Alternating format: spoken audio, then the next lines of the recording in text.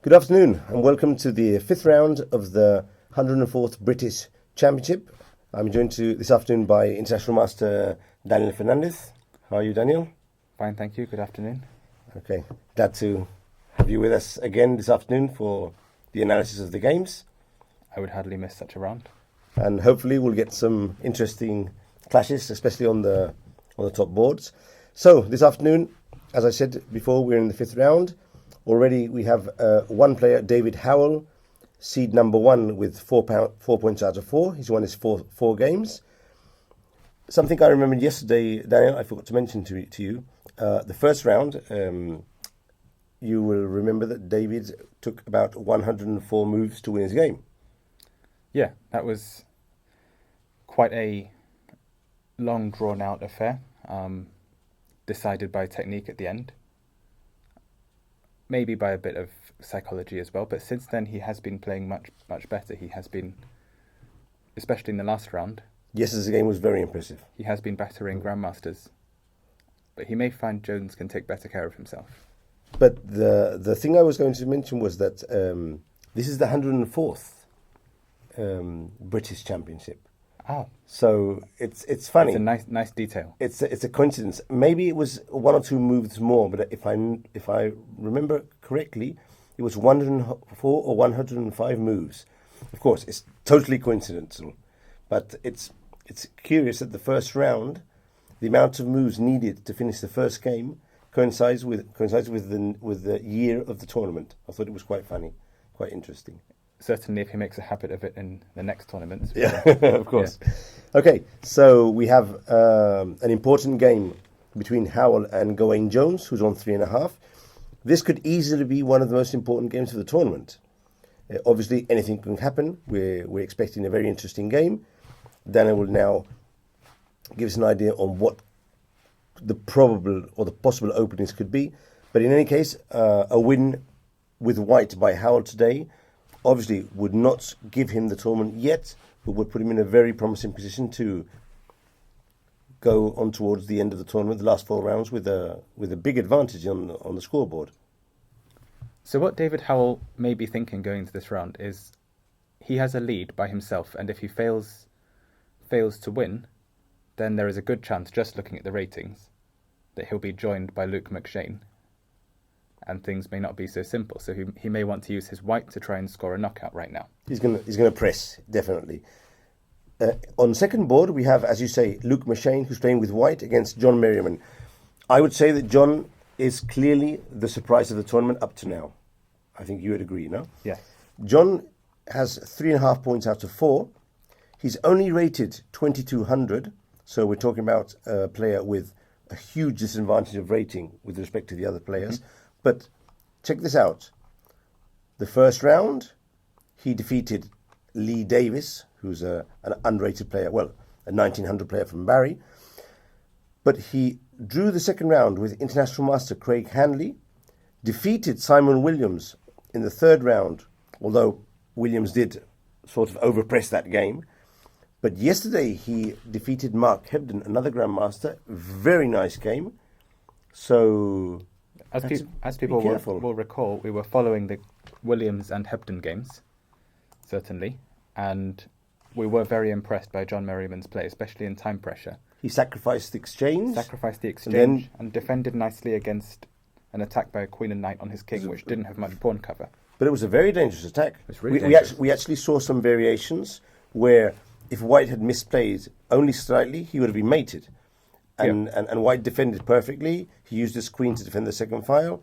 And then with the pawns, he ended up winning a very good game. So, of course, I have to think that today Luke will try to take advantage of the opportunity of playing with 3.5 out of 4 against a 2200 player.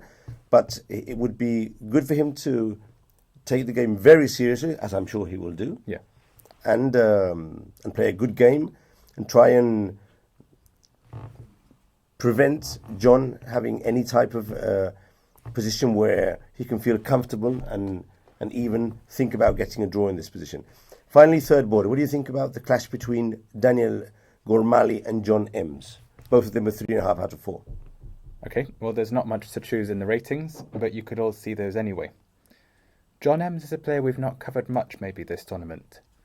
So we actually are not sure what kind of form John Ems may be on right now. He did beat, if I recall correctly, an Irish player, 23-50. I'm going to check now. He defeated Coleman and Jack Rudd in the second round, and David Zakarian, the Armenian FIDE master. Yes. He drew with him in the third round. And yesterday he defeated David Fitzsimmons. Yes, so David Fitzsimmons is the Irish player well known in the 4NCL, which is the British League. He has just made an IM norm, maybe his third. So he would have been a good win for John Ems. But also par for the course, so we're not really sure about John Ems. Danny Gormali, on the other hand. Daniel played very well yesterday. He played extremely well. He was very close to a win. Beating Gawain Jones with black. And possibly Gawain Jones made a psychologically questionable opening choice, but definitely can't take away from the fact Danny Gormali held 26-60 with black. He played very well. So, and I think the other games he's played, also he's been playing at a high level, so maybe this could be his tournament. Who knows? We'll have to see. So Gormali was one of my picks for a possible game of the day if that was being done, when he beat William Claridge Hansen in third round. Maybe under 30 moves from a nearly symmetrical pawn structure. Okay. So we're being told that the game's already here. Okay. So I suggest try and open up the audio broadcast, and we are going to analyse the games for about 1.5 hours till about 5 o'clock, more or less. This is Hamburg time. It's 1 hour less in England and in Wales now, in Dadano. We're broadcasting from the Chessbase studios in Hamburg.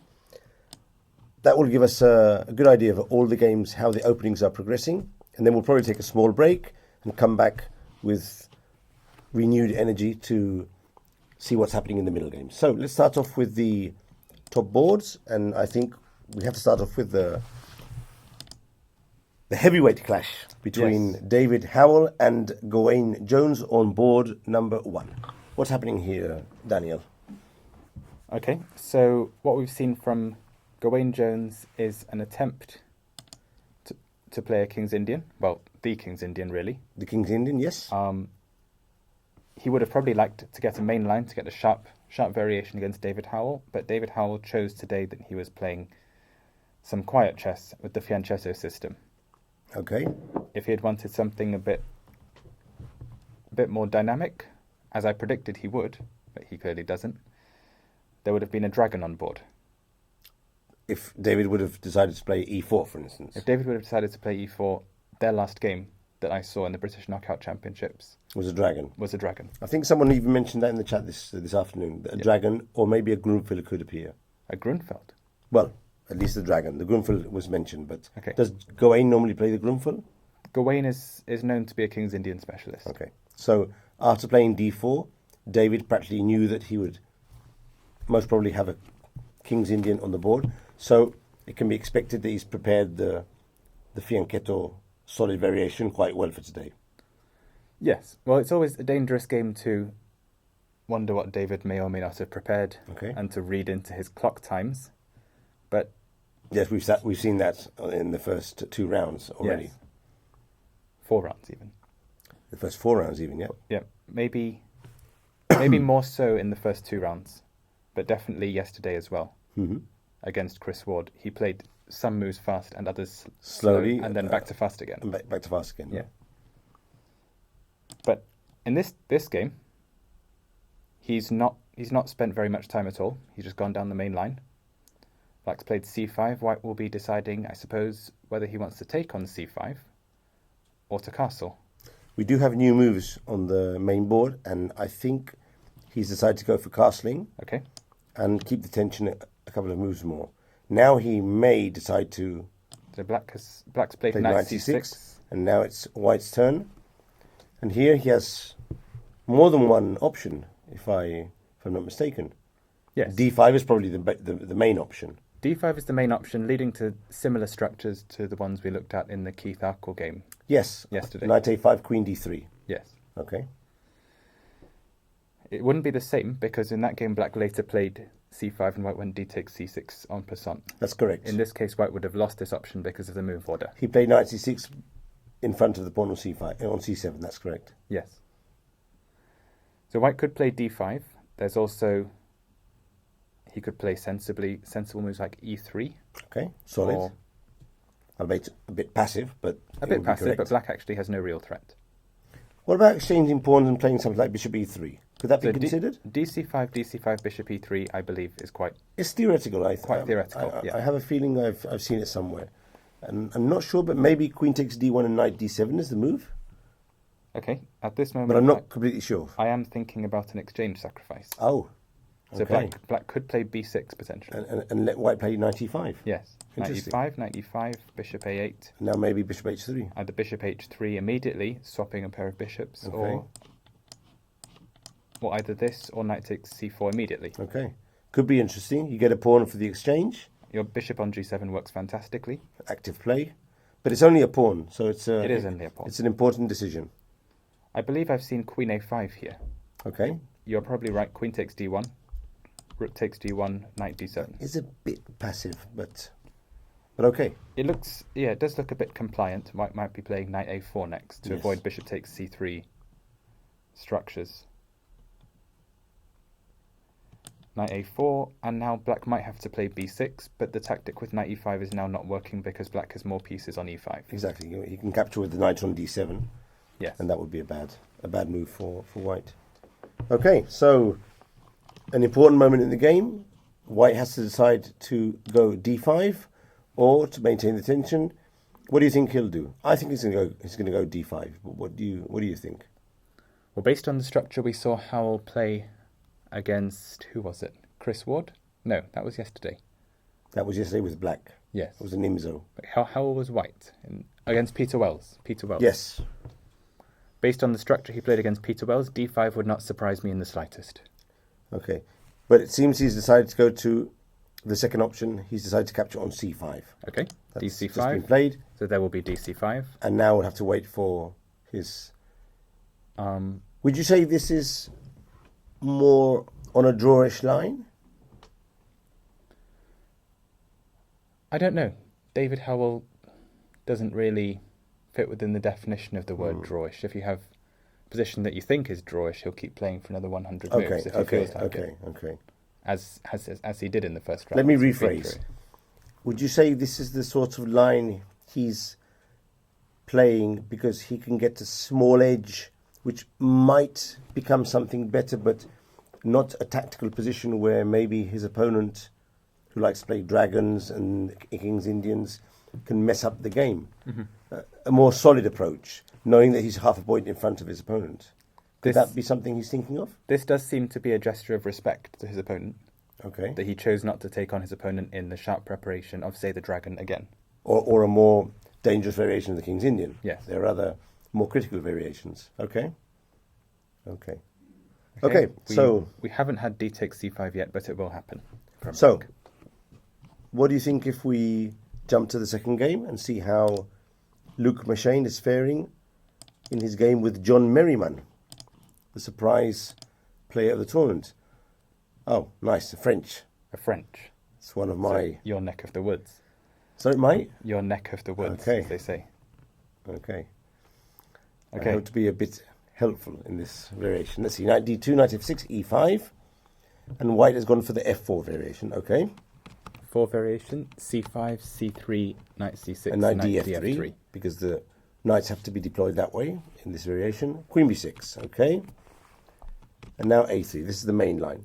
The idea is to stop black having a check on b4, but also to go b4 in some moments. And now black has several options. I've played this position several times with black, and sometimes I exchange pawns and go f6, but I've even played g5 in these positions. Oh, you've played g5. Yeah, I've played g5 like in these Morozovic. positions.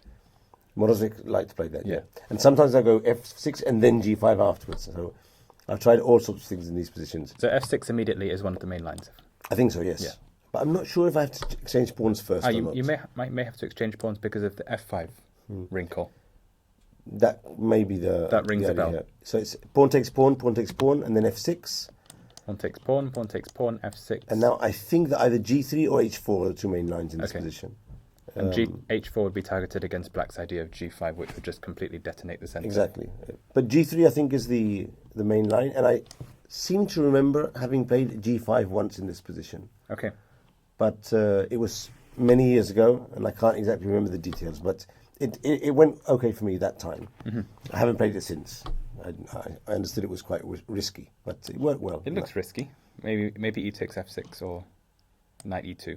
When I played it, I remember my opponent took on f6. I took back with the knight, sacrificed the pawn on g5, and put my knight on e4. Okay. And it was a very, very complicated game, and I ended up winning. But anything could have happened. White has some problems with the knight development. Yeah, in general, he's behind in development. That always gives. He's playing knight e2, I suppose. But the thing with these variations, Daniel, at least when I was playing them, is that after the game, you'd normally see that it wasn't such a good line, and there was problems with the line. But many times the opponent has to face concrete problems during the game, and if he hasn't prepared for it, then it's not so easy to come out ahead. No? Definitely, I agree. So sometimes you can use it, and then you just put it away on a shelf and don't see it anymore. Okay, but he played a3, bishop e7, normal solid defense, and now h4. Okay, shutting down on g5, but also the pawn could be useful there. And there's even one idea, which is very strange, but it's been played, which is to play afterwards king f2, king g3, and then hide the king on h3 or h2. So this has been played in some games. It's not the king walk you were talking to me about yesterday. No, that's just a joke. That's just 24 account. account. But this has been played. This is theoretical. Yeah. And the idea is to get the king on the g3 square, where it's out of the f file, but also out of any sacrifice on e5. Yeah. So it should also leave this diagonal, basically, to avoid. That has been played in some games. Yeah. Okay, I remember some famous Vaganian game, was it? Possibly. Yeah. So Vagani is a specialist with black, so he could easily have played this at some point. So pawn takes pawn, pawn takes pawn. And here is the thing. Instead of going for the f6 ideas, black has gone for knight a5. That's a more positional approach, trying to play on the queen side, take advantage of the c4 and b3 squares. And we saw this the other day in another game of the French variation. It was the Williams game, where black played a5 with the idea a4 and knight a5. Yeah. And Williams went knight b1 and redeployed the knight on c3. Yeah. So that was Williams against, in fact, Merriman. Exactly. Yeah. Oh, okay. The game So Simon the Williams same player. lost against the same player. Same player. Okay. So McShane will have probably made use of that in his preparations. He will have expected quiet lines of the French. Now, white will be losing the bishop pair by force if black wants it, I suppose, unless white plays rook a2, which nobody would really do. It's not a nice move, no? No. You'll get your knight on... You can play b4 as well, but then b4 is always possible. c4 square will be weak for a long time. Of course, you can exchange your bishop for the knight. Let's do that for the viewers, because they want to know why can't you just play bishop takes knight. And Bishop takes knight? Yes, on c4. Ah, on c4. And the thing is, we do eliminate the knight on c4, but the price we pay is quite high. We lose our light square bishops, and now all our white squares are weak, especially d5, where a black knight could cause havoc. And also black has a passed pawn. You can sometimes do this exchange if you can very quickly get a knight to e4 and then maybe to d6 later on, or if you can capture the c4 pawn. But this is obviously not the case, No. and so it would be a bad exchange. In this case, the best white could do would be blockade on c3, and then he's agreeing to be worse. Slightly worse, but still playable, no? Yeah. So knight e2, Knight e2, knight b3, knight b3, rook b1, and black's decision is whether he wants to take on c1. or wait a couple of moves, which is also possible. So it turns out he wants to play knight b8 because his second knight is also eyeing the queenside squares. Exactly. He also allows the square d7 for the bishop to develop, and the bishop could eventually come maybe to a4, although for the moment that's not so clear because the knight will go to c3. So I'm expecting white to play knight c3 now. Yes. Black will probably play knight c6, hitting the pawn on d4. But now white could consider bishop e3. So this would be the moment for black to decide if he wants to exchange the bishop or not. Let's say he wants to exchange it. We'll probably take with the queen, knight c6, and now maybe queen e3 or queen d2. And this is a game. But Yes. personally, I prefer white in this position because the white's plan is very simple. Put the bishop on d3, and then as soon as possible, we sacrifice it, or we play knight d5, or we play h5, h6, and we attack ferociously on the king's side. Easier said than done, obviously, but it's a good plan. Yes. I mean, and simple to find, no? So if white plays h5, the automatic black should response play is always h6. h6. That does give us good endings later on with g4, g5. But maybe black can consider bishop d7 and long castle. And I've even seen in these positions, Nigel Short once played in a very similar position. He played short castle, pun not intended in this case. Okay. But then he played bishop d7, e8. He blocked with f5, and the bishop came to h5 or to g6. Okay, so not unknown in the French. Which is an idea I saw. When I saw him play, it was against Michael Adams some years ago. It impressed me. But then I saw that it was an idea that could be played. But the funny thing is, when he blocked with f5 and put the bishop on g6, the bishop was hugely passive. But it stopped white's attack enough time to get active on the queen side. Okay. Because white couldn't use the g4 breakthrough because the bishop would then be open. So it was an interesting idea. Was it even pushed back to h7 by h5? I can't remember about that. I do think that was the variation where the rook was already on g1 and maybe the king was on h2. So I think h5 was not possible during several moves. Okay. Okay, so white's chosen bishop e3 on move 13 instead of... we have a fly in the studio. Knight c3. I'm not sure if good or bad. Well, it can provide useful commentary as well. If we're lacking the fly will in ideas, the fly will probably land on the correct square. That is what I was thinking. Yeah. Or maybe the colour, maybe on the correct colour. Yeah. Okay. Very good. So bishop e3, and so presumably black has played knight c6. So he has opted to not exchange the bishop. Do you think that's a good idea? Personally, I would have taken off the bishop, and that would have been a completely different type of game. So why didn't he do that? I'm guessing he believes enough in his play with knight c4. Okay. So, for instance, knight c3 would be normal here. Knight c3 would be normal. I'm wondering if this is a good time to play king f2 idea. Okay. If he wants to, it could be a good moment. But let's say knight c3 is a normal move, which, okay, by the way, he's just played. Ah, okay. Let's see knight a5. Knight a5. Now, how could this continue? Bishop d3. So my impulse is still to keep the dark square bishop for white. Okay, so let's put So bishop bishop d3, and he has knight c4. Knight c4, maybe bishop back. To f2. f2. Okay. Let's say f2. Of course, something to be considered here is that the knight on b3 seems very strong, but it's also a liability because the black queen can't move from b6. No.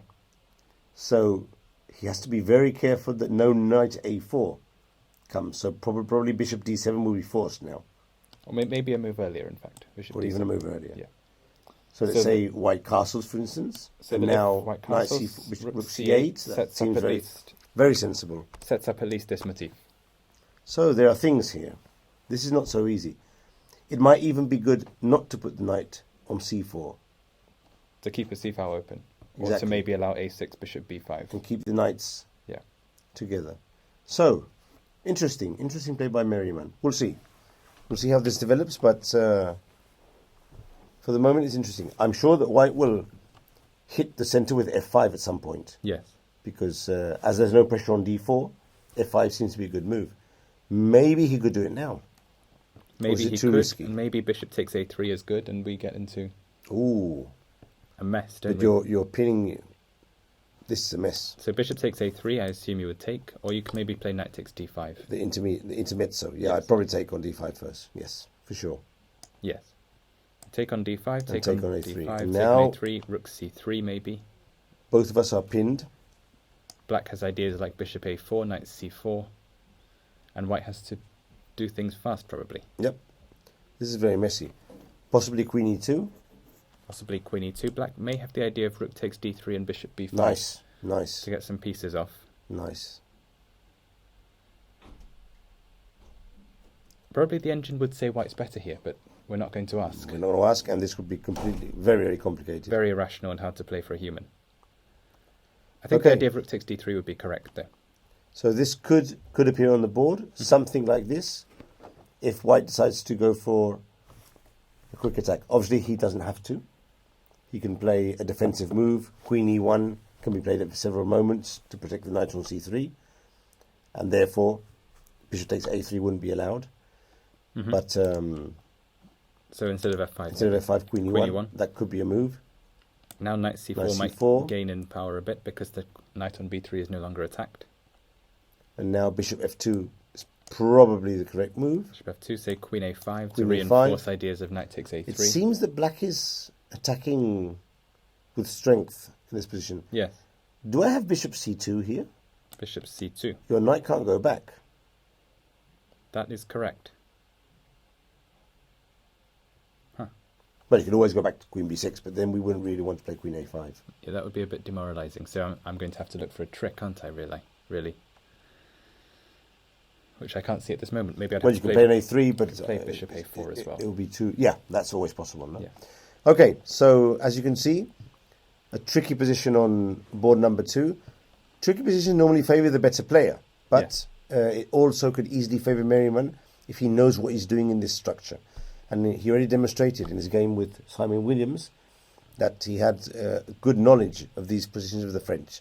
So we'll have to wait a few moves and see how this game develops. So just to add to that, the Simon Williams variation was more impressive because Williams himself had played that 12 times as black. That's true.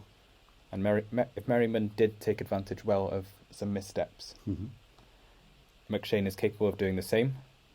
I would not rule out black at all, despite the rating difference and the 400 points. Of course, in the end, it's a game of chess. Yeah. And even if you're outrated by 400 points, if you know what you're doing and your opponent plays a dubious move, there's no reason why you can't defeat him. No. That's actually the approach that young players would need to use. Yes.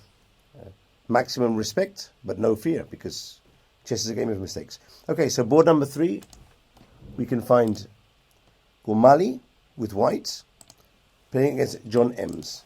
I'll take advantage to see if there's any interesting commentaries in any of the chats. Okay, so we've had a Queen's Gambit accepted.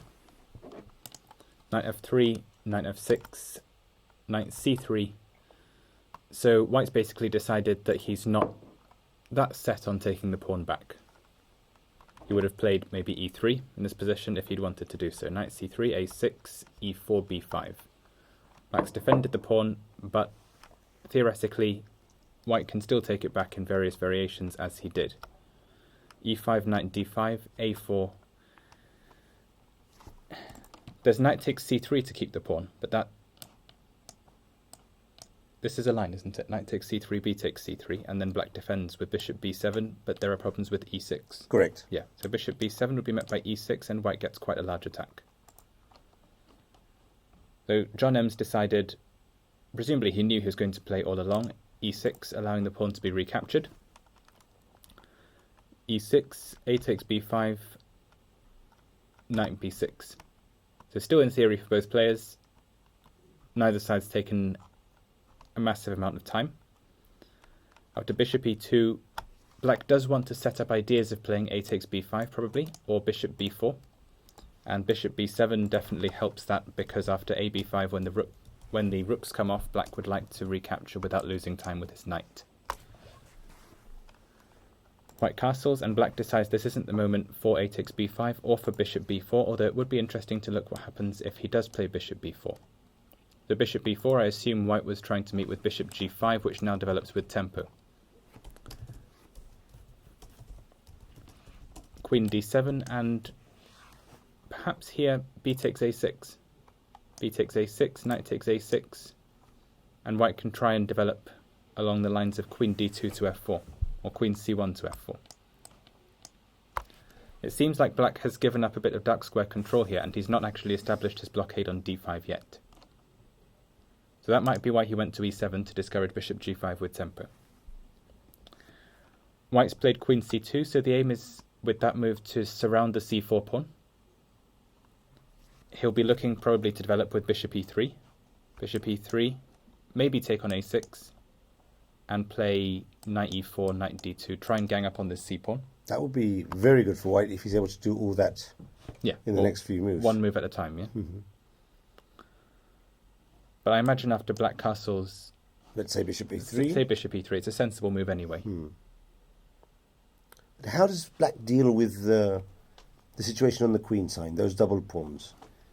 They'll be there for a long time, or he's going to play c5 at some point. So, okay, the question is... For instance, pawn takes pawn. First question is whether black will take this. For instance, let's say pawn takes Say he pawn, does. rook takes rook, bishop takes, knight takes b5. Also, Well, he could take white can take straight on away, b5 okay. now. Yeah?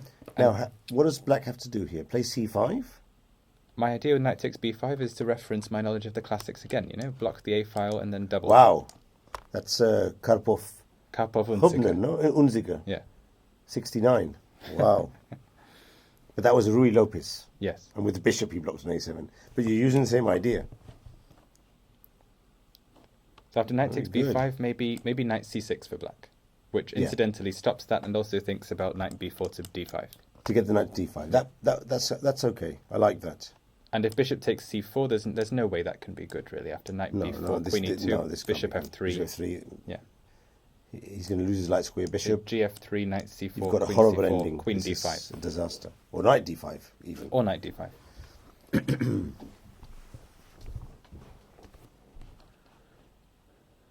How are they playing fast? They are playing quite fast. Bishop e7 was played slowly. Queen 7 c2 was minutes to played bishop fast. e7. Okay. So it might seem that Gormali has a slightly better understanding of the opening than John Ems. At least the times might indicate that. This may be true. John M's reputation in the opening is definitely as a Nimzo.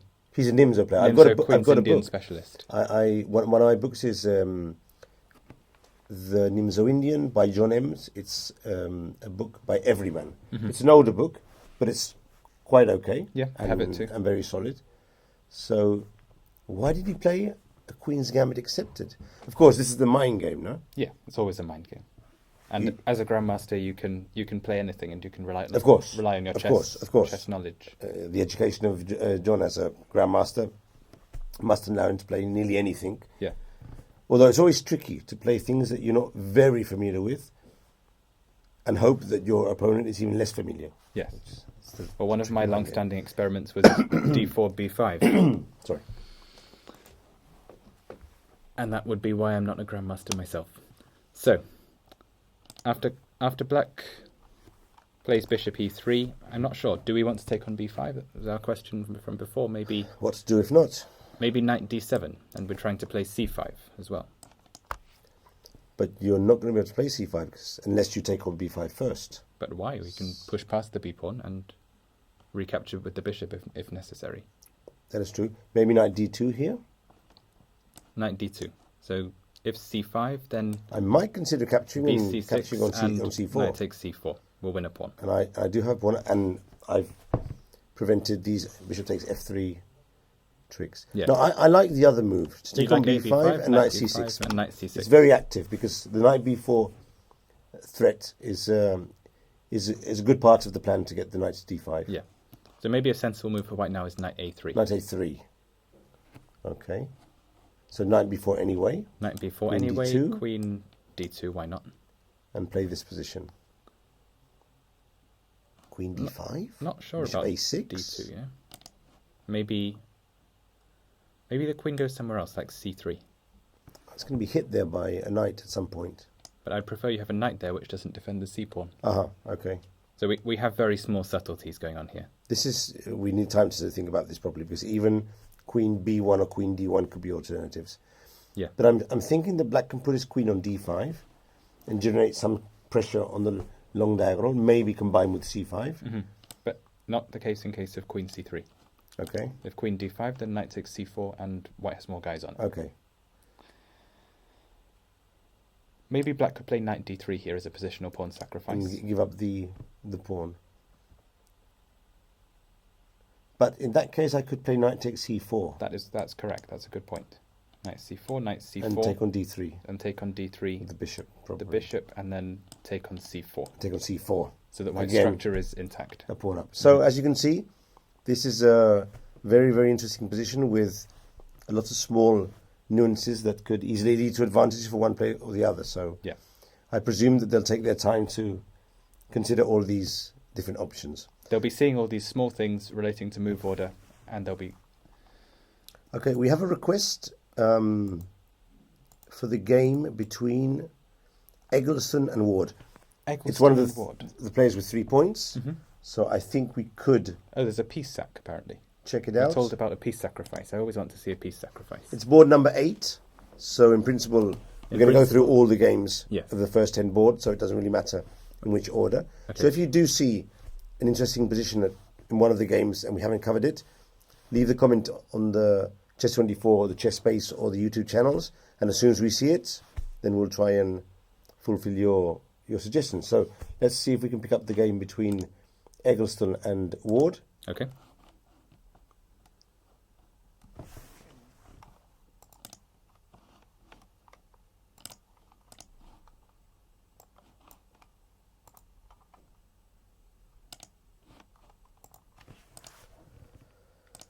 Okay. So that was quick. That is interesting. You're becoming a professional with this software. Very good. Very good. Super fast. Another French. Another French. And now a line that's becoming very popular in England. Oh, the Bishop f6, gf6 line. Okay, okay. I've played this a few times myself.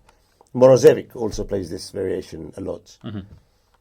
A line I like to use when I'm playing with white against this variation is g3. g3. I love to use g3 because one of the ideas of black is playing b6 and bishop b7. So g3 is a very tricky idea to get the bishop quick to g2, and then there are always some tactics on the diagonal. But anyway, a lot of moves are playable. Yeah, but g3 would have been annoying for the plan which most people use nowadays, which is a6, b5. Exactly. a6, b5, maybe f5 first. Mm-hmm. F5 combined with b5, driving the knight back, and black might even consider getting more space with c5 later if it's possible. No, g3 is a brilliant move, but if to try and get black out of his idea, yeah, especially in this position. Okay, so he went knight f3, which is a normal developing move. F5, knight c3, a6, and now a6. Now he went for g3. He went for g3, but it's one tempo too slow. Black has b5 already. Bishop g2, bishop b7, which is perfectly okay. Yep. Castle, and now c5. c5, and as I recall, this is theoretical. We're probably in a theoretical position. Yes. D5, b4. So what's happening here is that black voluntarily allows his king side to be shattered and a double pawn, but he does get the pair of bishops as a certain compensation, and sometimes he can have very interesting dynamic play in the middle game, and even some good endings if he ends up with a dark square bishop and the structure f7, e6 and f5 with the bishop on f6, for instance, against a knight. But of course now it's all very tactical, because after b4 white has played d5, so he's also looking to break up black's pawn structure. So yes, if white had chosen a quieter line, we probably would get into an ending where the double pawns and the bishop pair were the relevant factors, and those are played remarkably well by a player Marcus Harvey. Okay. Who just seems to beat international masters very easily with black. That system. So he's obviously studied it. FIDE master himself. Mm-hmm. Sometimes players have a feel for a position. Yeah. Then, obviously, in other situations, they're not so good, because if not, they would be grandmasters. But they might have a feel for a specific type of position. The dynamics of some system or a structure. And they like them as well. Yeah. Okay. So b4 was attacking the knight, and white went for d to e6, which this is a piece sacrifice. This is a piece sacrifice. Okay, let's go back, because he played it very fast, 10 seconds. Okay, d5 commits to it. But 23 seconds for d5. Yes. This must be a... It's theory. Oh, it's theoretical. Theory, I don't know, but it's theory. I'm going to pick this up and see if I can check Eggleston Ward. I'm going to see if I can check the theory here. After b4, d takes e6. So, yes, b takes c3. B takes c3. This has been played several times. E takes f7 check. Correct. King f8. And now there are two moves. Some players play queen c1. That looks as if he wants to go to h6. Yes. And other players play queen e2. Which may be gearing up for rook a d1 and or queen e5. And queen e5. Those are the two moves, and it seems that black has a slightly better statistic, but only 9 games, so Yeah. the sample is very small. But we do have some strong players. For Really instance, we strong have players. Amanotanov, who's 26-19, Guseinov, and on the black side we have Tiger Hillip Persson, who's a Swedish grandmaster, and also Sergei Volkov, who's a very good French player, although the game is from 2005. But also on the white side, we had the well-known Chess24 personality, Pepe Cuenca, Pepe Cuenca. ratatatatata, when he sacrifices. You have to do the hand motion. Okay.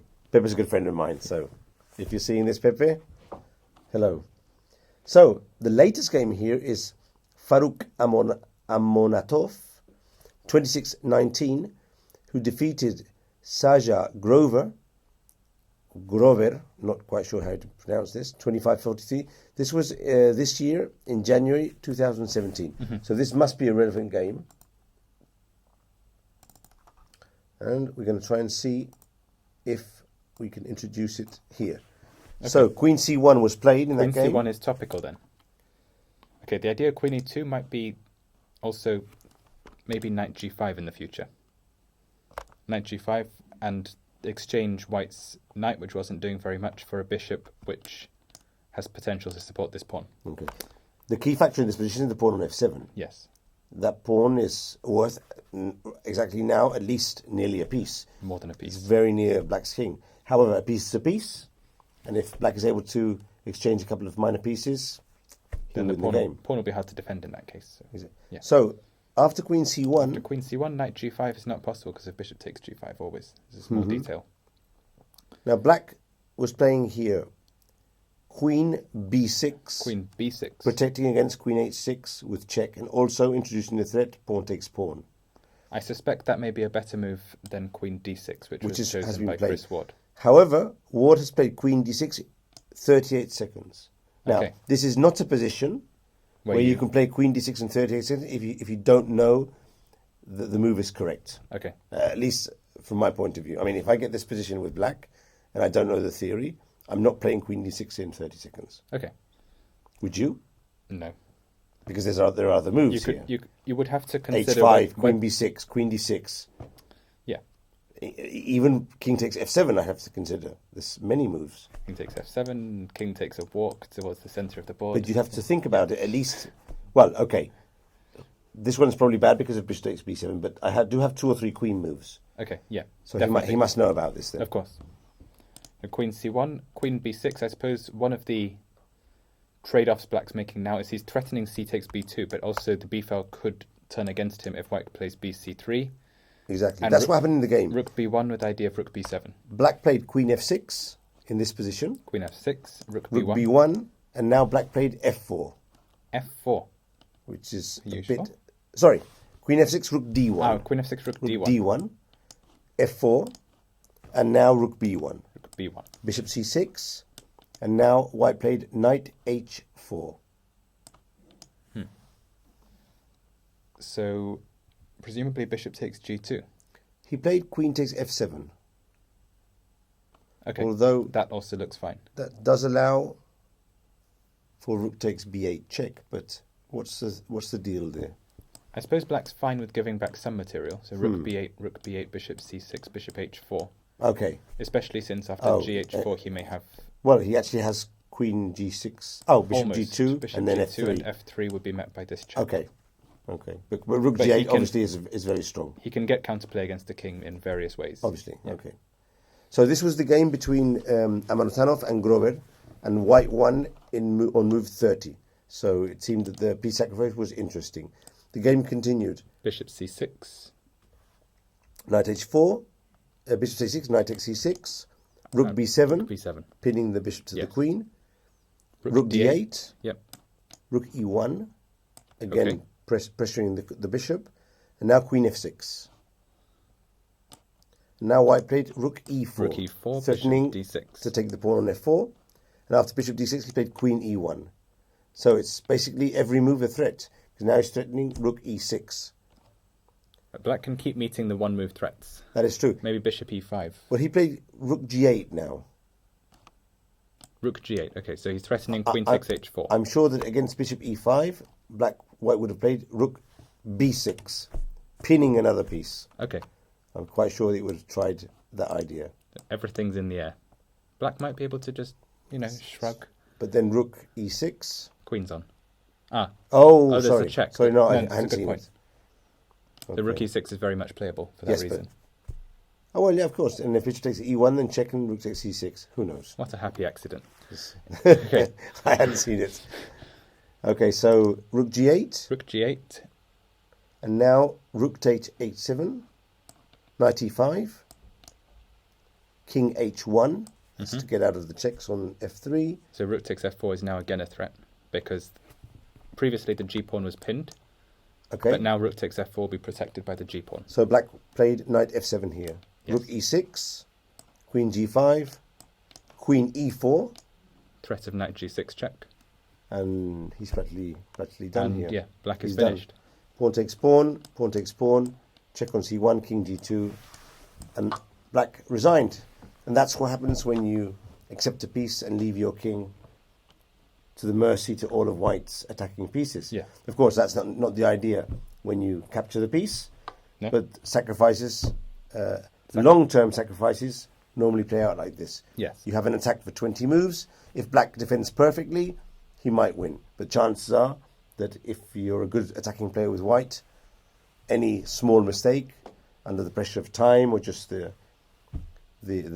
game will allow you to have your chances. And this game was a good win for White. However, Ward chose Queen D6. Queen D6 was the move played by Ward. Rook After- D1. Rook D1 was played by No, BC3 sorry first. B6-3 and So- Bishop E4. Bishop E4 gets out of the way preemptively of a later Rook B1 from White. Exactly. And also, the bishop is now in a protected square, so that there are no tactics with, for instance, Knight E5 or Knight H4. Well, it doesn't seem to be a bad move, Bishop E4 actually. It's quite decent. But now White played Rook D1 hitting the Queen, The Rook D1 with and tempo. Black played Queen Queen F6. F6. And now, the last move, after 10 minutes of thought, Eggleston has just played Knight to H4. Okay, so we deduce from the time usage that Eggleston will not be completely familiar with this position. Not with this one, No, but he was is probably familiar with- very familiar with the game we've just seen. Yes. Because he's played fast up to now, and Knight H4 and Rook D1 were played in that game. Yes. So he's using information of the other game to find, for instance, he's not going to play Rook B1 in principle because it doesn't hit anything. No. But Rook D1 was played in the other game. Yes. So what could happen now? Black will probably exchange on G2. You can Although also he doesn't consider have King to. takes F7. Okay. Now we have to find compensation urgently here. Now where is my compensation? Could we play Queen to F4? Seems reasonable. Very reasonable. That's one option. Mm-hmm. And if he plays his knight, then we can go to D7 with the rook.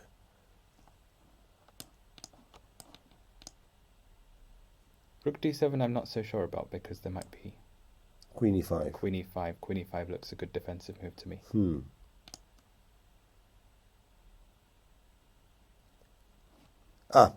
Queen okay. H6 maybe still. No, but continues. even against Knight C6, maybe we can play Knight takes. You could just take the pawn. Yeah, But take the then pawn if you take the pawn, then with the Black queen. With the queen. consolidates a bit. So I'm thinking Bishop to E4 might have been a better defense. So maybe here, B takes C3 is not the most Not the most correct testing. move. Because as the pawn is not attacked, maybe it's time to do an aggressive move. But which one? So, for instance, Knight H4 instantly comes to mind because of the idea of Knight takes F5 with Okay. attacking the queen. So Bishop takes G2. G2. The question is whether White can actually play Knight F5. Well, we can play it. We can play it. Yeah, So we can do let's do anything it. in studio. And if the queen leaves the protection of H6, the queen goes there. So Queen D5 is not allowed. Yeah, Queen So- D5, Queen H6 would probably end badly. That King looks very F7, good. Queen G7 Rook would E1 be and mate. goodbye. Yeah. So So he has to play Queen F6. And now let's consider this for a moment. It doesn't look like the right attack actually, because Black has C takes B2 as well.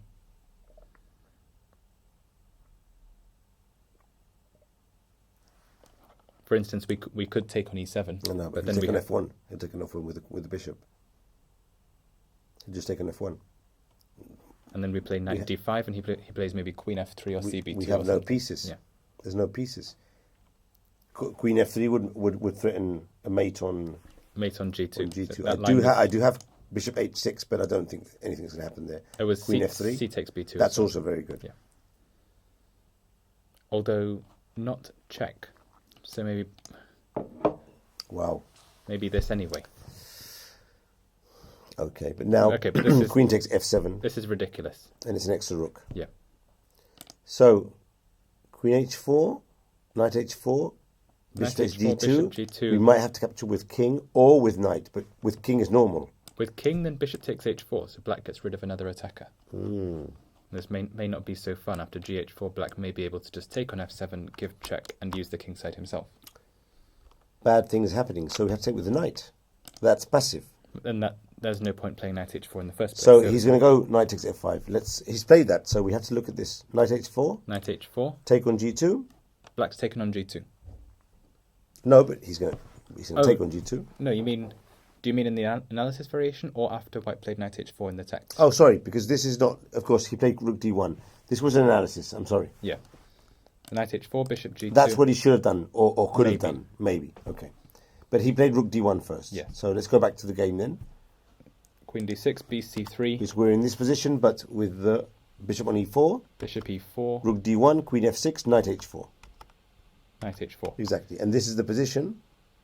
Okay. Now I might be a bit less certain about knight h4. The first move I wanted to play was queen f4.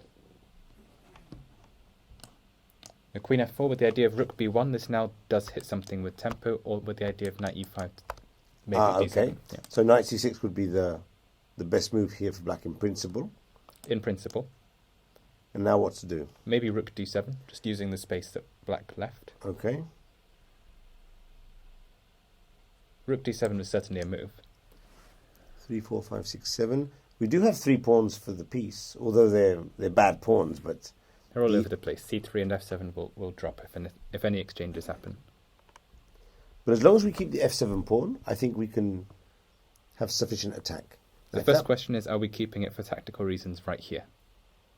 So if you take with the queen, I do have knight g5 somehow. G5, and because bishop g5, rook f7 would be check. Mm-hmm.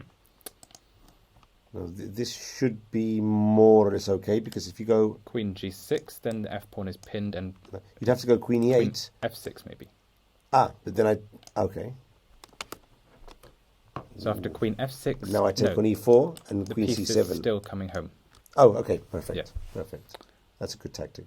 So queen e8 would be forced, Queen e8. but that's very suspicious. It's very Now I could play... I have queen c7 is one option. Rook c7 is an option. Knight e6 check is an option. Knight e6 may be winning.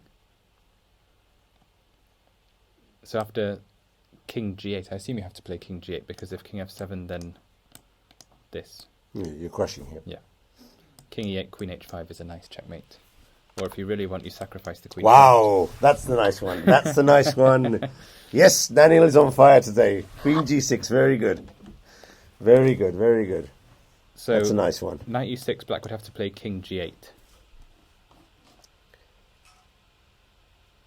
What about queen h6 now? Or maybe bishop e4, queen takes d7 and queen h6. Yeah, that was my intention. But I wasn't sure what happens if black just leaves again.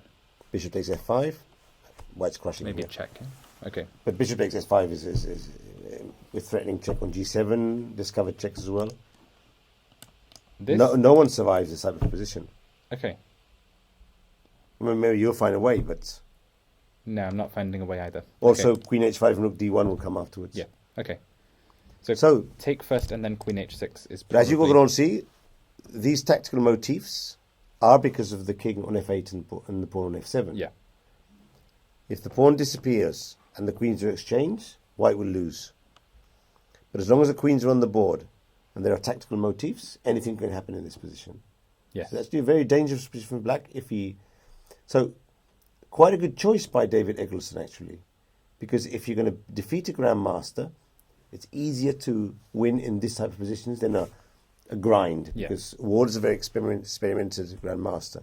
So maybe in a tactical melee, Yeah, with pieces all over the place, just one any mistake side is can the make only a thing you need. mistake, and it could equally well be the Grandmaster. So we don't have Okay. any more moves there, do we? No, it's on knight Knight h4, so I think we could check one of the other games and then come back to here Yes. in a while and see how's it going. So we have Hawkins Arkle. Yes, I think perhaps. that must be the next game in the Yes. list. Board number 4. Hawkins, 2582. But of course, he's paired against Keith Arkle, one of the most solid players on the circuit. So and Karakan. These two have played each other many times. Okay. I think Jonathan Hawkins may have actually taken his repertoire choice of the Karakan from Keith Arkle. Oh. For this Interesting. reason, Keith Arkle chooses The French. today to not play a Karakan. Although he's renowned as the person who co-invented with Igor Kenkin the variation 3e5 c5 in the Karakan. Today he plays a French. The last time they met in the British Championships was a Sicilian. Let me interrupt you just for a moment, Daniel, because an important breaking development has appeared on board 1. Apparently, a draw has been agreed. That's very boring. Are they allowed to draw so quickly? In Spain, there's a 30-move rule, but we did check this the first day, Yeah. and nothing was mentioned in the rules about the draw No. under 30 moves. As I recall, there's been nothing in the rules as a matter of habit for the British Championships for a while now, because Okay. definitely when I played it the last time, there was a draw in 3 moves between the Pert brothers. 3 moves. Wow. Wow. Do you know what I think? I don't think Howell had the idea pre-game to do a draw in 12. I think he's been surprised by the C5 election of his opponent. Maybe Jones plays other variations against the Fianchetto, and he's been surprised by C5, and then he decided just to exchange pawns and offer the draw, which is what happened after Okay. he's played pawn takes pawn, We pawn saw takes pawn pawn, takes pawn. bishop f4, Bishop f4. draw offer. Okay, that was all. Okay. What can we say?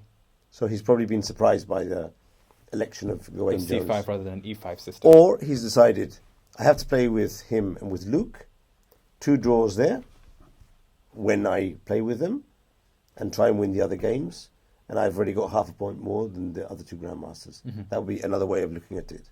Yeah, that would be valid And as well. taking a rest day. And of course, we can never know if David is feeling well, or there could be other issues. Any number of things. You never know, no? So the psychology of the British Knockout Championships is even more interesting. When David Howell had to play Nigel Short in the final, and there were 2 quick draws with Nigel Short from the white side. Which in principle is surprising. Very surprising. But it was match strategy even. So yeah, bit disappointing on the top board, but we are looking at Hawkins Arkle right now. It is true that Howell has played 4 tough games. There was 100 and something moves on the first game. He played a tough game with Ward yesterday. Okay, it wasn't very long, but it was a strategic Nimzo. Yeah. It was a tough game. Maybe it was the moment for him to take a rest day with another one of the favourites. Yeah. So it might not be a bad decision in the end. Time will tell. Time will tell. It does leave his opponent with half point less than him, which is another thing when you do a draw, if you have more points than your opponent. So But also serve us right for talking up the big match. okay, so let's see what's going to happen in the other games. Let's check Hawkins Arkle. Sorry, you were mentioning that Arkle normally plays the Caro, Yes. but he has varied today, maybe because Jonathan is an expert. Yeah. He will have varied probably because they will know each other's repertoires inside out. Okay. But that's called... What do you think about playing your preferred defence against someone who plays himself that defence? That will mean that he has to play a mirror strategy. Because what variation will he choose against a defence which he himself plays? Yes. And must trust the analysis of that defence. So how psychologically how to deal with that situation? How do you deal with it? For instance, if you play the Caro-Kann, when you play e4 and someone plays a Caro-Kann against you, how do you decide which variation to choose? Okay, so in principle, for a while I considered myself a French player, in fact. Okay. And I would simply not play e4 if I thought the French was likely. Okay, so you avoided it totally. Avoided it totally. But people knew if they played the French and had looked at me and psychoanalyzed me that they were getting a d4 or knight f3 that day. Okay. But so you didn't want to face your preferred opening against e4? Not particularly. But you'll get the same problem against d4. Yeah. You might also have a preferred opening, but maybe it's less preferred. Less preferred. I have lots of moves against d4. So in this case, if Arkle had played the Caro, okay, would you adventure to say which variation Hawkins would have possibly chosen? Okay, so the line that Keith Arkle plays with black is definitely knight d7. Okay, the Karpov variation. And then if I recall correctly, I normally played knight g5 here, but I've also played knight f3 and knight takes f6. If I recall correctly, there's... Wait. So knight d7, maybe it's after knight g5. Knight g5 knight is g5, a theoretical knight move. f6. Correct. Knight f3. And... e6. No, not knight f3. It's bishop d3 first. Sorry, bishop d3. Bishop d3 first. So h6 is bad because knight e6, so and now e6. Keith Arkle plays knight b6. Oh, straight away knight g6. Okay. And there have been famous games. I think Adams Arkle from British last year. But now knight f3 is good. Knight f3, I think, is met by bishop g4. And what happens if I go knight f7? Knight f7, bishop f3. Ah, so this is probably theoretical. Yeah. Mm-hmm. After knight b6, I believe Adams played this anyway, and then h3 or Just c3 went for a small or advantage. something. Okay. Yeah. Very Adams style. Yes. It may have been... No, well, this would be. I don't remember the game. This is exactly the same as the Fort Knox variation with black against the French. Basically the same idea. With which in mind, it's surprising he didn't choose the Fort Knox now. You know? Because against the Fort Knox now, knight ge5 on the 7th move is very strong. Yeah. So I was demolished by Gawain Jones myself. Oh, no, I stopped playing this when I was demolished. Well, I haven't lost against it, but... On move 6 even, if possible. I think it's stronger after bishop d3, knight d7, knight eg5. Okay. I have found no... For instance, in his book, Play Against e4, MacDonald suggests bishop d6 and gives a line, but I've passed it through the computer and it's bad. Okay. But of course, he did this book quite a few years ago. Yeah. And so better engine, so... if I suspect my player is going for knight eg5, what I do here is against bishop d3, I play bishop takes e4 straight away, which is possible. And now knight f6. And now you get, c6 first, I guess. Sorry, c6, and now... Well, normally they play c4 against me to go back to c2. Oh, okay. But Knight then there's f6. a problem with that. You can play bishop b4 check. Oh, sometimes they play c3 against me as well. Okay, c3. c3, knight f6. c3, knight f6. Bishop c2. Bishop back. And you knight get your d7. structure. But it's slightly inferior because in the other variation, you get the structure, but the knight goes to g3 and you exchange the knight on f3. Ah, yes. In this variation, the knight on f3 is slightly better. But it's playable. Ready to go to e5. But it's playable. That's the point. Khobaba has played this. Khobaba, the good thing about this order is that you can play g6 and bishop g7 here, which is sometimes an improvement because you end up doing that in the other night. Yeah. Anyway, a lot of small nuances in some variations of the Caro-Kann and the French, which if you're playing these variations could be interesting for you. I played against Arkle in '93, and I played e5 against him against the Caro-Kann. Okay. He played c5. Yeah. So he's the co-inventor of this variation. Exactly. I didn't know how to play it. Now I know that d takes c5 is better. Yeah. But in that game I played c3, thinking it's an advanced variation. Yes. He played knight c6, I played knight f3, and then I was surprised by bishop g4. And I understood that something had gone wrong. Yes. And although I didn't lose in the opening, he had a comfortable game and grinded me and eventually won the endgame. So I learned a good lesson, one of my better lessons.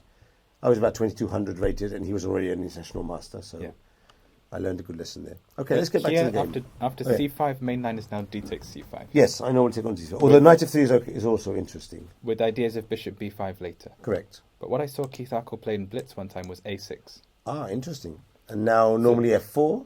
So the point is, okay, if f4, then we get some kind we of... go for a into system, canopy. maybe h5, bishop Okay. f5. Okay. Maybe bishop f5 immediately, because if To block. if the g4 lines are played, then this... Bishop e4. Yeah. Okay, so a6. a6, the idea is that after knight f3, black goes bishop g4, and he has what he wants. Okay. And let's say after- c3 would be normal. If c3, And now c5. yeah, now c5. But now d takes c. Not c5. Now bishop f5, because you've lost the chance to play knight c3 systems. Okay. And also white, if he goes for c4 systems, he's a tempo down. But a6 is useful. a6 is Interesting, useful. very interesting. So which is the best move here? Against a6, I believe knight c3, but time will tell. But If even it knight beca- c3 can't be such a good move. I mean, it can't be a refutation of a6. And definitely in the 3c5 systems, white wants pawn c3 sometimes. So now black can play c5 as well. And against d takes c, e6. dc5, e6. This is playable. It's interesting. I think now knight f3 and bishop d3 could be the best way to go. But in any case, black is okay in this Yeah. position. So this is a6 could be very useful in several variations. this is another Keith Arkle gem. e5, a6. And against bishop d3, then c5. Against bishop d3, also c5, because you now don't have bishop b5. So, also critical is c4 maybe, and then you play bishop f5. okay. But this is, here we're trying to take advantage of the a6 tempo loss. Okay. Interesting. Yeah. Okay. So, Anyway, especially for Sora active games, this is perfect. yes. Okay, so let's go back to the game. And Keith decided to play the French. He left the Caro-Can for another day. So c5, and we're following, amongst other things, McShane McPhillips from round 3. ed5, knight f3.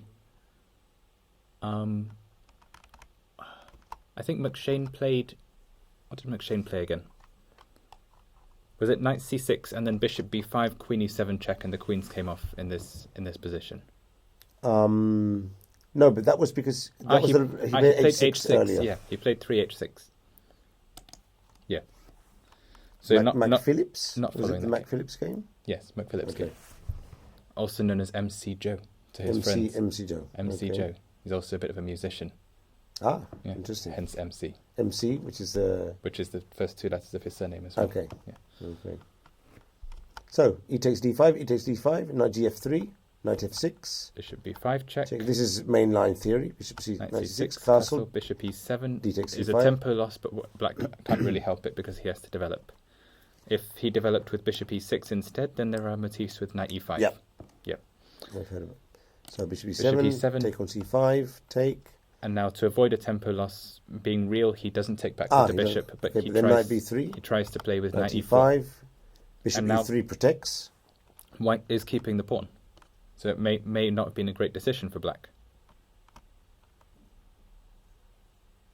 I'm not sure how he's planning to get this back. No, because this is an opening mistake. Against knight gf3, he has to play knight c6, not knight f6.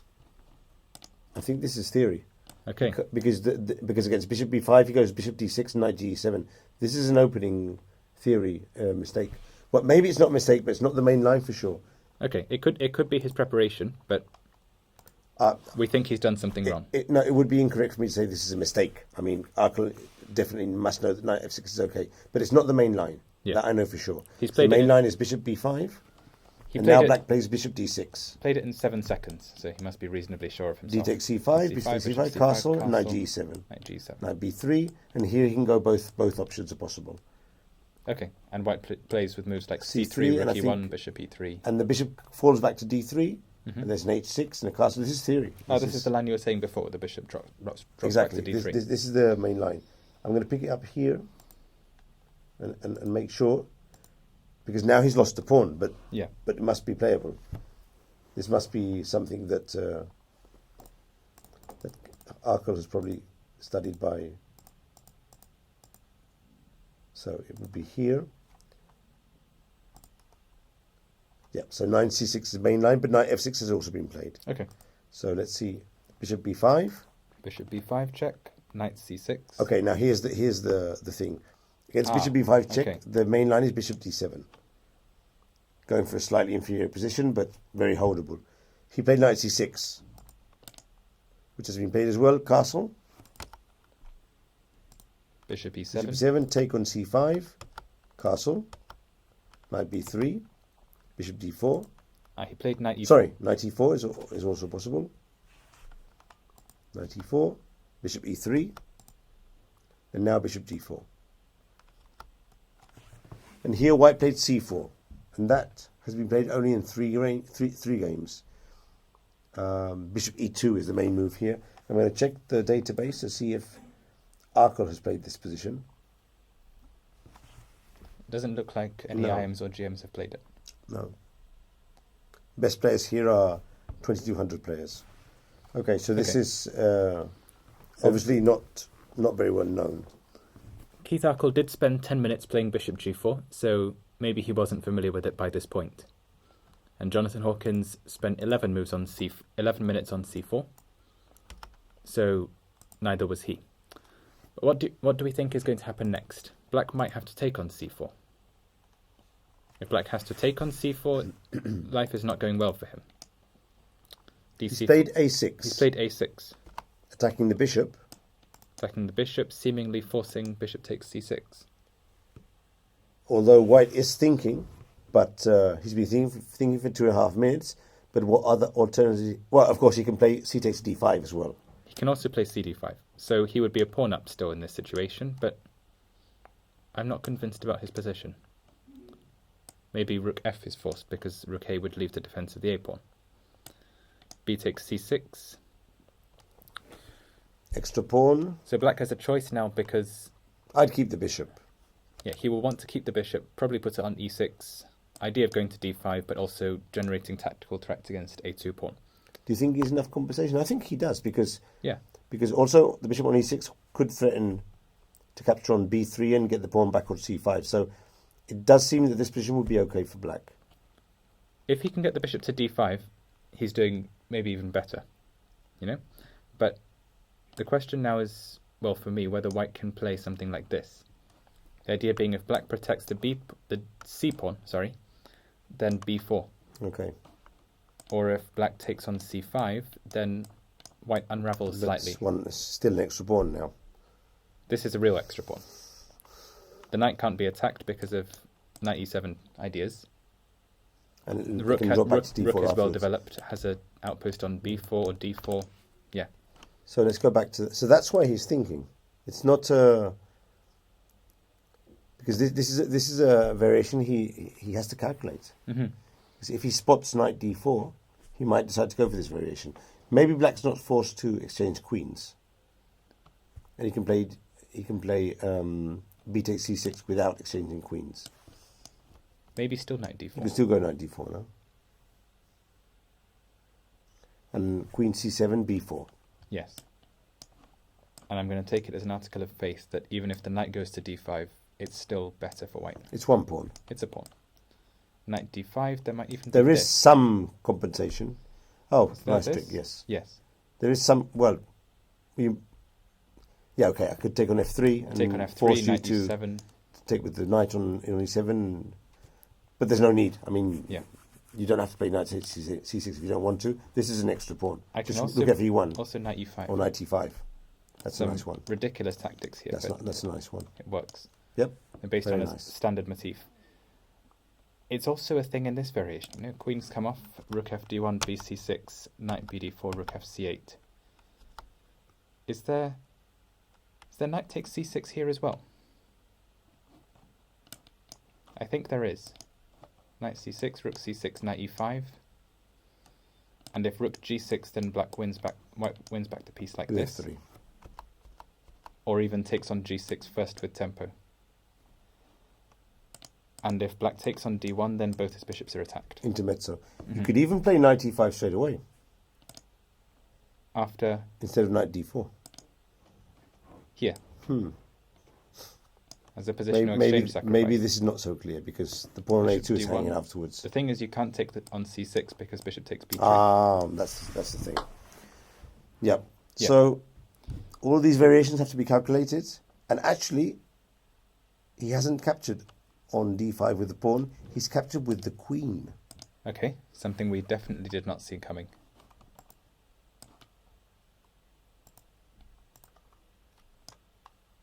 So actually, this sets up all the tactics from before, doesn't it?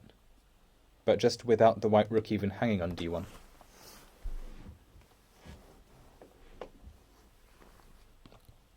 If we say black takes on d5, then we have the same position, this but is okay. white has knight e5 This is okay. because there's no pin. This is okay. So presumably that was the wrinkle that Hawkins was thinking about. And if he takes on b5, I take on e4 and attack the bishop, which is also okay. But now bishop takes f3. Now bishop takes f3. Queen takes. Maybe g takes, you know. Black doesn't have enough attackers Okay. for this to be so relevant, in And my you keep opinion. the queen defending the pawn, no? bc4, the queen is defending the pawn, recaptures on c4. This is 2 extra pawns. Yeah, black has some play based on knight e5, but it's not going to be much. No. That's very little. Yeah. The queen takes d5, black needs a better move and needs it quickly. Is it bishop takes f3 here, for instance? I'll take back with the pawn. Then exchange queens. What's he thinking of doing here? Maybe it's queen takes d5 and knight b4. Another Okay, thing now that the comes to bishop mind. is the bishop is under attack. The pawn is under attack. So bishop c4 So you have d6 or bishop c4 or d6 or even h3 if you feel like being ridiculously No. fancy. h3. I don't think so. But H3. bishop c4 is normal. Bishop c4, knight c2. Knight c2. And now I might decide to sacrifice the exchange. You could go d6, which is not actually an exchange sacrifice. It's, So it's not even exchange. Well, let's go or rook c1. the point of knight c2 is after rook c1, Take. black's taking on c5. And take back on c5. Probably with knight, but maybe with the bishop. No, I prefer to play d6 then.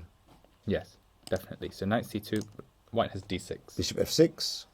Bishop f6 is And now forced. where to move the rook? You can keep both your pawns, can't you? Rook. Yeah. No, you can't. Rook b1 will open up a tactical motif like this. No, But the knight on b3 knight on b3 defends. is useful, so I was wrong there. So you Well- can play rook b1. But that means it's just 2 extra pawns. This is good for white. 2 extra pawns, white's threatening bishop d3, forking the knights, among other things. So if white sees this d6, then the idea of knight b4 is basically gone. It's busto. After bishop c4, is there another move? Is there b5 for black?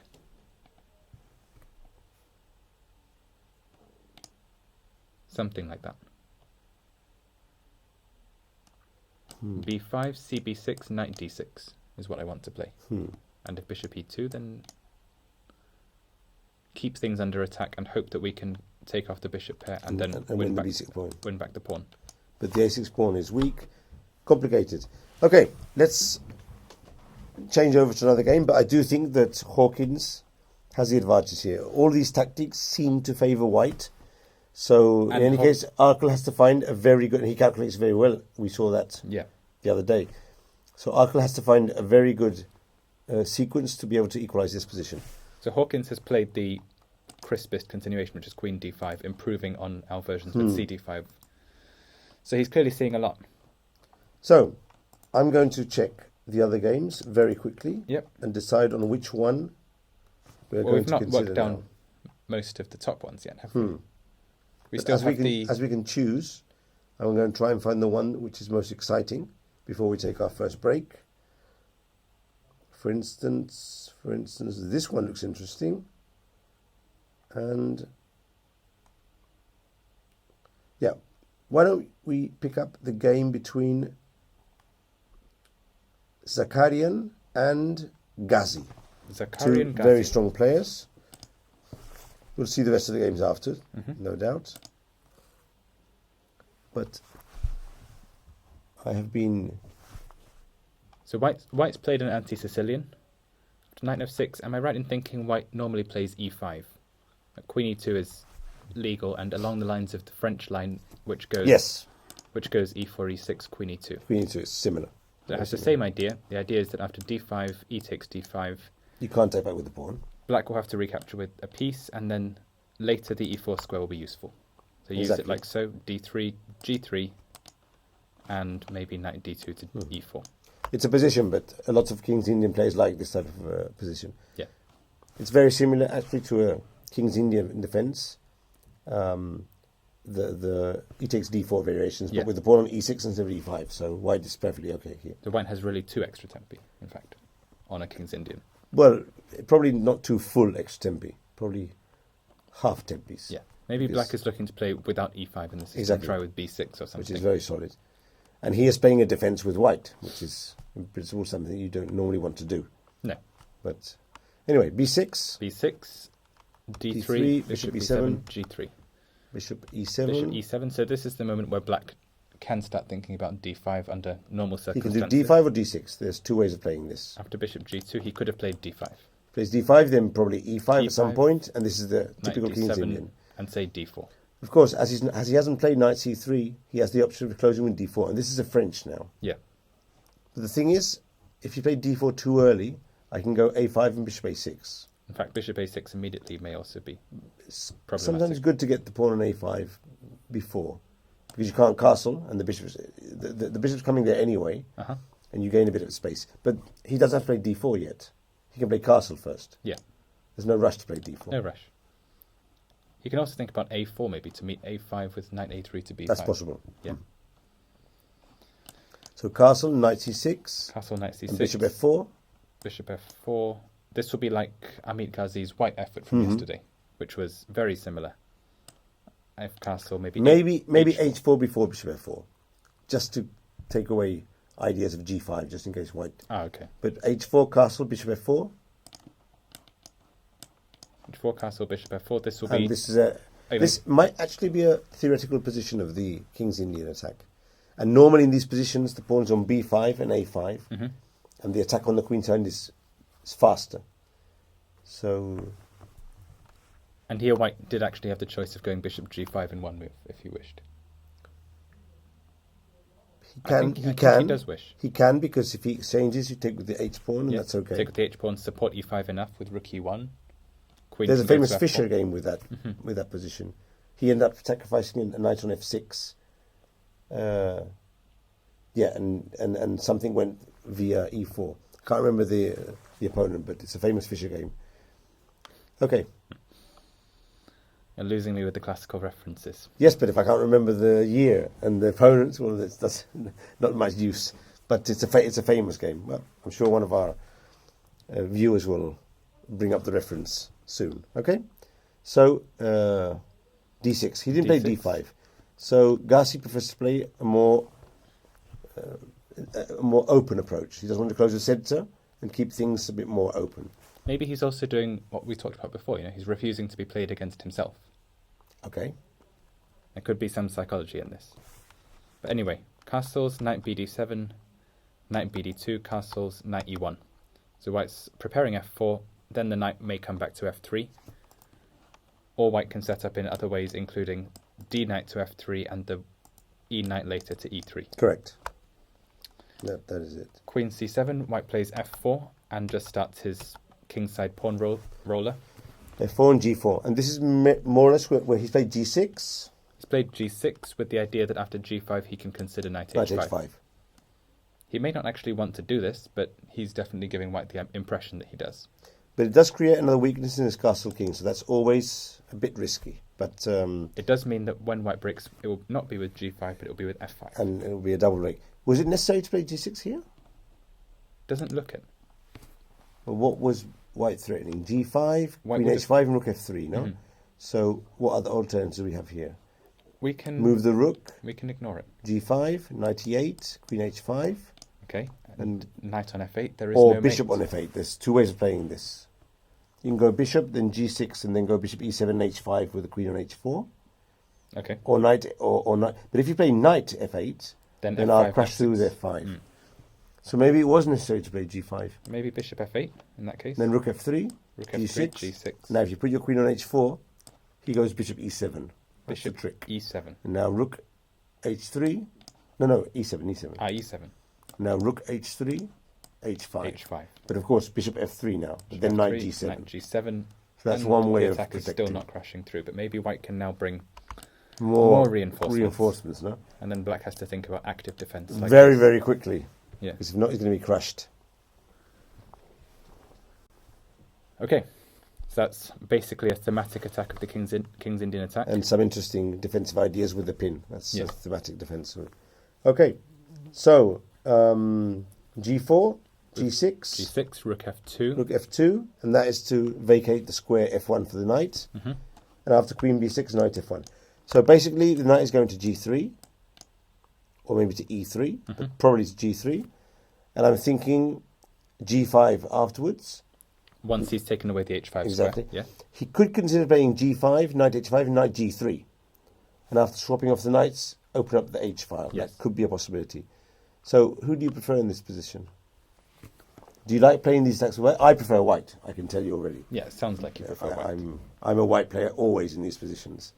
Okay, I've had a lot of King's Indian attack type positions on the black side that started from 1 D4 B5. D4, B5? Yeah. Okay. Lots of white players then decide... And against E4, what do you do? Against E4, either A6. bishop B7 or A6. So, emulating Miles against Karpov. He did that the first time. He would play A6. A6 and B5. But if you play bishop B7, you can sometimes save on A6.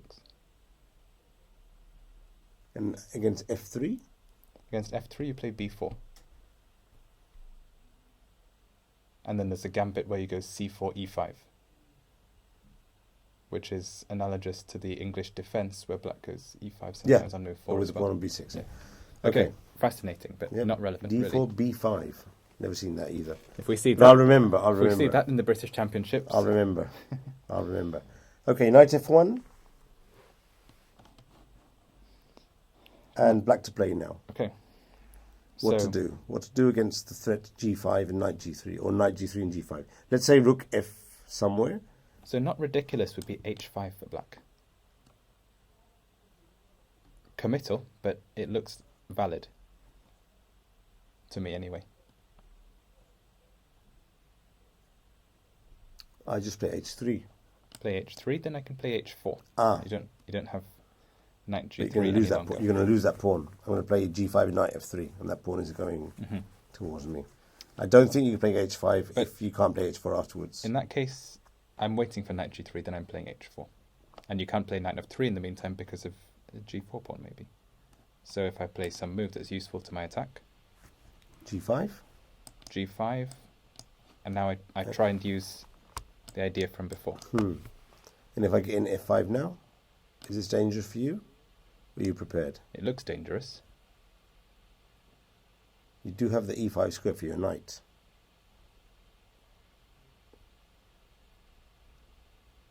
If you take, I take back, and my bishop is protected. And also your E7 bishop will be under attack. That's correct. This look a bit So dangerous. say Knight Knight E5. E5. But now I play F6. Play F6, and now thematic would be Knight G3, I suppose. But And then I'm that- playing H4. But this is not good. This is not good for you. I'm gonna sacrifice an H5. Bishop F4. Bishop F4. I'm gonna eliminate the knight, play Bishop F3, sacrifice an H5, and give you mate. Okay. So basically, you have 3 moves to defend. A5. There's no time for A5. I can tell you that. Okay. So I should be threatening to win material now. Yes, so with Queen A5. That's just the move I needed. Perfect. You want me to play Queen A5? Perfect. That is perfect. So that you can play D4. I know. I'll play Bishop takes knight, pawn takes, and C4. And I'll block you the centre and the queen side, and then I'll sacrifice. No rush. You'll see. Queen I'll A5. see. Okay. Take. Take, C4. C4. Block everything, and now knight G3 and knight takes A5. H5. When you play Knight G3, I'm playing H4. You don't get your sacrifice I'll get it. Don't worry. so easily. Don't worry. If needed, I'll play H4 first. Okay. But what can you do in 2 moves? Your bishops are closed in. My only weakness is D3, and it's protected by my knight.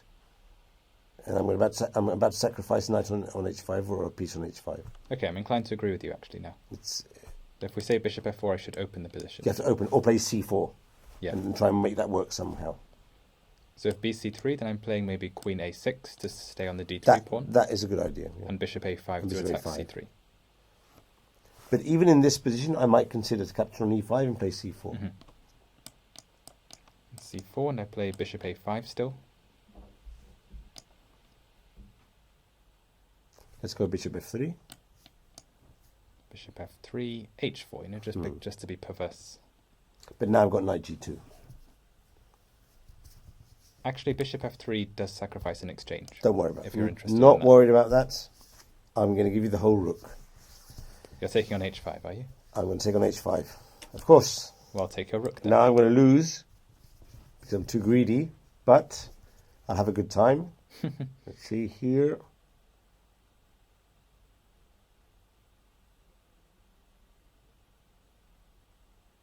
No, that's just too much. The exchange? Can you manage the exchange? Well, I've got knight e3 when you play bishop Okay, d4. that's true. So, but okay, here there's a bit more. Yeah, There's so a bit more black counterplay does for you. need to open the position, like so. So knight f1. I like white's chances in this position, I have to say. Okay, we'll probably play a few of these later. I'm not sure if Zakarian plays these positions normally. No idea. I don't know either, actually. If he likes playing these attacking positions, he's going to be happy here. Okay, Do you know Gassi personally? Is he a good defender? he's a good defender, yes.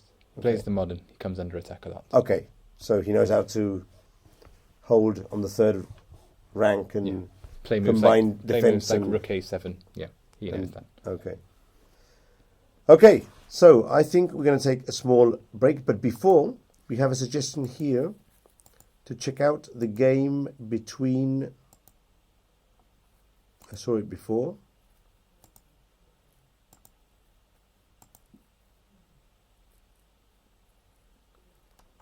We always get Williams as a board number request. 12. It seems that Simon is throwing all the chips on the board on number 12.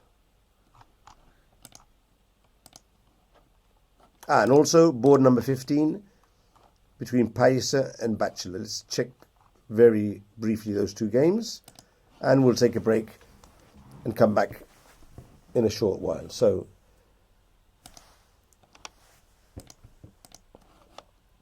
it's a pity that Howell did a draw on 12, but what can you do? We've still got 4 more rounds to see his play.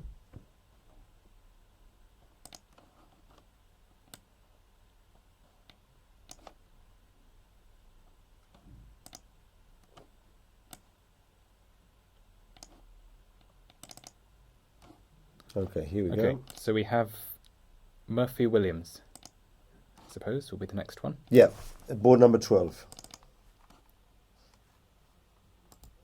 Murphy Williams, and Simon has chosen a Dutch, really. A very aggressive Dutch. The old Dutch. Yeah. He's an expert. Well, not exactly because he's played E5 and in F5. But Simon Williams has wrote a book on the Dutch. So he knows it in and out. Rook B1, H6, B4, G5, B4, knight BD7, A4, F4. Who's going to get there first? Well, it's also a question of what they're attacking. So white can win a pawn or a rook on the queen side, but be mated. But be mated. Seen it loads Attacks of on times the in king, the King's Indian. always stronger. Queen E8, Queen B3. Queen B3. White does have a threat now. Standard C5 play. check. C5 is a threat, so King H8 seems good. Although it did take him 6 minutes. And now Rook BC1. That's an interesting decision. Okay, so Why does he put the rook on C1 first of all? And then why does he decide to play the B1 rook instead of the F rook? So I think his idea is to no longer play for A5, A6 or A5, B6. He's now playing for Knight D5. Knight D5. Okay, and he wants to attack C7, or if black swaps off the knight, open up the file. Yes. And the reason why he's put the B rook instead of the F rook, maybe not to weaken his king side. Well, also, if only one file is open on the queen side, you don't need the rooks on C1 and B1. Maybe E1 and C1. So rook BC1 Rook seems BC1 logical. after 9 minutes thought, and F takes G3, perfectly standard play from Williams. And he's taken back with the H pawn. H pawn, and we expect probably Queen H5. Are we sure about that? Queen H5, and then try and play Bishop H3 would be a standard idea. Is it true that he's thought 23 minutes on one move? Simon Williams. Look, 24 minutes to play pawn takes pawn. 24 minutes. Simon is now under 40 minutes. But for a grandmaster who plays so many fast games on the board, he is taking his time on the real board because he plays very fast on the internet. Why do you think he could take so much time to play pawn takes pawn? What other move could he be considering here? Maybe queen h5 immediately, and to try and play for g4 and towards f3. Aha. But does that work when all the pawns the dragon pawns are on the initial formation? For instance, knight d5, you'd have to abandon the idea of defending the c7 pawn. It does seem a bit risky. It is risky. Maybe he was thinking c6. Maybe. Instead of queen h5. Because what to do now? You can't go knight h7. g4 would be met by knight e2. Knight d2. Knight d2. And then we can force through the f-pawn anyway. Ah. Interesting. Pawn takes pawn would be forced. Pawn takes. And bishop h1. Bishop h1, but you really don't want to play that, do you? Maybe knight f6. And if bishop f3, then knight g4. This is very dangerous. Or if knight f3, then bishop h3. Black has definite attacking ideas here. I'm not sure how sound they are. And we could see maybe a Merriman-like exchange sacrifice, diffusing most of it. But, okay, maybe this was an idea he was thinking about. You said maybe c6 on this move as well. To try and prevent the knight coming to d5. Maybe a problem with the d6 pawn. Yes. That would be a tactical mistake. That's a mistake on my part. So c6 obviously is not the move. So it's either queen h5, maybe g4 straight away. Maybe g4 straight away. Knight d2. I would play knight h4. Or knight h4 maybe. Okay. The knight h4, and then maybe he can try and play for f3 without. Okay, knight h7. So it must have been around here what he's thinking, no? I imagine he was deciding whether to play for f3 in some fashion or not. Or go for the idea of capture on g3. Okay, so that seems quite clear. And after pawn takes pawn, he's played. Well, he's still thinking. Actually, he's thinking for the last 4 or 5 minutes. What is he going to do here? Must be queen h5 and bishop h3. Okay, he can also play knight g4 first if he wants. He can play for queen threatening queen h5 and rook takes f3 then. So the idea of queen h5 could be twofold. He's got the idea of bishop h3 sometime in the future. Okay, or knight g4. Or he can just play for knight g4. Sacrifice on f3 and... The problem with these ideas is that, say, queen h5, even rook e1... You can't win because... Deals with the threat. Knight exactly. g4, knight d5... And if you take with the bishop, there's one check and that's it. No, you take with the pawn. Oh, with the pawn, okay. You take with the bishop. Sorry, there are unfortunately 2 checks. Second is mate. But you take with the pawn? Yeah. And as long as you don't eliminate the bishop, there's no more attack. Yeah. So he really needs to try and get the bishop to h3 first. So say after knight d5, black's attack could continue, but it would have to be with something like this. e4. Pawn takes pawn. Pawn takes pawn, bishop d4. Ah, tricky. Very nice. Specifically here, it doesn't work because the bishop is the pin. traded off. So maybe knight e5 would be needed instead. This looks interesting. Sacrifice a pawn, open up the square for the knight. And now I see some attacking ideas for black. Yeah. It looks quite dangerous for white, this position. It is very dangerous. You can see things like knight c7, for instance, just to illustrate. Knight f3, ef3, queen h2, king f1, d4. knight takes f2. Or knight takes f2 straight away. This is very, very dangerous. And this is just one idea. Yeah. There's probably more. Even here, this probably defends. But you have to have some nerve to play it.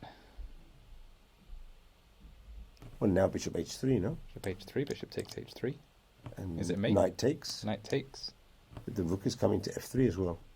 And the bishop to d4. You're not surviving this. Could well be mate. Bishop d4. Queen takes with check. Ah! You're full of tricks, my friend. Okay. Okay, but I'll find something, don't worry. I'll find something. There will be something. Give me 1 second and I'll find something. So, for instance, rook a d8. Yes, and then I've got 2 checks and bishop king f6, can't. rook d3. Well, rook a d8, if you take on f8, I've got check on h1. Ah, okay. And queen g2 mate. Yeah, that makes sense. Rook d8, Of course, you play c5. white could play c5. Is there another move? In some way, this position will be lost. So It's science fiction. There may not be a win now. The computer might give white winning, but we're not using a computer. But it seems that all these variations should favour black. Maybe not this one, but... No, but including this one. For instance, after c5, we can snap the bishop off and take on g3. Yeah. Or snap the bishop off and play g4, f4, knight takes f4, etc. That's also good enough. Okay. So we expect queen h5 to keep both ideas alive. Obviously, there are lots of other ways for black to attack, but queen h5 might be the most flexible one.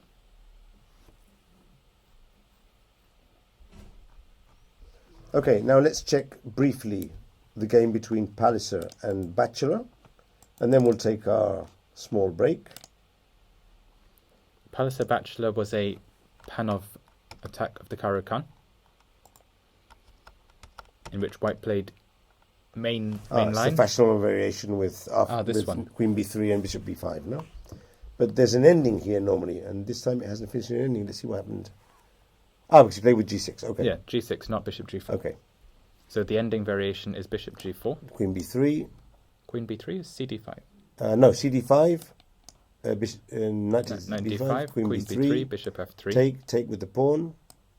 Knight b6. b6. And now d5, I think. But not with knight b6, I think.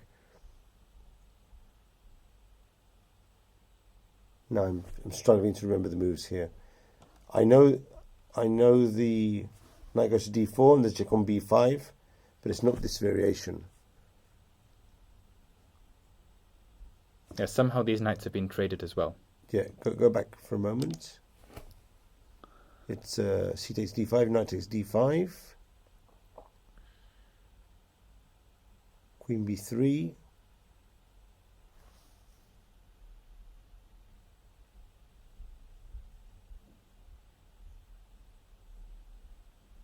I just can't remember.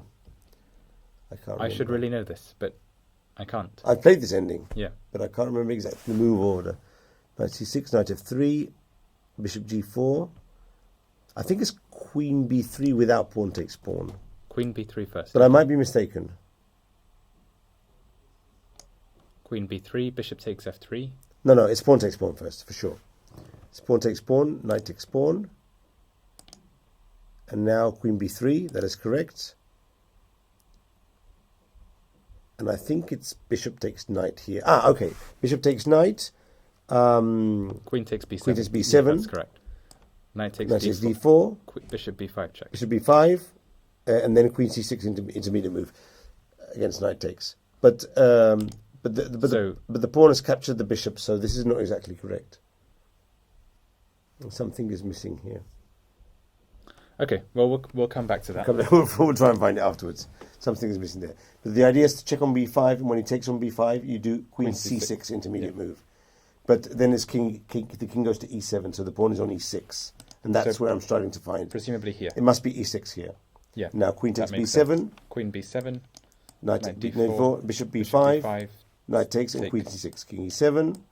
Knight takes queen b5. Yeah. b5. Knight takes c3. Queen d7. Queen d7, exactly. Queen d7. Take. This. Take, and bishop e3. This ending has its history, but normally ends in a draw. Yeah. But at least in the end we've got it. In the end we found it. We found it. Okay. So g6 was played. cd5, knight d5, queen b3, e6. And you were saying this position is highly theoretical. I mean, it must be. It's natural moves from white. Yeah, but I don't know this position much. Bishop b5 seems okay. b5, bishop g7. Bishop g5 looks okay as well. f6. f6, bishop d2, and now Peter Bachelor spent 12.5 minutes on king f7. But he could have castled. So why didn't he castle? He wanted to give more protection to the e6 pawn.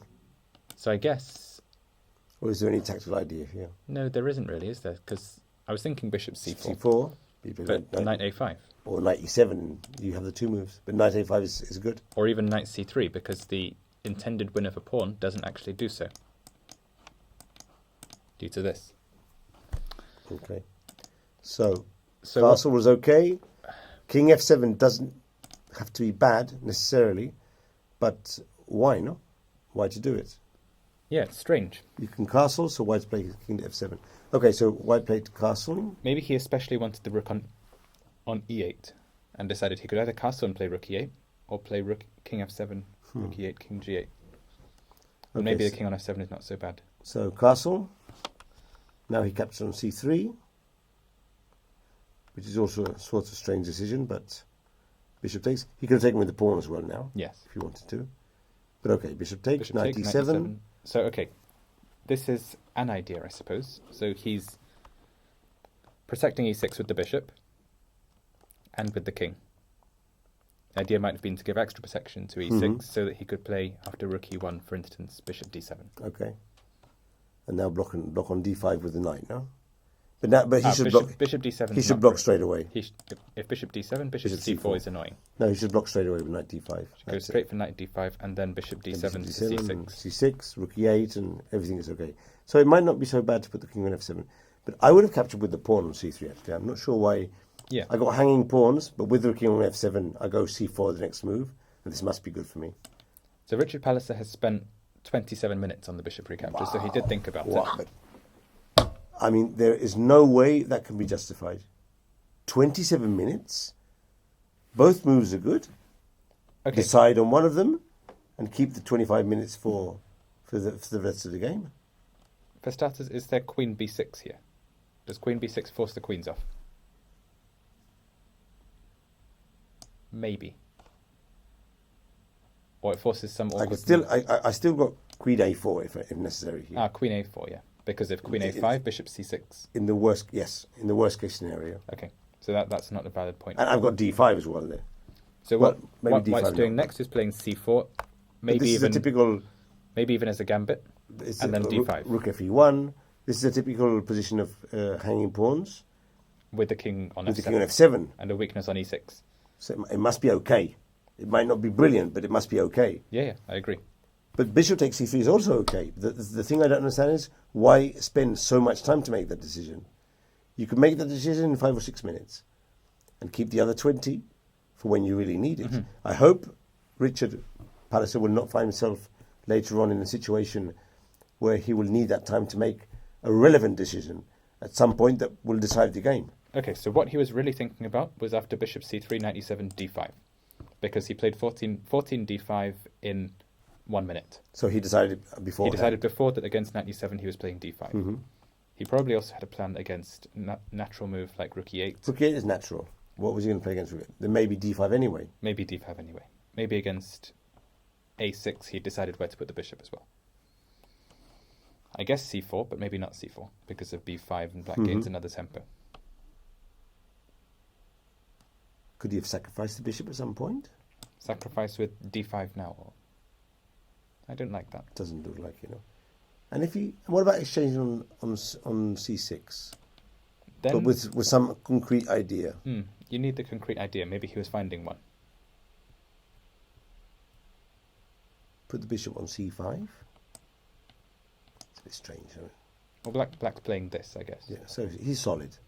No, this doesn't. It shouldn't be working. So he will have decided where to put the bishop against a6 also in the 27 minutes. One of the things he was thinking about was d5 because you don't just sacrifice that pawn in a minute without a plan. He thought of it previously, obviously. The d5, knight d5, rook a d1. Pinning, queen b6. Queen b6.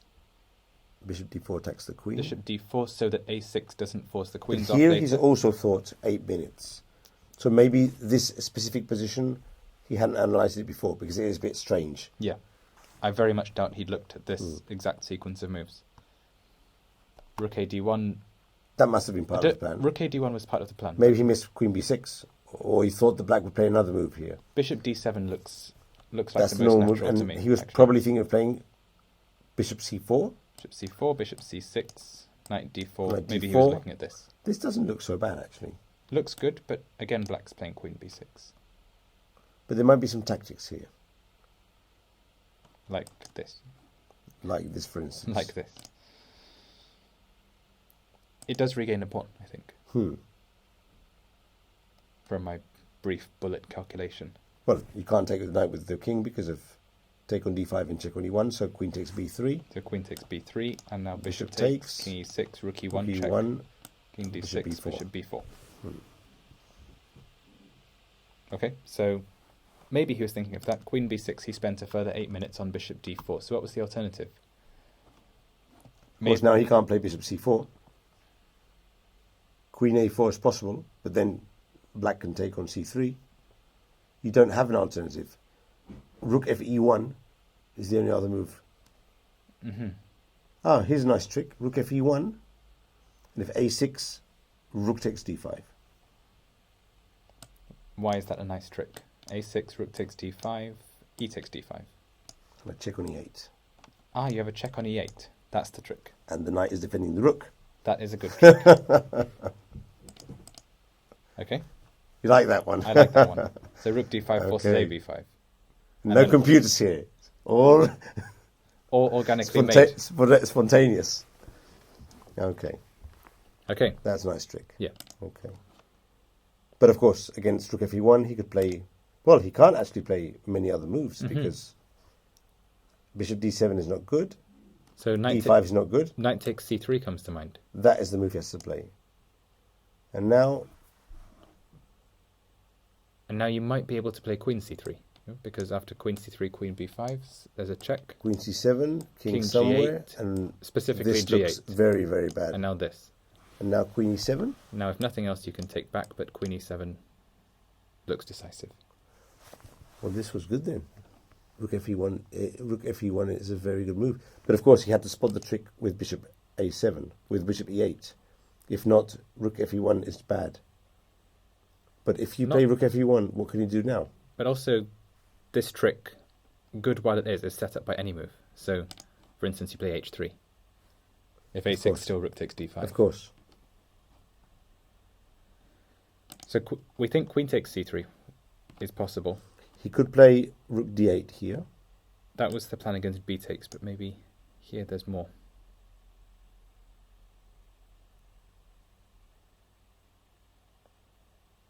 I haven't got an aggressive move now.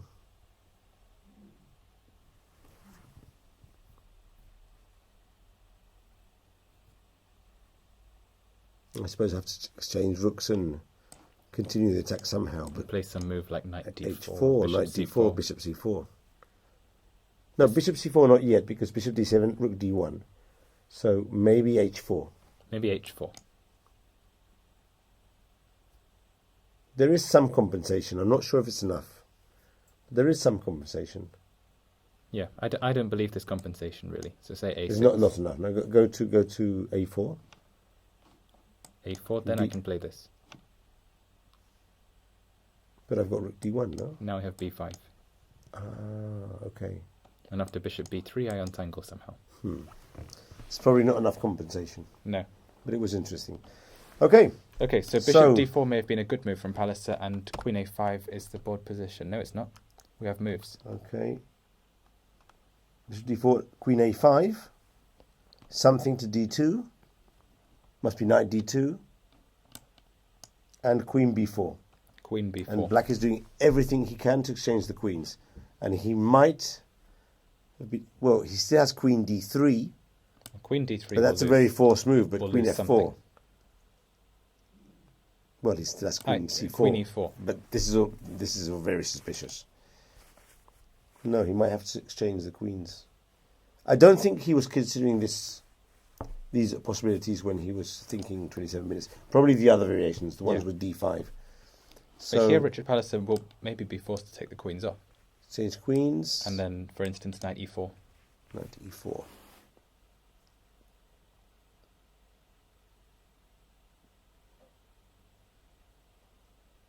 There is still compensation. Maybe concretely black can play e5, which he really wants to play if it is at all possible. So that the bishop has air. But there's a check on d6. It's risky. Check on d6. I do have bishop c5 you have there. Bishop c5, yeah. Could be annoying. That is extremely annoying. No, I think you should play rook d8 and just bring the rook out instead of e5. If D8. that's okay, that's probably the best move. And at some point, a6. Okay, this does just win back the pawn, but white can take on a7. And then regain the Rook d1, rook d1, rook a7, knight d6. Knight d6. In fact, it doesn't just regain the pawn, it wins, which is nice. For instance, king f8 this. Take, rook takes a2. Rook a2. Check. Check, king f7. Check with the bishop, and a nice king mate. g8. Very good. It's not mate. It's not mate, but I mean, if this is not winning. Something will...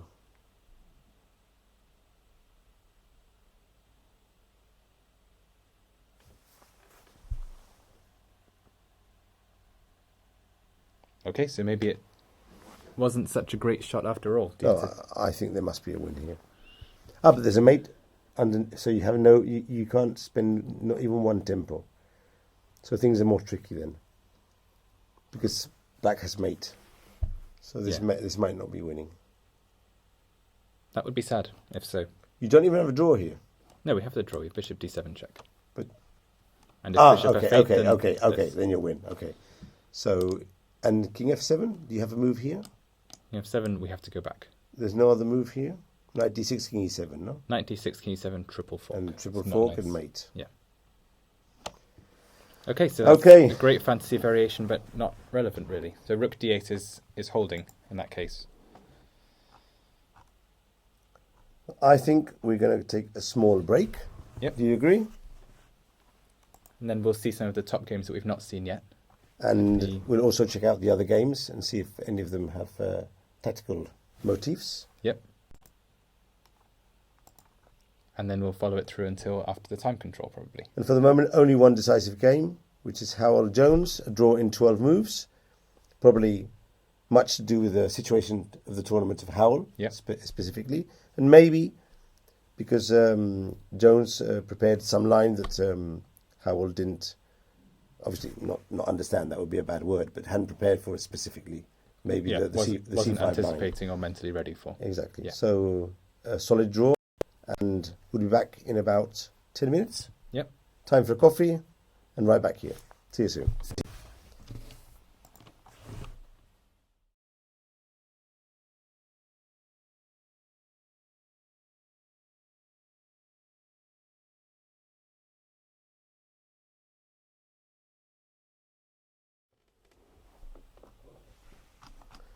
Okay, I'll introduce, and then we'll... Good afternoon, and welcome back to the fifth round of the British Championship. We're commentating live here from Hamburg. I'm joined by International Master, Grandmaster-elect Daniel Fernandez, and we're going to go again right into the action and see how the games evolve in the third hour of play. So, Daniel, what are you thinking about the round up to now? So, obviously, I'm disappointed we didn't get to see the action play out in full between Howell and Jones. That is a pity. It is a great pity. I am thinking it can be compensated by a near junior clash between Yang Fan Zhou and Joseph McPhillips. Okay, we'll have to check that game soon. So one is 22 years old, the other is 19 years old. Mm-hmm. Yang Fan has been the established face of the young English players for a long time, together with, to a lesser extent, myself. Mm-hmm. But Joseph McPhillips is very much young and up-and-coming player who will be looking to challenge that. So this is the future of English chess, Daniel? We hope there are some grandmasters in it, but yes. Okay. Do you see any of you, obviously not only becoming grandmasters, because in your case it seems something to be, it's a matter of time would be the word I would be using. But do you see any of you, maybe yourself or any of the other players, competing, for instance, for the Olympiad spots alongside Howell, Gawain, maybe in 3 or 4 years? Would that be an idea? So there are two very strong juniors in this tournament who I back heavily. So Joseph McPhillips is a member of the Gawain Jones school. Okay. He has very good tournaments and some very bad tournaments, shall we say, even. But when he performs at the higher level, it's very impressive. Like Gawain Jones wins probably more major opens than most other 2650 grandmasters. So slightly irregular. Or Irregular. he plays very well or performs badly. That's normally associated with a risky approach to the game. And associated probably with talent, because if you can perform at that level, it's just a matter of tuning your brain to do so more often. That's a good point. So also in that category is Ravi Harrier. Okay. Ravi was playing, but he didn't play the first 2 rounds. Didn't play the first 2 Now, rounds. I'm thinking that he must have at least 3 points now. No, he has 2 out of 4. 2 out of 4, okay. Really 2 out of 2. 2 out of 2, and if he does win today, tomorrow, probably up in the commentary boards. Okay. Yeah. So Ravi is another one player. He's scored a GM norm with, I think, 8 out of 9 in the British League this season. But more recently, he's had a few average results. Okay, but tell me something. If we take Hawkins as the 5th English player, of course we have John Nunn who's playing in the seniors, and we also have Jonathan Speedman. But basically, they're retired players from an Olympiad point of view. If we think that Adams, Short, Howell, McShane, Gawain, and Hawkins are the six first players, let's say. Okay, so Not sure if I'm missing anyone else. Maybe Matthew Sadler. Okay, I missed out Sadler, but Sadler doesn't play much either. Sadler, I don't think he's played an Olympiad recently since he returned to chess. So who do we have between yourself, you have 2500, and Hawkins, who's in 2580? Who do we have in that gap? Do we have any other players? So there's Stuart Conquest might be there. Stuart Conquest, yes, but not actively playing. He's not actively playing. organising. He lives in Spain, actually. He's Yeah. a friend of mine in Spain. So we have Nicholas Pert and Stephen Gordon. Nicholas is playing here, and Stevie will be commentating. Will be here on the weekend. So those of you who like to follow us on the weekend, we'll have Stevie G, I think they call him. Stevie G. He'll be here on Saturday and Sunday for the 8th and 9th round. Join me here. But he doesn't play much either. He did try and make it as a professional player for a while. He did get to 2550. He had an impressive showing in the European individuals. Okay. Since then, he's got a non-chess job, as that was just his life choice. But he's still very much in the running for Olympiad places. He I think, jointly won the British Championship and lost it on playoff or tiebreak or something a few years ago. But not many players in that gap. No. So we're really thinking of getting some 2450, 2480, 2500 players up to the 2550 mark, which is where they could start competing for the Olympic spots. Yes. Okay. So hopefully in 3 or 4 years we could see that, or even earlier, depending.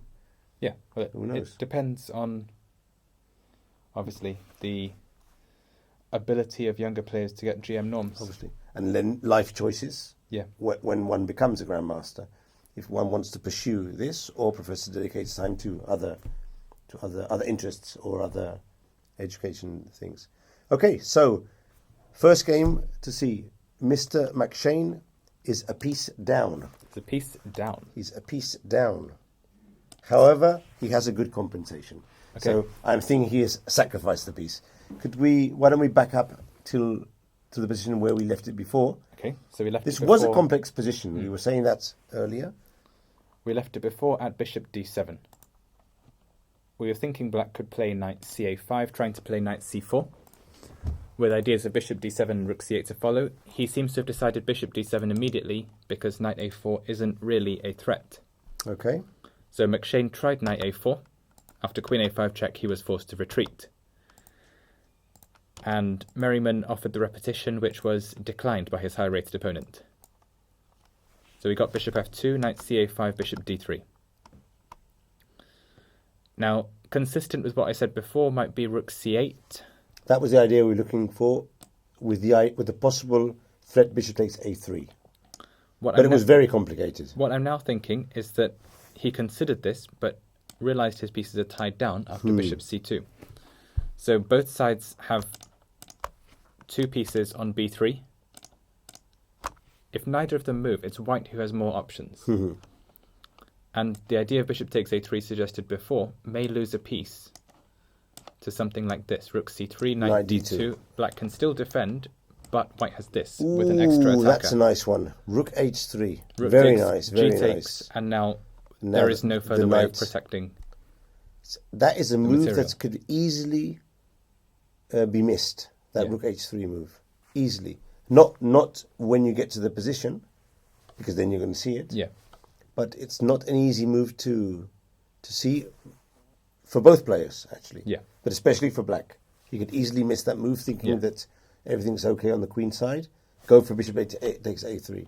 Okay, very nice. So, In principle, bishop takes a3 looks suspicious anyway. but of course, if it wins a pawn and gets the piece back, it could be interesting. there could be other problems such as short castling And just keep the bishop tension d1 down. takes Okay. a5. Yeah. Okay, so f5 after 10 minutes thought. Maybe Maybe he Merriman calculated spotted this line. the idea, or just on positional grounds decided not to go into that tactics. But So also, f5 also he could be considering what you said before with short castling. and bishop E8 to h5. or h5 or g6. Okay. Yeah. So if after white short castles, maybe this was a thing to consider. Maybe short castling for black And bishop e8. and attempt to activate the bishop that way. Or at least that's the possible idea. So he played long castle. Always risky. And now the piece sack. Interesting. One piece for two pawns and for the attack. And a certain decoordination of black's pieces. But always very risky. Yeah. He will have seen what happened to Simon Williams against the same opponent with white in the same opening 2 rounds ago.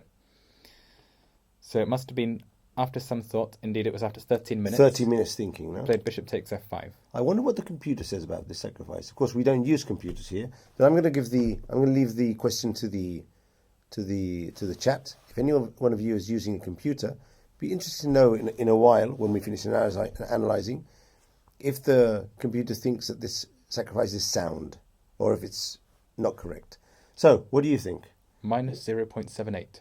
Wow, minus 0.78. So That's just a guess. Slightly better for black. Yeah. Okay. Okay, well, for the sake of argument, I'll say, and as Luke is a grandmaster, let's give it plus 0.42. Okay. Okay. Right, so, obviously black took back the bishop. Yep. Yep. Some of you can tell us which of us are closer. I'm sure they'll interact in the chat in a while. But first of all, we have to analyse. Yeah. So knight takes. Knight takes. Now there's a double threat, bishop and queen, so queen e6 is forced. And now how's he carried on? He's eliminated the bishop with check. Okay, so there could have been options here. What I'm seeing is queen c2 check. Okay. That would force bishop c6. Would force bishop c6, and then possibly knight b4. Hmm. So my thought process was if knight takes b4, a takes b4. The two knights and are- I don't think you can keep both the No. pieces. There's a nice line like this: queen c4, white plays queen c3. Ooh, very nice. After queen takes, pawn takes. The piece is Am recovered. I? Well, there No. is a bishop takes f3 I've missed intermediate this. move. Okay. But even now you'd have pawn takes knight, but then knight d2. Yes, better not to get into these tactics, but Okay.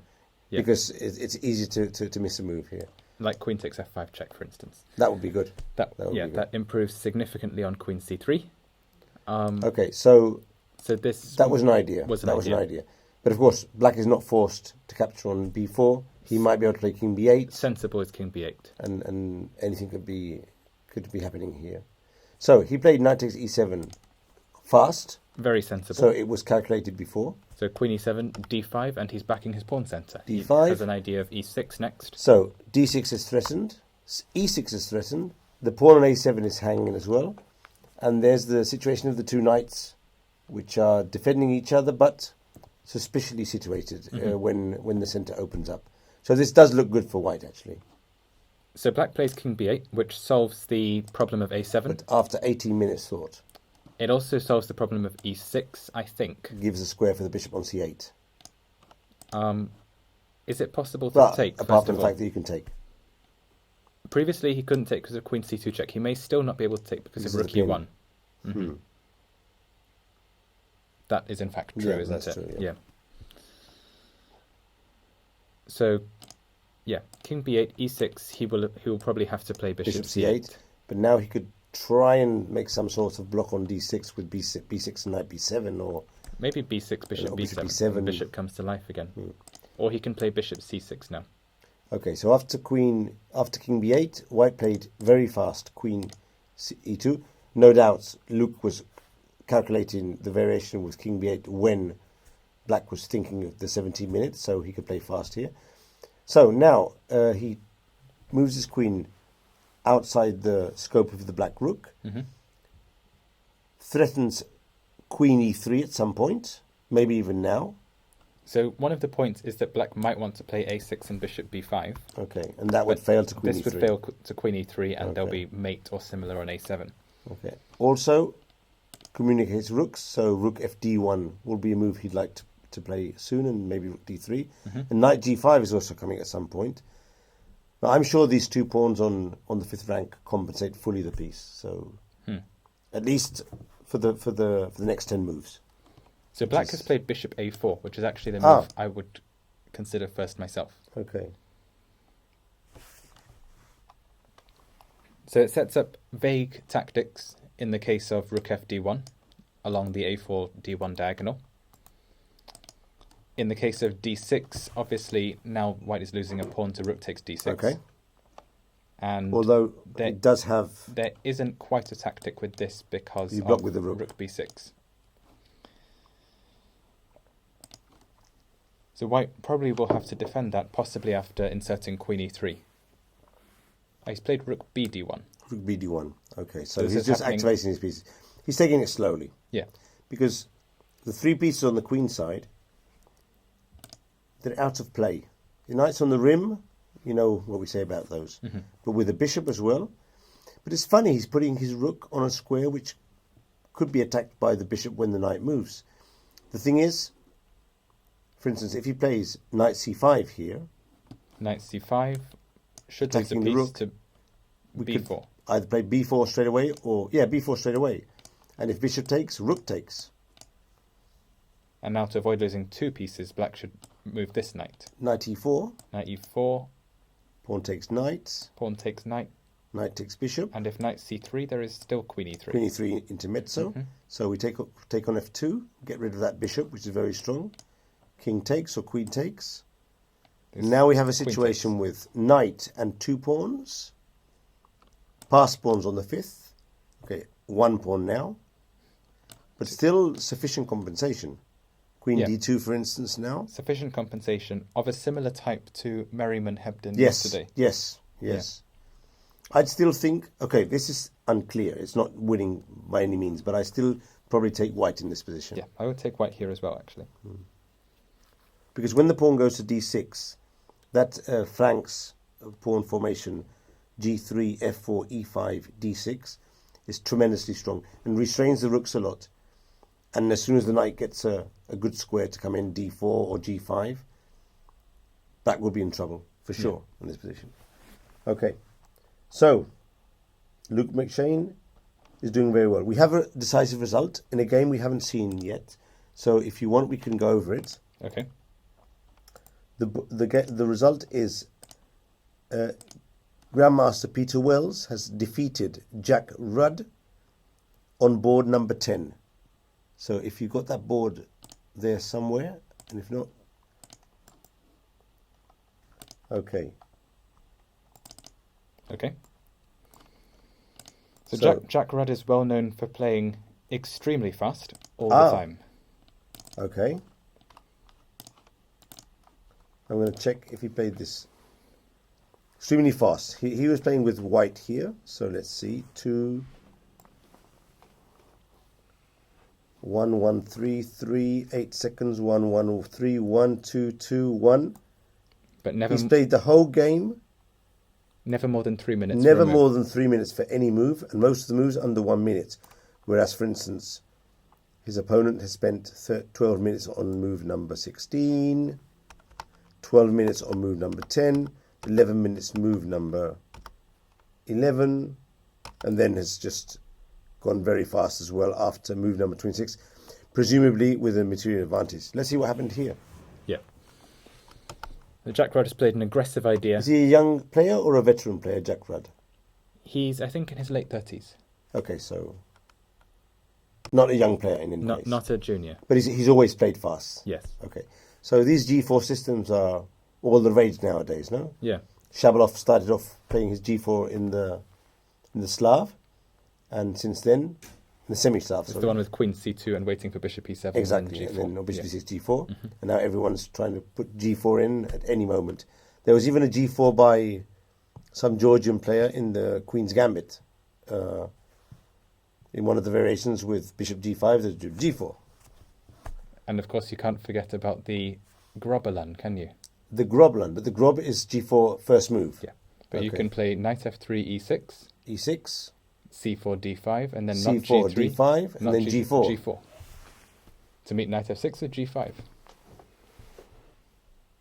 And if E6, G5 again. No, E6 has been played. Say, okay, use the order C4, E6, Knight F3, D5, G4. G4.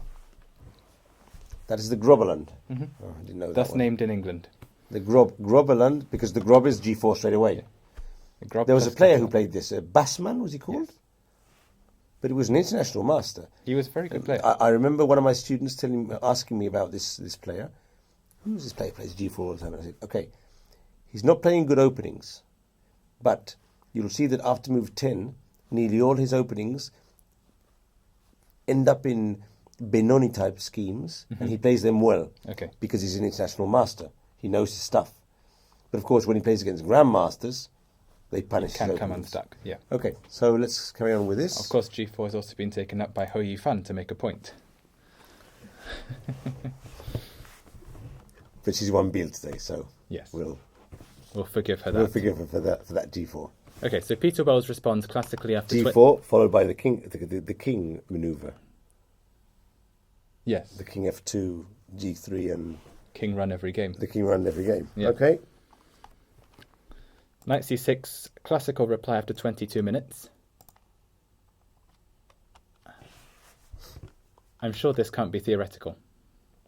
Okay, G5, G5, Knight G4. Knight G4. So black's G1. playing Knight G5 in any case on the next move, and White has to decide if he's playing D3, H4, or Rook G1 to defend the G pawn. Okay, he went Rook G1, which seems okay. Knight G5, take, D3. D5. So black might already be better. So what has White achieved by moving his G5? His pawn to G4, G5. Some attack, but dubious attack. No control of the centre. He hasn't achieved much. I don't think it does anything. It may in fact be weakening the F3 square for later. I'm going to see if this has been played before. I would highly doubt it. Here it is. Ooh.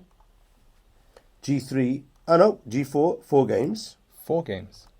Any by Jack games. Rudd? We're going to see that now. Not by Jack No. Rudd. Okay. No. So he's following the game. But Mayachi Urinatsi, world champion, played this Okay. some years ago. Chibutanidze against Razuvayev, Some years ago. which was a draw. So I stand corrected. Someone... 4 players played G4 before. It's not a complete novelty. Yeah. And this was played in 1989. Of course, you never know if this was a game that was... Let's see. Prearranged drawn. Sometimes that happened. Yeah. 18 moves, who knows. Okay. Okay. So the way black chose to play in that game was to play F5. Is it F5 now? No. D5. No, I was thinking of the way Razuvayev played. Oh, G5, Knight G4, Knight G4, Queen E7, Rook G1, F5. But With Queen let's E7. not go into so much detail Yeah. because the game is finished. Let's go on a bit to the middle game. So Black D5. exchanges off bishops, and he just has a really solid structure. Queen A5, maybe pointing out that Knight E4 is a mistake. So Knight E4, Queen A5. Now to justify himself, White has to play King D1. But of course, this is more or less when D5 and D4. Peter Wells took quite some time to decide on this plan. Yeah.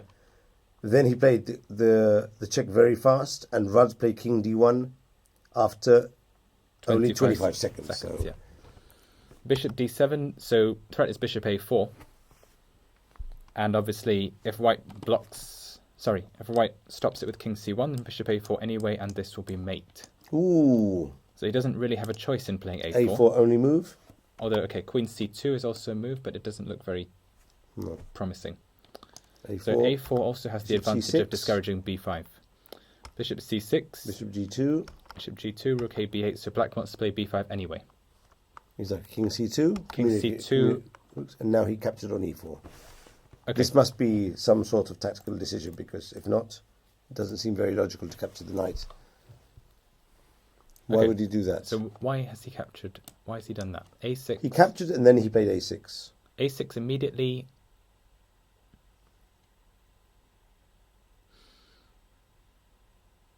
Was he worried about anything here? Knight Okay, F6 check or something? No. For starters, he can't play b5 because of a takes b5. And the queen is under attack. Okay. But the reason he changed the So- knight is because white was threatening F4 and then Knight F6 or something like that. Yeah, perhaps the attacking potential of the knight, but also after a6, white makes some move on the king side without really an attack. But queen c7, And now he's going with this B5. gets out of the a takes b5 discovery. And also there wasn't a threat on the c5 pawn, which there previously was with the pair of pieces on the board. Exactly. No, it made a lot of sense to get the knight, to exchange off the knight on E4, because it was attacking F6 but also C5. It was in the centre. Okay, and with the queen on B3, white has no attack whatsoever on the king side. So it's a fake attack. Yeah. There's nothing happening there. Paper tiger, as they say. Oh, sorry? Paper tiger. Paper tiger. That's a new one. I didn't know that phrase.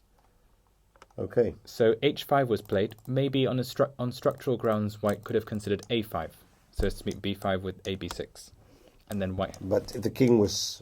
The king is under attack, but you try and prove, a few moves later, that the pawn islands are important as well. Anyway, h5 played, and now black utilizes his idea, which is to open the position, open two files. And now he's crushing. This doesn't look great. So white can block. It's not that straightforward. Knight e5, rook a6. And presumably Rudd did consider what was going on when he played h5. And he will have thought he was adequately blocking the c-file. Maybe he thought he could get away from it now with king b1. Okay. Unfortunately now knight takes c6, rook takes, queen takes. And the queen is hanging legal. on b3. So he isn't a problem here because he can't solve the problem of his king. He can almost play rook c1 as well. That's worth pointing out. Knight a5 saves black's piece. Yep. The line could continue, but you don't believe this, do you? That doesn't. Not for a second. Shouldn't work. Black saves saves a pair of rooks, and then white doesn't have promotion ideas. If he plays just some move, then this is serious. And also rook takes c7, pawn takes, rook c8, rook b6. Yeah, Would be unpleasant. very unpleasant.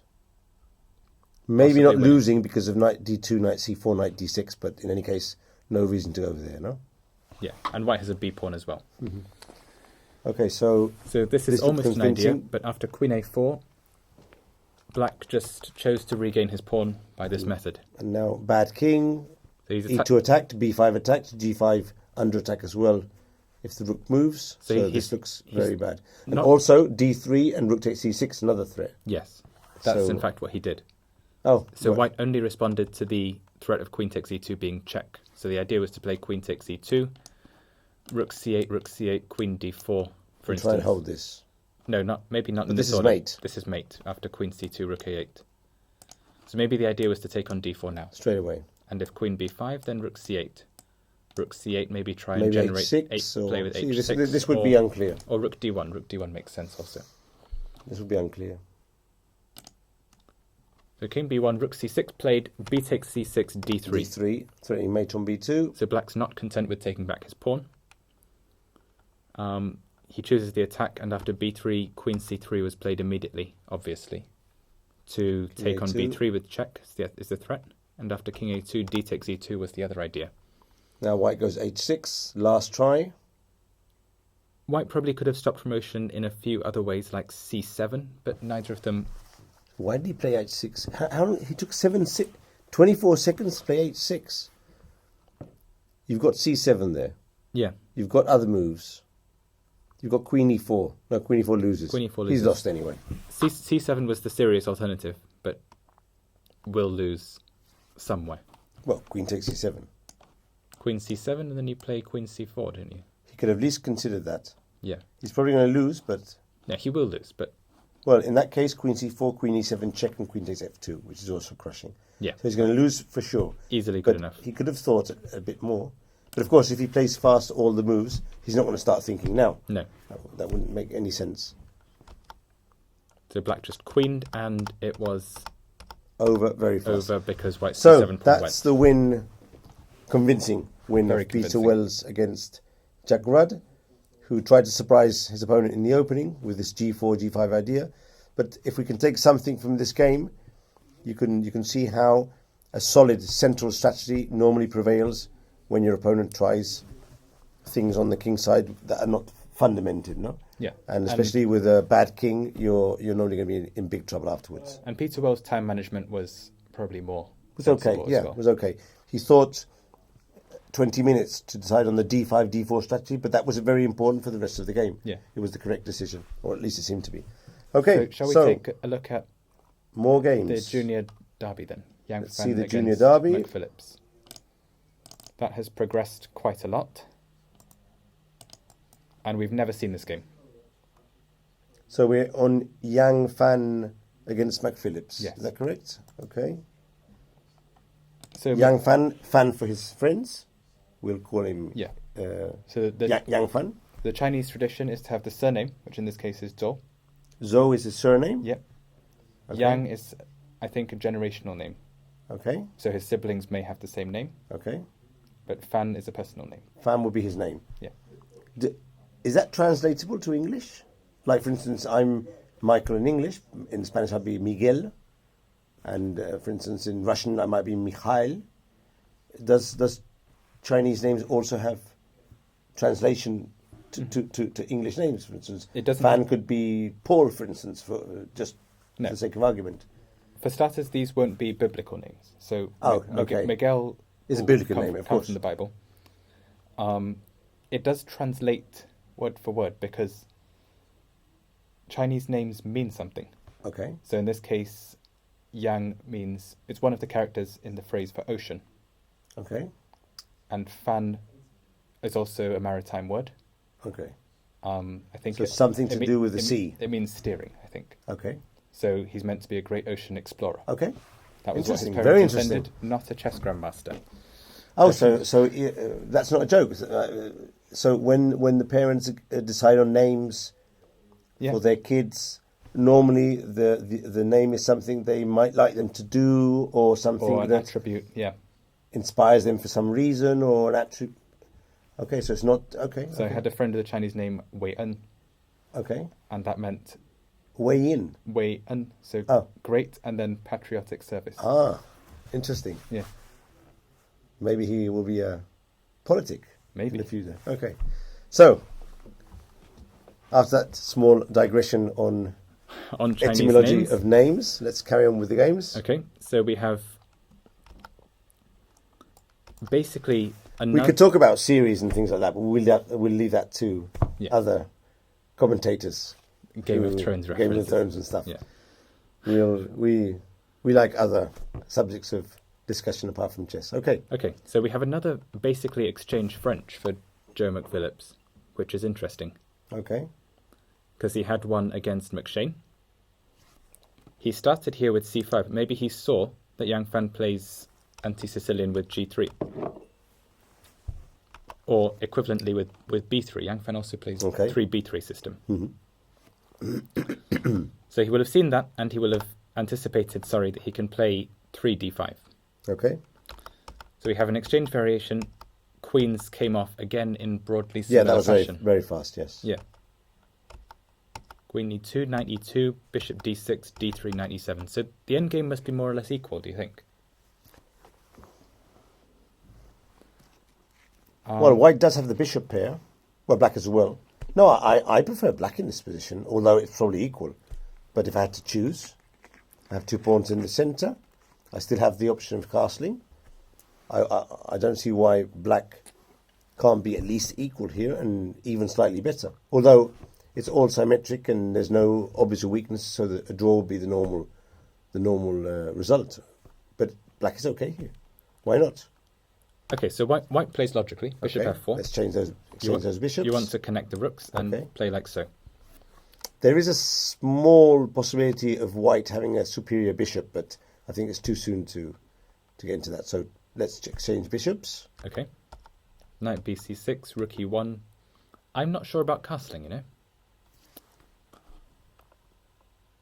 Is there some other way to protect the d5 pawn, or can you even push it? Maybe he didn't like pushing because of knight e5. Or knight g5 even. Knight g5 going to e4.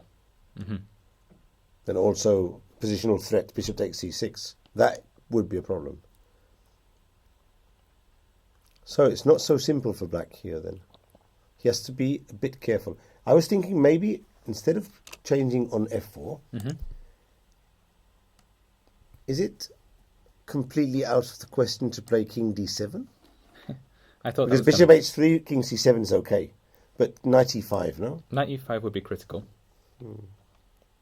Or maybe taking a knight g5, but I'm not sure this is that good. Okay. But now bishop e6, that must be comfortable. I prefer this than the game, for sure. Now bishop e6 and knight f4, so there's still a threat of knight f takes e6 and knight f7. Okay. It stays interesting. h6.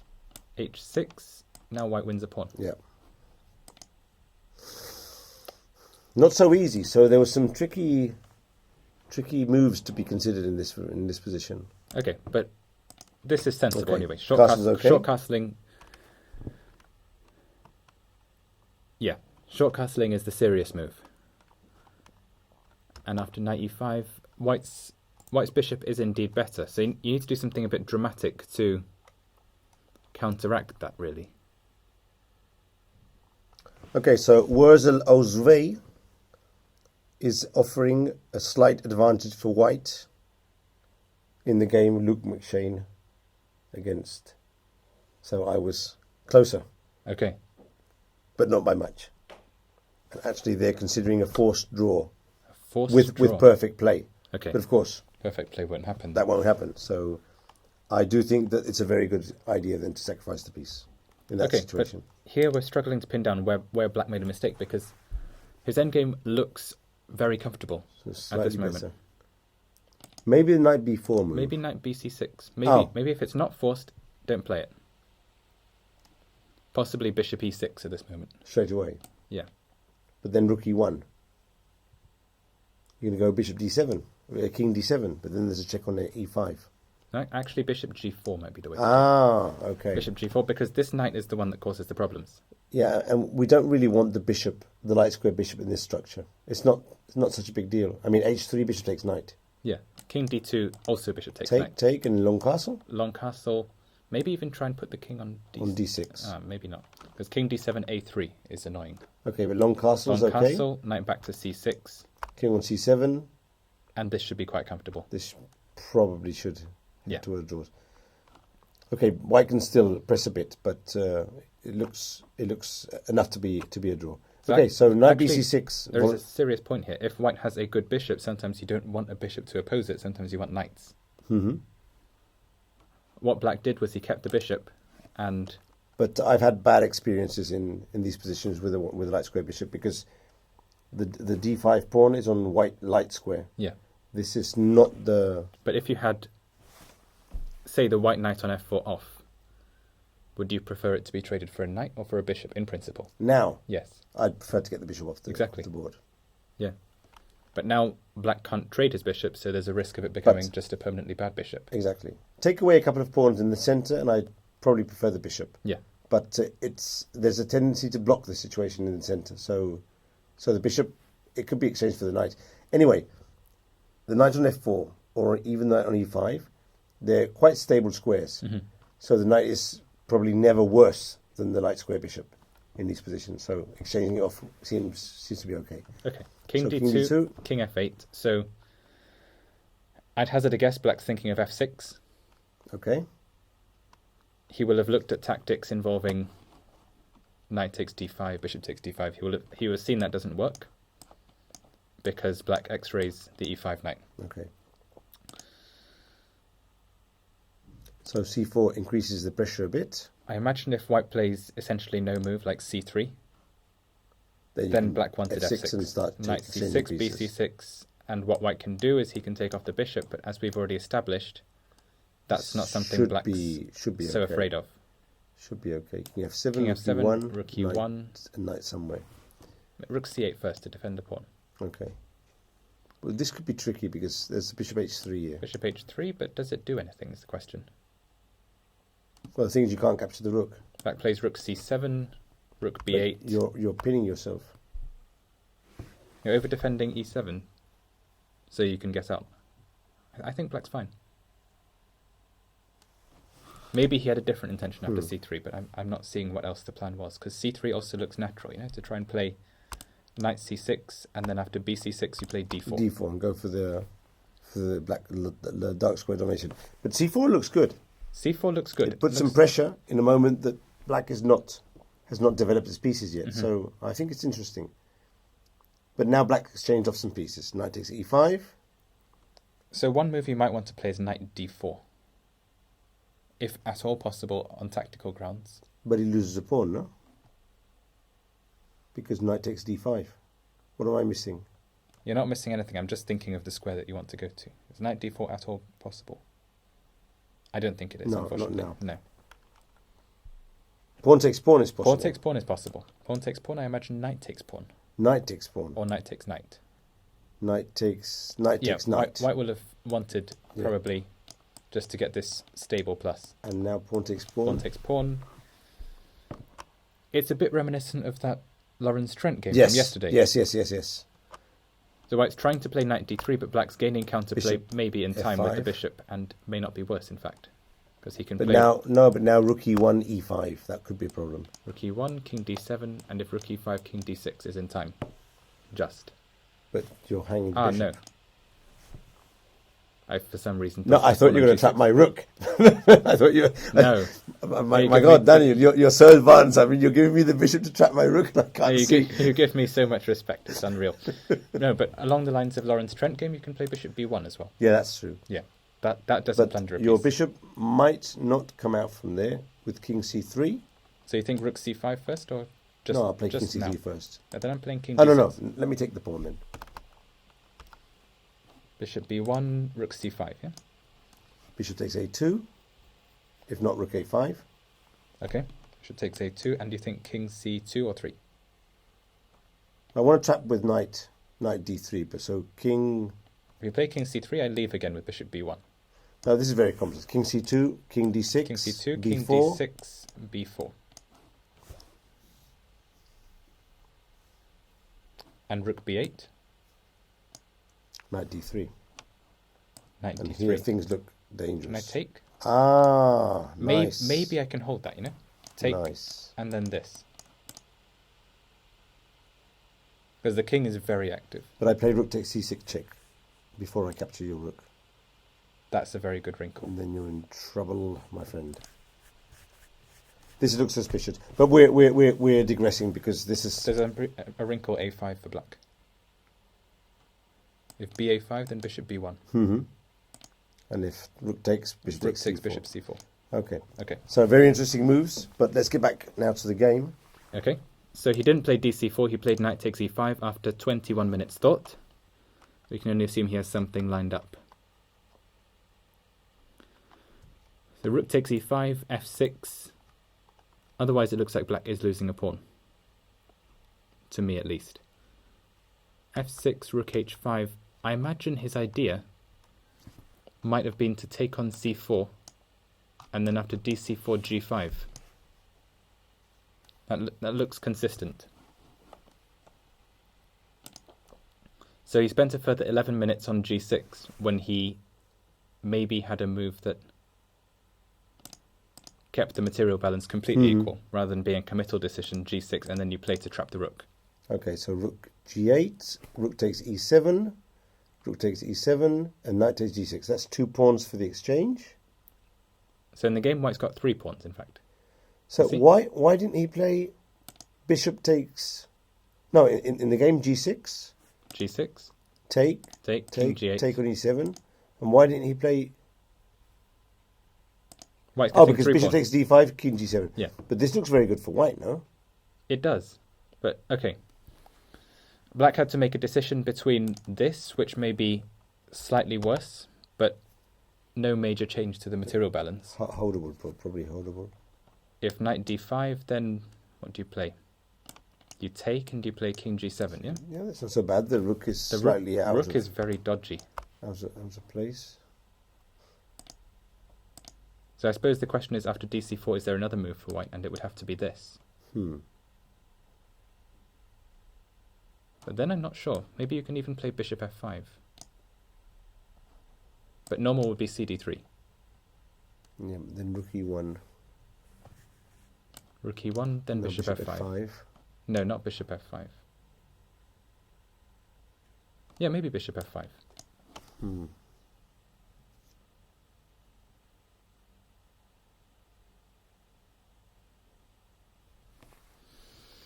Yeah, this looks okay. It looks okay for black. It looks more or less fine, unless white is concretely winning a pawn with something. But I don't believe it's knight takes d3. No, but I've got time to bring the Bishop out. If nothing else, there's compensation in this variation. Yeah. Rook h4, rook e d8 check, and rook a c8, and so on and so Pieces forth. are active, so... Okay, so g6, rook takes h7, rook h7. king g8. So he does get an imbalance. He gets Take. 3 pawns for the exchange. 3 pawns, take. Knight h4. Knight h4 to avoid losing the pawn. Bishop d7, a3. Black is in trouble here, I think. He does have active pieces, but I think 3 pawns plus the knight for the rook. You would have to favour the 3 pawns and the I'm piece. saying with white, of course. Yeah. Okay, so Gormali and Ems also have drawn. That Okay. game has finished in a draw. I suggest we go back to the game between McShane and Merriman Okay. and see if McShane is consolidating his advantage. And then we'll see some of the other games. Okay, but we said McShane is apparently a draw with best play according to our engine Well, friend. 0-0-0, which is equality, but far from a draw here. Yeah. Theoretical. Both players are under 20 minutes. McShane's got 16, John Merriman 13. The position is still very complex, and we're on move 28, so really anything can happen now. Queen and bishop attacking a7, but the queen's on a6 defending. Okay, so he had this not many moves ago. And white chose rook fe1, just centralising more pieces. Queen c7, trying to get his queen active. In the case that white doesn't play d6, but white did play d6 anyway, now that he may have gained a tempo and he has booted the black queen round a bit. The question that now occurs to me is, does white want to play e6? Can you play e6 here? e6, knight c4 Sorry. comes to mind. Knight c4. Then what's going on? Is there a queen sacrifice? There's almost always a queen sacrifice, if you look hard enough. Black is down in material, so if he sacrifices his queen and doesn't get at least the 2 rooks, no, this is not going to work. d7, knight takes bishop, knight takes queen, pawn takes rook, rook takes pawn, and I'm still up on material and you've lost your 2 passed pawns. I was just moving the queen to c3, Possibly to c3. but then you lose a d6 pawn. So this is not what we really want. You can't push the pawn unless we're winning the game, because g7 for d6, that's not interesting. Okay, so after queen c3, what do you take with? I was thinking knight takes d6. With knight d6, then e7. Okay. And if I move my rook to c8, If rook queen c8, e5. queen e5 was the idea. Mm. It doesn't look right to me. Yeah, that looks good for white. Okay, so let's just go back. If you go rook d7, I'm going to take the pawn with the rook, probably. Okay. Change take with the couple of rook, pieces. I'm taking, I think. And then I'm still playing queen e5, or queen takes g7 maybe. So what I've done is I've traded the d1 rook for the d8 rook. And got my queen a little But bit you've more lost active. your 2 fantastic pawns. Knight e4 now. Knight e4, black And should black's be pieces- consolidating. are starting to look good. So I agree e6 may not be the move to But to you try. don't need to. You have other options. Knight g5, My problem king h2. My problem is that black wants to do this, and then he blocks the pawns. Yeah, knight g5 just played. Against what, though? When it was white's turn. Oh, white's turn. Knight g5. Attacking h7, threatening in some point knight f7, possibly followed by d6 by e6. Mm-hmm. Well, that is the main threat actually. Knight f7, rook And then d7, and e6. e6. Although he doesn't have rook takes f7. He doesn't have rook f7. You take on f7 and rook e3. So, queens. for instance, rook f7, rook d7. Sorry, knight f7, rook d7, e6, rook f7, ef7, rook e3, and white queens with mate. You could even consider capturing the rook. Oh no, it's mate, so you don't have to consider anything. You can even sacrifice your queen afterwards. Well, you are sacrificing the queen against bishop e8. Okay. So knight g5 looks quite good. Looks so what to do accurate. now? One of those knights has to come back super fast. But where and how? So one of the choices could be knight c4. He just played knight c4. Okay. So we'll do that. So where's white putting his queen? c3 does come to mind, but also doesn't protect everything that we would like. queen h3 maybe. Hitting the f5 pawn. Yeah. And we still threaten knight f7. And Queen knight takes h3. a7, although that's not the idea, but... Is it at all possible to play bishop d7? So that if e6, then h6. You're going to lose. No, there's knight f7, unfortunately. You're going to lose. I don't know how, but you're going to lose. No, knight f7 will win. I understand that. You're going to lose. No, there's a problem here. There's a big problem. If black's having to play knight takes d6, he's Well, not he doing always well. has that option, no? But he'll be a pawn down later on, no? Yeah. But let's see if he can do it now. Knight takes d6. Take Stay on with the e1. pawn. I could possibly take with the... Let's take with the rook. If I'm losing the pawn, I'd prefer it. Queen takes. Not queen takes because of knight f7. Okay, so then rook takes, but that is not looking good. Queen takes f5. Queen Many takes threats. f5. This will be a winning attack. Many threats. And safer king. And look at those two pieces on the queen side. So knight c4, queen h3. Okay, what if black just takes everything, you know? Okay. Doesn't believe a word you are saying.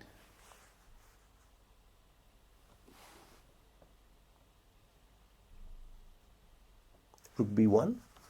Knight d3. Rook e3. I might pick up the knight on... For instance, this is the funny... Okay, we'll come back to this now, but put the knight on c5 for a moment. Rook e3, knight dc5. Now I could play rook takes b3 probably, no? Give the two rooks for the three pieces. Yes. Let's see what would happen there. That looks So it would be very much two like the pieces merriment. and two pawns against the Yeah. two rooks. This could be good. White may still be better here, because I'm quite sure that black will have to give an exchange at some point, and I'll get the bishop and two pawns against the rook. In fact, maybe black should be playing rook takes d6 right now, but if he has Straight to do away, that, but that's bad. then it's not So going go well. back to the other position with knight takes f4. Mm-hmm. Well, this is a bit more troublesome. I wouldn't really want to lose that pawn now. Okay, let's sacrifice the queen. Come on, rook takes b3. What, now? Yes, we can move pieces. There's no problem here. Okay. So I'll take the queen with Take. check. No problem. I can take back with the rook. Now take on e5. Oh! Didn't want to lose that pawn. No, I'm thinking we should try not lose the pawn on f4. Yeah. After knight takes b2, So you can sacrifice in other ways. Yeah. So you can play knight f7 now, for instance, and pay no attention to what I'm winning on the queen side. Knight takes d1 and just recapture with the rook. d1 Or recapture. Well, So- or no, it's, I don't want to lose the bishop. That's the If thing. you take back, then queen e2 maybe, and black Ah, could be getting in with something like this. but even this, I'm not so pleased with that actually. Maybe black's playing knight c5, forcing you to give up another exchange if you want to get the pawns rolling. but this is okay. Take on And then c5, you take can on do d1, this. take on d8. But you are down a whole rook right now. Take on f5 But maybe. you've got e6 there. E6, I'm taking. And now E7. E7. Rook E6. Say bishop A4. Ah, you save with the bishop. Ah, that's very, very convenient. No, so leave the pawns where they are and go queen takes F5 then. Queen takes F5, I think. No, without rook takes D6. Without black's move. Here. Oh, here. But it is a whole rook. This is very tricky. It is a whole rook. I imagine black will be winning somehow. Maybe not with this move, but... So it's not so easy. And actually... So he's gone knight C4, and will Luke McShane obey our prediction and play queen H3? He's been thinking 5 minutes already. Because the other move is queen C3, defending the pawn. Yeah. The queen C3 is more solid. But it also doesn't threaten anything right now. So white's idea is still only knight F7 and D6. Yeah, and I'm thinking that probably that's the best move. Just protect the B2 pawn. But not because of the pawn, but because of the threats on the rook and the activity. So maybe black can make his own threat now with rook C8. With the idea knight takes E5, for instance. And if you go D7, then this. I'm not totally sure I believe this. But I've got queen takes B3. Knight takes D7. Oh, I did, no. Okay. Yeah, I think I'm going to play against rook C8. I think I'm going to play queen B4. Ah, but now I'm taking on B2 again, aren't I? But then but I've you got have D7, and the knight on B3 will fall afterwards. I could even consider queen takes B3. So knight takes B2, D7, bishop takes D7, queen takes B3. Your rook on D1 would be hanging then. But I accept rook takes D7 is Okay. convincing. Many threats. But it can't be so simple, because Luke is still thinking, and he's already spent 6 minutes. Okay, so shall we see another game rather than stay with this one in real time? Yes, of course. Yeah. We have Nicholas Pert. Queen C3, he played that. So let's change the board. Okay. Let me check it just a moment. Hawkins. Try and switch a bit faster, maybe. Yeah, I'm going to go to... Let's see if board 9 is unfrozen, actually, because we've never seen board 9. It's a rook ending. Hanley against Horton. Not much going on here. Okay, but we've also never seen it. No, but So just a brief recap. okay, but fast, because we want to go and We see the really rest don't of like the... board 9, yeah. Is it working? If it's working, that's definitely Okay, worth seeing. try and 'Cause- bring it on then. This would be Hanley against Horton. So this is the other Horton, in fact, not the one who lost to Keith Ackle yesterday. This is the... There are two of them in the tournament, and this is the... probably brothers. I was going to say the good Horton, but that wouldn't be correct. The good Because both of them are extremely good. But this is the Horton who has 23-24, so he's Yeah. a FIDE master. I think the other one, the other Horton is slightly lower rated. Yeah, the other Horton is below 2200. Exactly. This Horton, you can say they're good Horton. I mean, nobody's. But I don't know them, I can't judge them, so... Nobody will sue you. Just to be precise. He probably is the good Horton, but Yeah. it's not nice to say. Okay, so Burgundian defense with bishop b4, knight d2, c5, a3, take, giving up the bishop pair, but trying to get some tempi in the center. So he plays with CD4. Normally you try and keep the C pawn intact in such positions. b6 is another option, or B6, d6. D6 type things. But and this then- is it has been played before Yeah. as well. So the idea is after queen d4, knight c6, the queen doesn't have good places to go. So white recaptures with the knight, but knight. allows the fianchetto. Knight c6. Knight c6. Now this is more a hedgehog system, but knight is not very well placed on c6 in these hedgehogs, so he goes back queen f4 is normal. And now sometimes white can play queen b8. Black can play queen b8, but as long as he has his bishop on e7.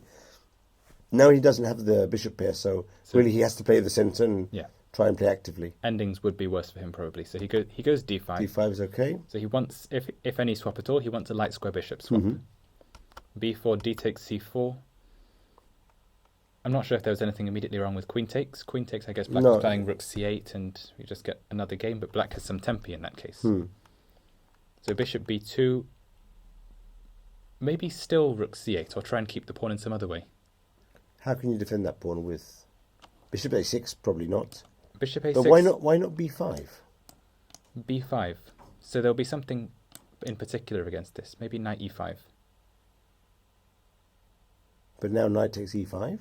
Knight takes e5. Bishop Knight b7. d6. Knight g6. Ah, okay. Queen f3. But it's an extra pawn. It's an extra pawn. So what's the concrete problem with b5? Not rook d1 because queen e7. Okay, possibly rook d1, queen e7. I have some idea of how the white player might be thinking here. Bishop takes f6. Okay. And if queen takes f6, then rook d7. Rook d7 straight away. But it's still a pawn. I think this is unclear. Yeah, it looks unclear, unless there's something more convincing immediately that we're just not seeing. How much time did you spend on this move? Let me see. I don't have clock times on this time because this is the famous board 9. The famous board, yes. Let me check here. 12 minutes. So for sure he was considering other options. So b5 plays for a win. c3 in fact might be a bit respectful to the white Actually, opponent. bishop b2 for white was played after 11 minutes, thought. Okay. And black took 12 minutes to decide on c3. It does He look was respectful. definitely considering b5. Because he's now playing for exchanges, isn't he? He plays to exchange off one of white's bishops. Now the material situation is completely This is level. for equality. No imbalance. Rook d1, queen e7. So he'll be trying for swaps. He'll be trying for rook fd8, get all the pairs of rooks off, and then go agree a for a draw. Rook c1, rook fd8. This is in fact happening. Take, h6. So I guess he wanted to play rook d8, but he saw some concrete problem with it. Rook d8 perhaps. But he's got time.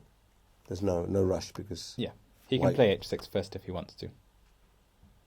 It's only if white's immediately playing b5, but I don't think he is, because after b5, knight a5, white's just making his own bishop worse. Now the a3 pawn is This also... is an issue, and this square has become weak. No, b5 would be a positional mistake, I think, for white. Maybe not, because you trade off the c5 for the c6 to get the square. c6 square.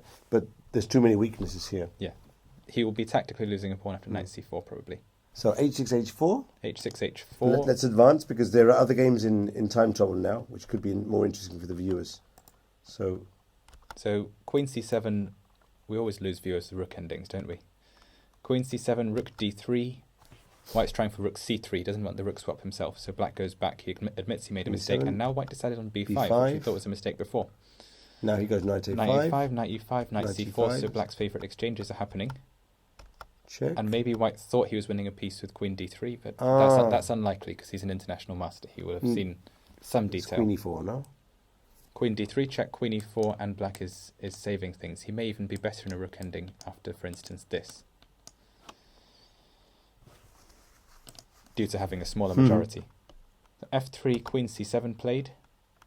Black's thinking of queen c5 to get queens off. Queen d3, f5, king g2, rook c3. And now queen d4, so that black doesn't win a pawn, rook a3. There's a tactic, rook a3, rook d7, forking queen and mate on g7. Correct. So he goes rook back, c4 and now the exchange of queens. Is inevitable, because otherwise white's queen was being hassled Yeah, until the end of it'll be a time draw. on the d file. So let's go to the rook ending. Of course, here white could have accepted a draw, just going back with the queen. Yeah. So he's white's trying to press. White's Well, playing for a win. he thinks he's better in this position. So he thinks his opponent is just some jumped up junior, probably. I saw him in the list yesterday. He's 19 years old. Of course, if he maintains the pawn on b5 and wins f5, he does have some chances. It's not. I think I would also try and I would press win with this white here. with this. Although it might be a draw, but h5 is a very good move. h5 is a good move, preventing g6 from ever being possible. And the pawn b5 similarly constricts the queen side. So rook a5, maybe black's thinking of playing a6 now. But that would leave his rook terrible after b takes, rook takes. So rook e7, king g8, and now I think king f2 is probably a mistake. I like rook e5. Is it possible to play rook e5? Then a6. Then a6. Ah, okay. And rook e8 check, king goes to f7 now. and then you're in Okay, trouble. so that's nonsense. White does have to allow the swap. And this is obviously probably a draw, but White can still press a bit here. So the impression is that the best White will manage is a swap of f-pawn for g-pawn and winning the b6 pawn in the meantime. So I predict this will end up in 3v2. White will play a few more moves and draw. Mhm. In any case, they've now reached the time control, so we'll find a game But that careful. hasn't. If f5 falls, Yeah. this is a winning endgame. Yes. Spielmann won a very good endgame with the king in front of the e and f pawns. It's in his book, very well explained. And of course, f5 doesn't have to fall per se, but then he can't advance the pawn and the rook. But king e3, king f4. Okay, but We- Black's point is always that after king e3 he plays f4 himself, and even if No, king e3 is played king f8. Oh, okay. Oh, f4 now. Yeah, I thought he might play f4 now. But then king to f4. Rook h5, and then we don't have a standard 3v2 because the e-pawn is passed. That's not so clear. It's less clear. Okay, maybe he's seen that rook e5 check forces the king to do something it doesn't want. Oh, but it's his turn now.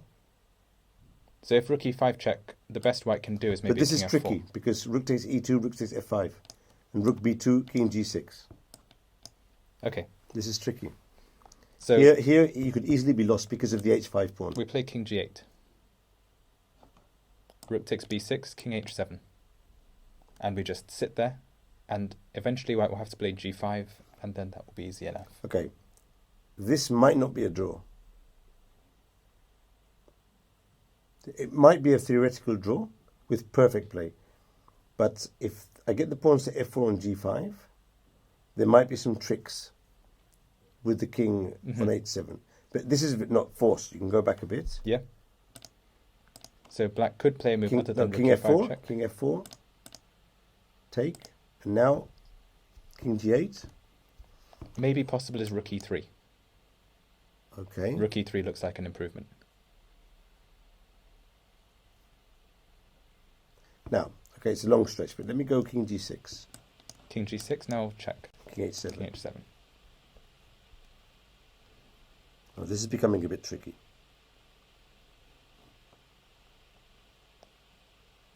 So now I can...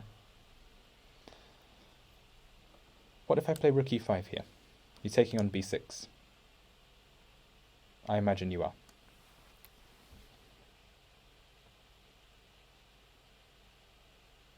Or g4. You're going to lose the 3 against 2 if my king's on h7. That's correct, but right now you're not threatening to take on g7 because of rook e7, I think. So you can only play it after king h8. Ah, nice. What happens if I play rook e3 back? Or in fact, even after king g6 if I take? No, if I do this, then And then I check. then you and might... No, you don't really. No, this is a draw. This as is a well. draw even without the This is a b-pawn. draw. This is a draw as well.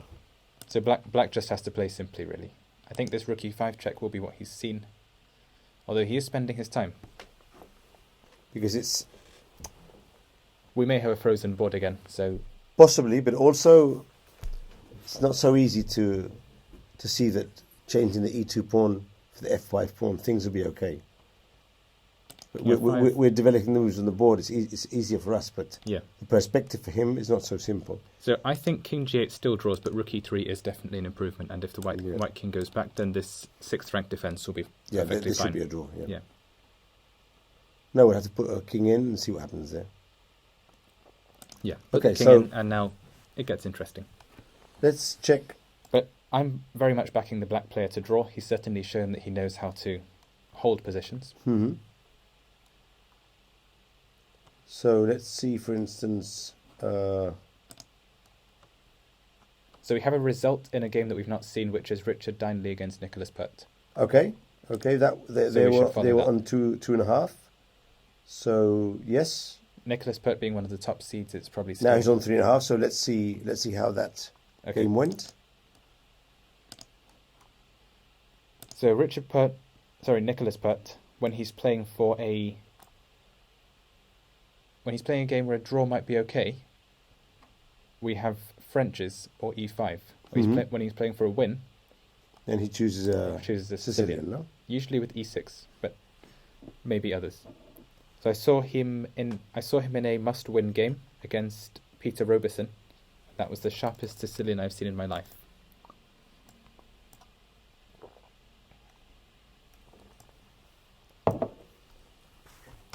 Knight f3, knight c6. So he's followed the trend of playing the Kalashnikov system, which we saw one of yesterday as well. Knight b5, d6, and now white chooses bishop e3, which may not be a known move, at least not to me. He wants to go to he wants to transpose to the Sveshnikov, and there is one line that there's a transposition, but after playing bishop f4, e5, bishop f3, and then bishop g5. But that comes from the two knights with e6, the knight db5. Yes. So, but that's another line. Here, I haven't seen it, but of course, if black plays a6, then you go back to c3 with a knight. Okay. And not to a3. But black went knight f6 now. So the line under discussion is knight f6, knight c3, e6, knight db5, d6, d6, bishop f4, e5, and now bishop g5. and now it's bishop g5. Yeah, that would be a transposition. So but there's another line in the Kalashnikov where the bishop goes to e3. No, I think it comes from the Taimanov variation. And there's a tempi lose, but you end up recuperating it afterwards to get to the Sveshnikov. To get to the Sveshnikov from a Taimanov? I think so, yes, in this variation. Oh, okay. I've not heard of that. d6. But okay, we should progress. The bishop g5, white's rejoining the main channels of the Sveshnikov complex. I don't know if it was... But it's not exact, because knight f6, bishop g5, white's the knight's not on c3 yet. Yeah. So now he plays bishop e6. Bishop so for instance, e6. if bishop e7... If bishop e7, then bishop takes f6. No, exactly. So that is a problem. But it's not clear to me why black didn't play a6. Maybe he thinks he can do it at a future moment. But against a6... white can still fall back to d5, to c3 with the knight. c3, and I'm not sure I like this for white. Because normally you would expect to have some moves like c3 or knight c2 already. But this is still playable. Yeah. Maybe black is equalized, but there's still a game. So, bishop g5, bishop e6, bishop takes, pawn takes, knight d2. That's somewhere the knight doesn't always go in the Sveshnikov. a6, knight c3. Already we're getting the feeling white may not know what he's doing in the Sveshnikov complex. f5, knight bishop c4, queen g5. Yeah, black's got the initiative here. So white's not even controlling the d5 square, which is a bad sign given black's played 4e5. You have g3, long castling, knight d5, bishop h6. So black can trade off both of the knights, the queen d2 and bishop takes d5 if he wants to, and then he has no strategic problem in the centre. He just has the standard Sveshnikov centre, e5, f5, d6. But also he's threatening to change everything and win the e4 pawn. That would be a disaster. Well, it's what white did. But that must be a mistake. I think Richard Dineley just didn't have his day today. Yeah. Because, I mean, he's losing a pawn now. I'm sure he could find something here. Maybe knight f3. He must have a move. But he played c3. If nothing else, you can play bishop d3, you know? If nothing else, but it's because he plays c3. If you play bishop d3, you don't lose material. You might question your life choices, but you can play on, I think. Maybe he didn't like knight d4. No, against bishop d3, I'd play bishop takes d5 and knight e7, and then e4. Okay, knight d4 may also be good. That's also good. The point is that if white tries to play this, then you win a piece. At least. Okay, so he played c3, which at least avoids knight d4, but he loses a pawn in this case. He might have had in mind some idea where he plays rook e1, and against f5, knight b6 check. Okay. But he will have got to this position and realised that, for instance, knight a5, rook e4 check, is even better. And then king b8, and then the pin. Big problems. Even though rook c4 was check, black is still winning material with king b8. Big problems. So white played a3, but definitely he must now be losing. It's pawn down and... The king b8 avoids any check, position. King e3, f5. I assume the rest was just technique. Interestingly, like Howell, Nick Putt plays a bishop switch I wouldn't necessarily have expected. but it's good. Basically, anyway wins. Bishop f7, rook f7, rook d6, and now the marauding rooks deliver what looks like a mating attack. Rook f1. Okay, this is a nice tactic. Yeah. So he has to see at this moment that e3 is good because of this tactic precisely. So either e2 or king d3, rook d1 check will decide.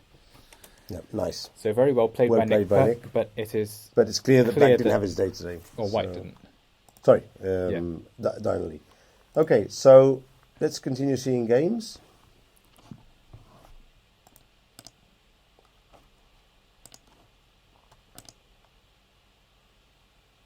Okay, so we have Eggleston Ward, the one with the peace sacrifice much earlier. Yep. That has now reached move 49. Wow, and Eggleston has won. Yeah. Oh, interesting. That's one, maybe not a complete upset because Eggleston is a very good player. But He's an IM with 3 GM norms. You take it seriously. 3 GM norms. Yeah. But a low rating. But I think we talked about him the other day, no? Yeah. Because he was slightly irregular, maybe, no? Slightly irregular. Capable of making Grandmaster normals, but then playing weaker tournaments. Yeah. No? But obviously, if he's done 3 Grandmaster norms, fully capable of beating any of the players. Any Grandmaster, obviously. So, I think he drew with Howell and Gawain last year and was close to beating Adams as well. Okay. But that was one of his GM norms. So let's go to the position. So we discussed in some detail the position until now. White's knight h4. We thought it was probably a bad decision. Maybe Black can take on f7. In the game, he chose bishop takes g2. King takes. So now White's either forced into some passivity with knight takes g2, or he takes with the king. Queen c6, f3. But we thought this was good for Black after bishop takes h4. Apparently, we saw a very similar position, and we concluded it was better for Black. Ward took 33 minutes to play bishop takes g2. Well, that's understandable. You have a lot of candidate moves here. You can maybe even play king takes f7 now. 33 minutes, wow. So he will have seen something against king takes f7, presumably. I cannot imagine what that was. King takes f7, bishop e4, fe4, rook b1, but it doesn't look conclusive. No, but these are I think we saw queen f4 as a possibility as well instead of bishop takes. After this, queen f4. We were looking at several options here.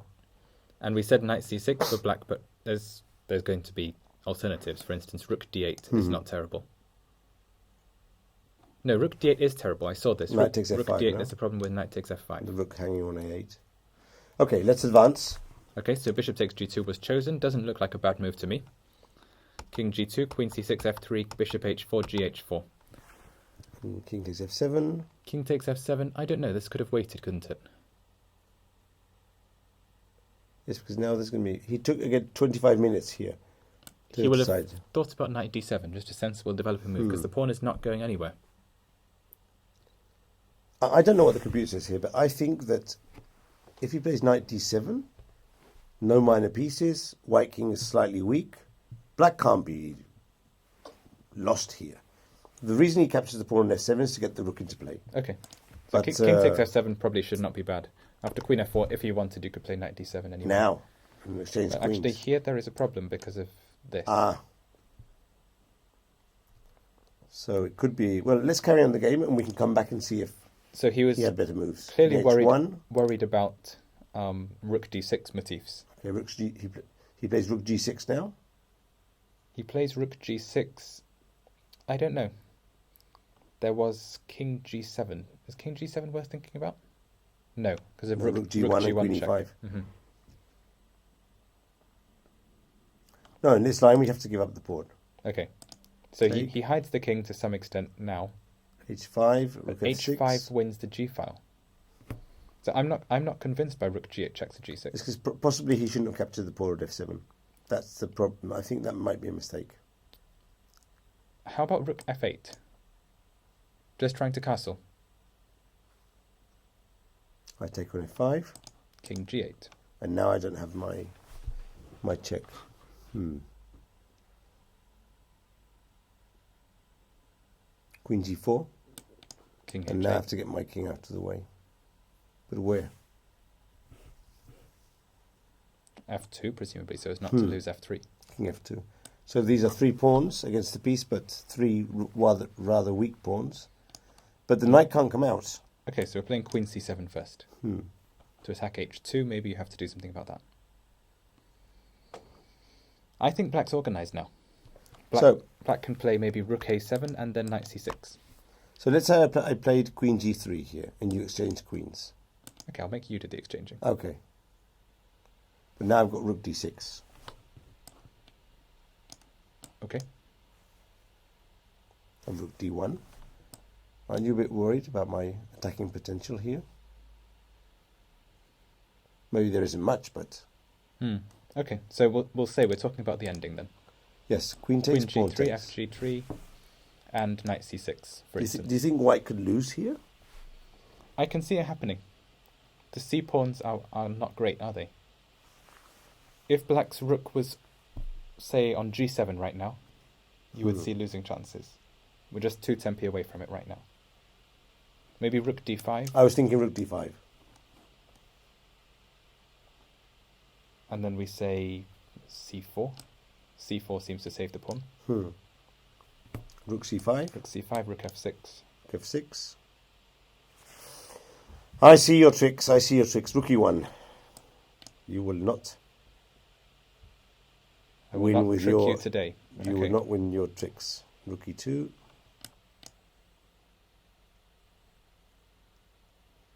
Okay, but we, as usual, digress and go very far away. Let's see how the game finished, so our spectators can see, because there are other interesting games. So the approach rook g8 check to g6 may have been wrong because of this ability of white to play h5. Rook f6, rook g1 check. Now I might actually believe white's attack.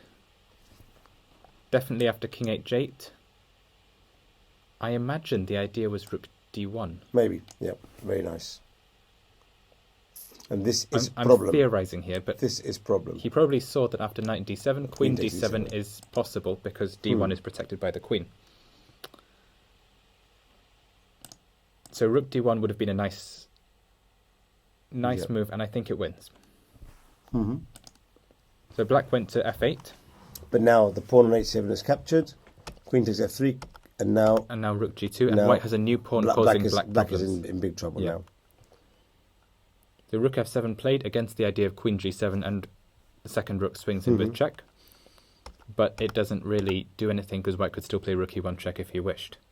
But he preferred h6, which seems okay.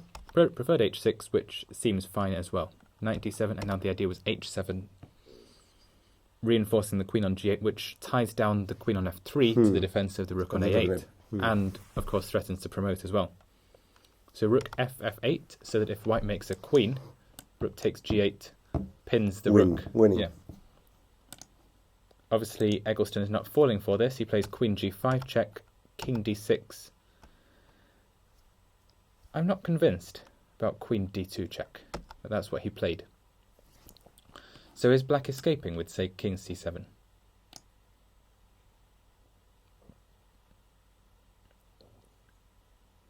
Rook d1.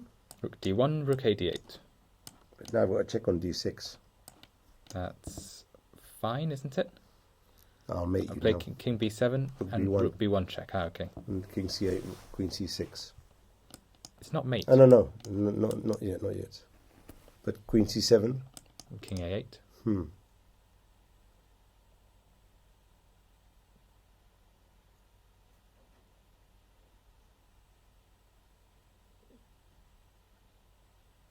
No, it does seem you're not winning, but Just about clinging on, maybe.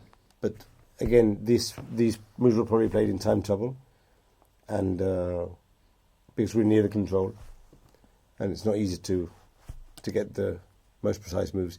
I can understand him seeing king d6. Okay, but he didn't play rook d1. I would have played rook d1 here. Rook d1 right here isn't really allowed. No, sorry. Queen d2. Queen d2. I can see that black thinks king c7, rook d1 may be a problem, Yeah. and that's why he plays queen d5. It could still be a problem, in spite of everything we said. But It does look So he dangerous. played queen d5. He did think about the alternatives for a minute and a half. But he must have known while he was playing queen d5 that he was losing a piece in the process.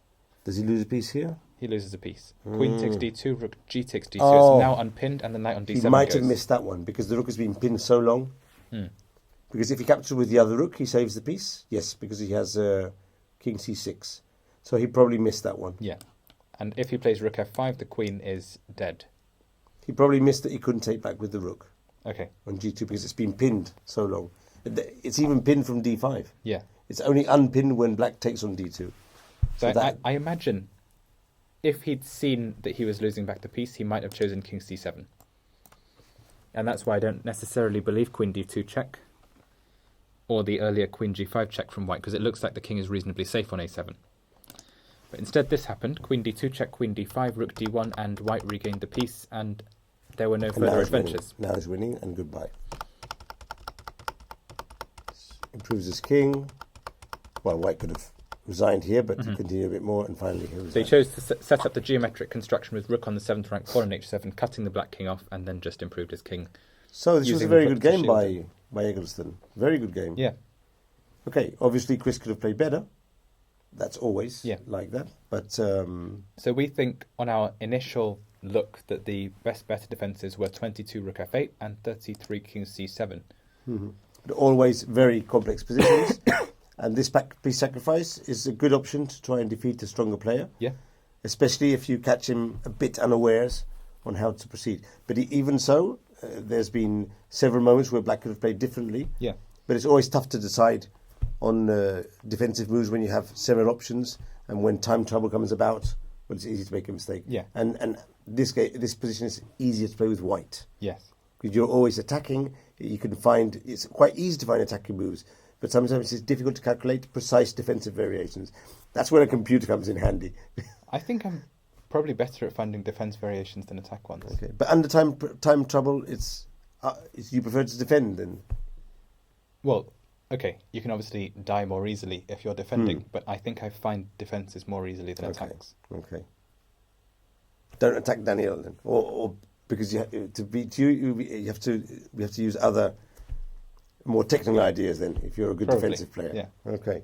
Right. Let's see some other games. For instance, Max Shane finally defeated Merriman. Okay. Just before we the can time see how control. that finished because It's It's very competitively soon. important, yeah. So we had queen c3, and black couldn't see better than knight ba5. So, I don't know, this looks like it ties up his pieces even more. Knight ba5, rook d4, and now white's actually threatening to win one of them by playing b4 next. I don't know, I don't think black had to allow this to become an option. What did we suggest against Queen c3? We were saying Rook c8, no? Maybe rook c8. And try and get some discovered attack. But black played Knight ba5. Again, a very complicated position and in time trouble. Easy to make mistakes here. You could also consider b6 or b5. So he went back with the other knight. Yes. But now, as I said, rook d4 d5 sets up the b4. idea of b4. threatens b4, winning the piece. And after h6. h6, knight f3. Went back with the knight. Okay, he's able to stop C8. that from winning a piece because after b4 he goes not to c6 but to b3. Mm-hmm. Queen So white Queen played d3 seems Queen to be D3. on the wall. Rook c8 actually set up the idea I mentioned before. The point is after d7, bishop d7, rook d7, knight takes Knight e5. e5 and Black is fine, I think, because he attacks both the queen and then rook on d7. so Rook e d8 So rook e d8. and now Queen takes f5. Presumably there was some detail that stopped black from playing bishop d7 because you really want to play bishop d7 if you can. b4 Ah, that's it. and knight has no square because b3 is protected and c6 blocks the file and you can win the knight. Yes. So black was in trouble here. So that's why he played Rook e d8 to prevent d7, but then he loses the f5 pawn. You're looking at knight b2 maybe. No, I was wondering if black can still play knight c6 and try and get into a bishop ending. Well, he can capture with the queen on Oh, yeah, I understand. Then you play knight d. No, but I capture with the queen on c4. That's it. Capture with the queen on c4. No, but then I take on d4. And I take 3 check. I can play You queen must takes do this. d4. And then I have But some... this could be tricky. You could no, block maybe on the light squares. Not queen c4, but I have some other ways to blockade. Maybe b6. I have time for b6. And then queen c4. If knight c6 is fine, I don't believe this variation for a second. Knight e5, rook e5 is the point.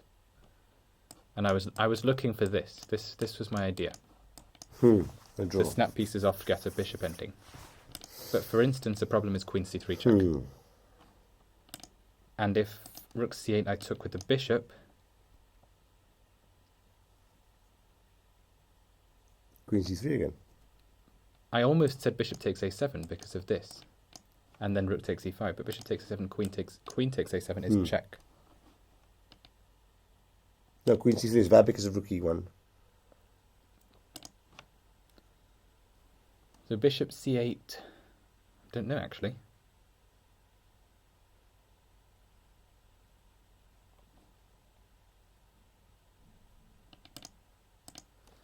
I may have it. I may have it in that final position. Ah, in the final position, Yeah. okay. So knight e5, rook e5, rook c8, bishop c8, and Take on a6. take on a6. Rook e1 check, Bishop takes. bishop takes, Now h5. and h5. Okay, Let's go for the g7 one. so you take presumably. I'm trying to get a second pass pawn, which will give me the win. But I think I should go g4 here. G4. And now take on g7. Okay, so I can play g6 actually. Ah, but now g5, no? Ah, now g5 is winning. Yeah, it must be winning. But in any case, if John gets to a bishop ending after what he's suffering, it's a win in any case, no? So the point was Now fg4, take on bishop g7. g7, bishop h5, bishop h6. And I'm not sure if these two pass pawns win, because with two pass pawns you normally win, but there has to be normally two files between the two pass pawns. Okay. And there's only one here. But here the bishop operates And the bishop operates as on defensive one and diagonal. aggressive. Now this probably is a draw, but who knows? Who knows? Okay, so maybe But that would be a win to get to that position. Obviously, this For is I'm sure that from here to the bishop ending, there must be many moves that can be improved on because we're just blitzing we're this just out. blitzing these out. So But okay, it's an idea. Knight c6 and knight takes e5 and try and get to bishop. that's bishop very ending. difficult to see. I mean, the first thing you see is you're losing a piece here. Yeah. So he played rook d8, and white captured the pawn on f5, and now it's 3 pawns. And now after rook f8, black didn't really have an idea. Went back to d3. Knight b3, which maybe could have been played before. d7. It did have an idea. So he was trying to get the rook away from the d7 fork. But unfortunately, after d7, for some reason, he still has to give up the bishop. That's Okay. because Then he loses definitely. So let's see because what would happen for something else. Rook d8, for rook instance. d8, Lose the unfortunately, knight. yeah. And Maybe take with the rook, actually. Take with the rook and bishop b5. We must continue the line, actually.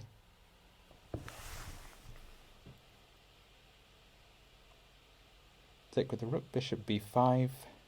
But I just play rook c8 and queen takes b3. Ah, yeah, okay. Beautiful. Rook c8. Simplify a bit. Queen b3, piece up. And it's a piece up. Similarly, in the game, bishop d7, rook d7, black still couldn't untangle his knight from b3. Maybe he could have played knight a5, but now e6 or any legal move wins. Queen e6, rook takes g7. He may have just blundered this at the end, but he's losing anyway. He's losing anyway. Yeah. So, a very good game by Luc Bachane, sacrificing the piece for 2 pawns, a third pawn, and calculating very well all these tactical nuances to make sure that he was keeping always his 2 passed pawns. In the end, black had to give a piece for the pawns anyway, and then lost due to the bad position of the rest of his minor pieces. So quite convincing, this victory for Luc Bachane. It's a pity Merriman lost, but he's already playing a very good tournament. Yeah. And if he carries on playing like this tomorrow, I think he could easily beat any other player, as long as he doesn't... As long as he doesn't play Gawain Jones, for instance. Well, That would be a terrible accident. but he's going to be on 3.5 and Jones is going to be on 4. Yeah. So it's unlikely. Yeah. Okay, let's carry on looking for... Well, he could play Nicholas Pert. Maybe, but there'll be many players on 3.5, Yeah. so we'll see. Okay, so more games. Let's see. Well, we've reached the time control in nearly all the games. Mathematically in all of them, surely. I think there may be some moves in Zoe. Against McPhillips. Phillips. And this... They're on move 40. They just reached the control now. Okay. So, as predicted, this doesn't look fun for black at all. So he gets his rook active, in fairness. Rook a2, rook e1.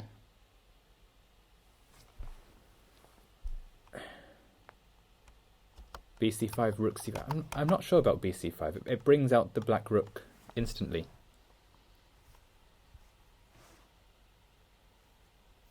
He could maybe have tried to play with knight f3 and g4. Is that asking too much?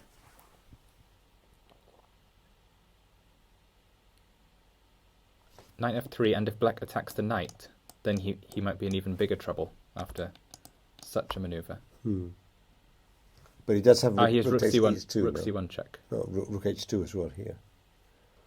You have to be careful. Rook, Okay. rook takes h2. Yeah, okay. B takes c5, clearly fine. As long as he doesn't bump into major counterplay. Rook b2. King b4, rook h5. Rook went back to h5. I guess the idea is a classical trap of the rook, isn't it? This But why didn't he play rook b7 here? mini That's formation. what I don't understand. Rook b7, here. Yeah. I guess the king has to go back. He probably thought the check from behind is more dangerous. And so the king should be shielded from behind by a rook. Okay, so the rook moved now to h5. But now it's cut off again. f5, cut off the rook. Rook e5. Rook e5 to stop king c5, d4. Now this must be a winning position Yeah. for white. Clearly winning. So against rook e8, white's still playing king c5, so black decided to try this. And now he does get both his rooks in active positions. So it's a bit tricky, but more pawns. c6. There's one more pawn and it's on the 6th rank. a4. a5, maybe there was... Yeah, there could have been a cleaner move, but rook d7 is perfectly fine. Rook d8.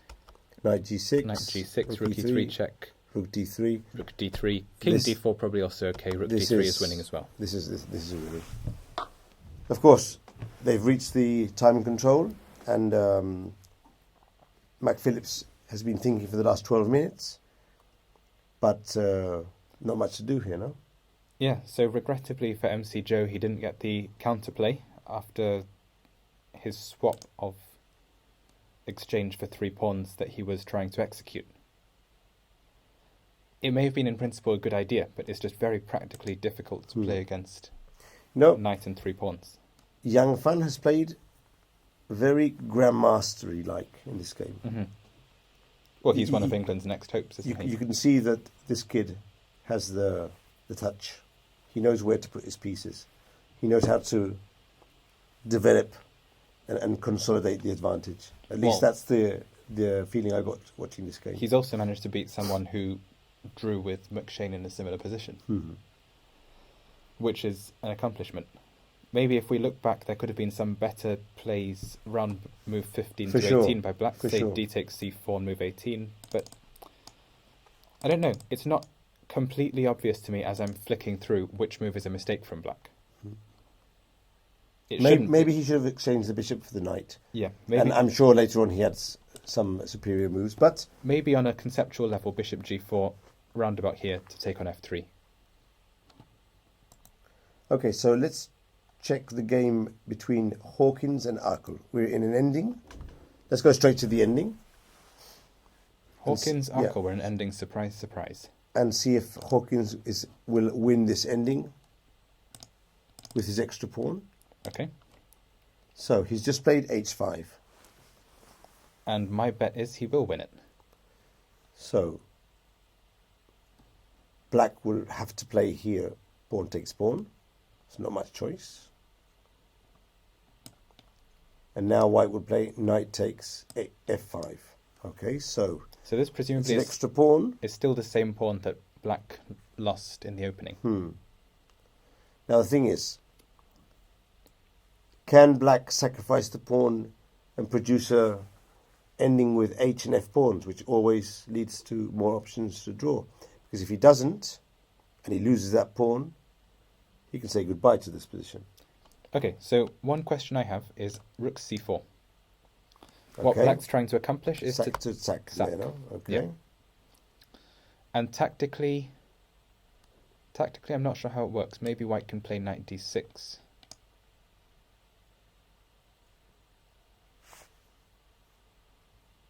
Maybe white's stopping it with knight d6. But you know something? When your king is cut off on the first rank, if I get my king active next to my knight, maybe you can still play king f3. My idea was to play knight d4, but maybe this wins a pawn. This is losing. Well, we get to this ending. But you could try and defend this ending because the king is well placed in front of the f pawn. Yeah, this would be the right place to try and defend it. King g7, and I'm wondering if I could play g4 instead of taking the pawn. It's the principal try, isn't it? But we go rook d3 check. King e4. King e4, rook g3. You want to play rook g5 g5 check. or something. I don't need it. King f5. King here, king f5. It's probably winning as well. I don't know. The rook seems a bit stuck. So if we play rook a3. Ah, good move. Very good move. Now I can't play rook h5. If you play rook h5, I check you endlessly along here. I'm never taking on h5, but I can check you. Oh, but then I go to h3 and I win the h4 pawn, no? I thought you could change on h5 now. But say here, you can't get to h3 because I'm... No, but you lose the pawn. No, but how? I play king g2. King Oh, g2, rook okay, g3. okay, I understand. Okay. And if you go back to the first rank and try and do it that way, then maybe you rook attack a4. the f4 pawn, yeah. Yeah, this is a draw. So, still some chances for Kithakul. So possibly after rook c4, we're forcing the f and h ending. But Keith Arkle has chosen not to take on h5. He's played rook c2 check. Oh, he had that move. Well, king h3. So king h3. Maybe he wants to play g5 now. Maybe he wants to play rook c3 as well. Maybe g5 also. But g5 I don't believe. Seems suspicious to me now. g5 is not going to do. Ah, no, not this because of mate in 2. No, but I'll take on f5. Take on f5, gf4. And now rook e7 possibly.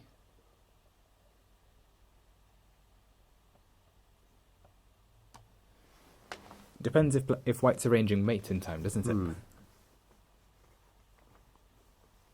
But now I can check on e7. I'm going to mate somehow here. Yeah, try rook e7. No, I was thinking knight e7 check. Oh, knight e7.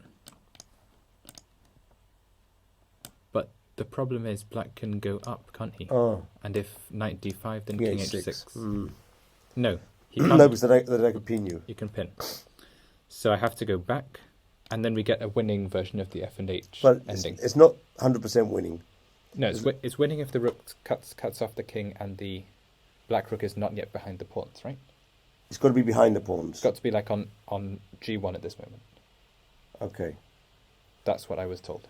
My knowledge doesn't go that far. I know there's many options of a draw, and the king has to be in front of the more farther advanced pawn, I think. This could be a draw. But also if you go there now, then there's knight f6. Exactly. Now this is trouble. Big problem because of mate. Well, he still has... No, he's going to lose. So he'd have to go back to f8, but now he's in front of the wrong pawn. No, I could even... And the rook is misplaced. I could even consider h6 here. Here. Why not? Take. Oh. Yeah, okay, the king happens to be in the wrong place to push the pawn. That's an accident. But there was also rook h2 check. No, because then king takes g3. And No. This is a draw as well. It's hardly relevant. But anyway, he may have the option of g5 if king h3. But now he's thinking for. Okay, so actually, Keith took quite a time to get to this position because he thought his last move. He thought quite a while. Check here. 8 minutes. Mm-hmm. So he's left himself with 10 minutes for the rest of the game plus the increment, whereas Hawkins has 35. I think Hawkins has more or less a 70 or 75% chance of winning this game. But I still think that with very good play, a draw might still be possible. Because of the rook ending with the H and F pawns. I'm pretty sure that the objective evaluation is a draw. But in practice? In practice, I back Hawkins, like I said at the start. Okay, so we're going to take our second break. Is that okay with you? Yeah, that's need fine. to Unless there's regroup. Unless there's anyone we've totally not visited. Well, in any case, when we come back, we'll wrap up the rest of the games and see. For instance, we haven't gone through Kolbus Eder. We can do that when we come back. Okay, we'll and definitely then see, look at that. And then see the rest of the games. And we'll be in for some endings now. But we've still got quite a bit of time to finish off. But first, a small break and coming back very soon. Yeah, see you in a few minutes. See you.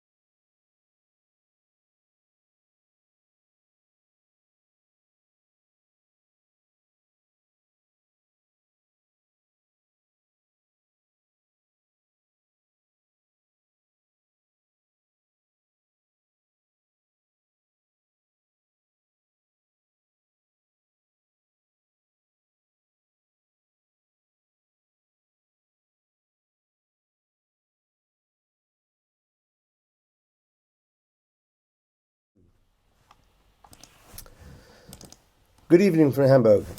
We are analysing the 5th round of the British Championship. The games are drawing to an end. We already have many results, but there's still 5 or 6 interesting endings. And also we're going to go through the game played between Dimar Kolbus, 2306, and James Adair. And then we'll carry on with the endings and see if we can learn some endgame practice through the games in the British Championship in Dondaloo. So, Daniel, what can we say about this game between Dietmar and Adair? Okay, well, which is still in progress, by the way. Yeah, still in progress. We've never looked at this game in this session. So we have another Queen's Gambit declined, which we discussed a bit yesterday. An alternative way for black to face the minority attack. We have it with g6 this time, not with bishop e7. So the idea of g6 is just to support bishop f5 and make sure that pair of bishops comes off the board, which it duly did. So black could consider playing bishop g7 here, if he wanted. That's also allowed by g6. What he should not do, I think, is to play bishop f5. Is it bishop f5? I think he can play, but queen b3 could be a bit... Yeah, bishop f5, queen b3, and the queen could be overloaded on d8. Another thing that bishop g5 queues up is, for instance, against no move at all. Then there's a trick. White Knight has takes this d5. trick, which we mentioned before. But bishop e7 perfectly competent, other than maybe it allows bishop h6, which will stop black from castling if he particularly wanted to. But white played sensibly. A pair of bishops came off, and black is just looking to gradually outplay his lower-rated opponent by about 180 points. So it seems white wasn't actually trying at any point to play b4, which is an unusual handling of this setup. The minority attack. We talked about it the other day. Yeah. Let's say a5, rook e2. I'm not sure about knight b6. Knight b6 may not have been called for.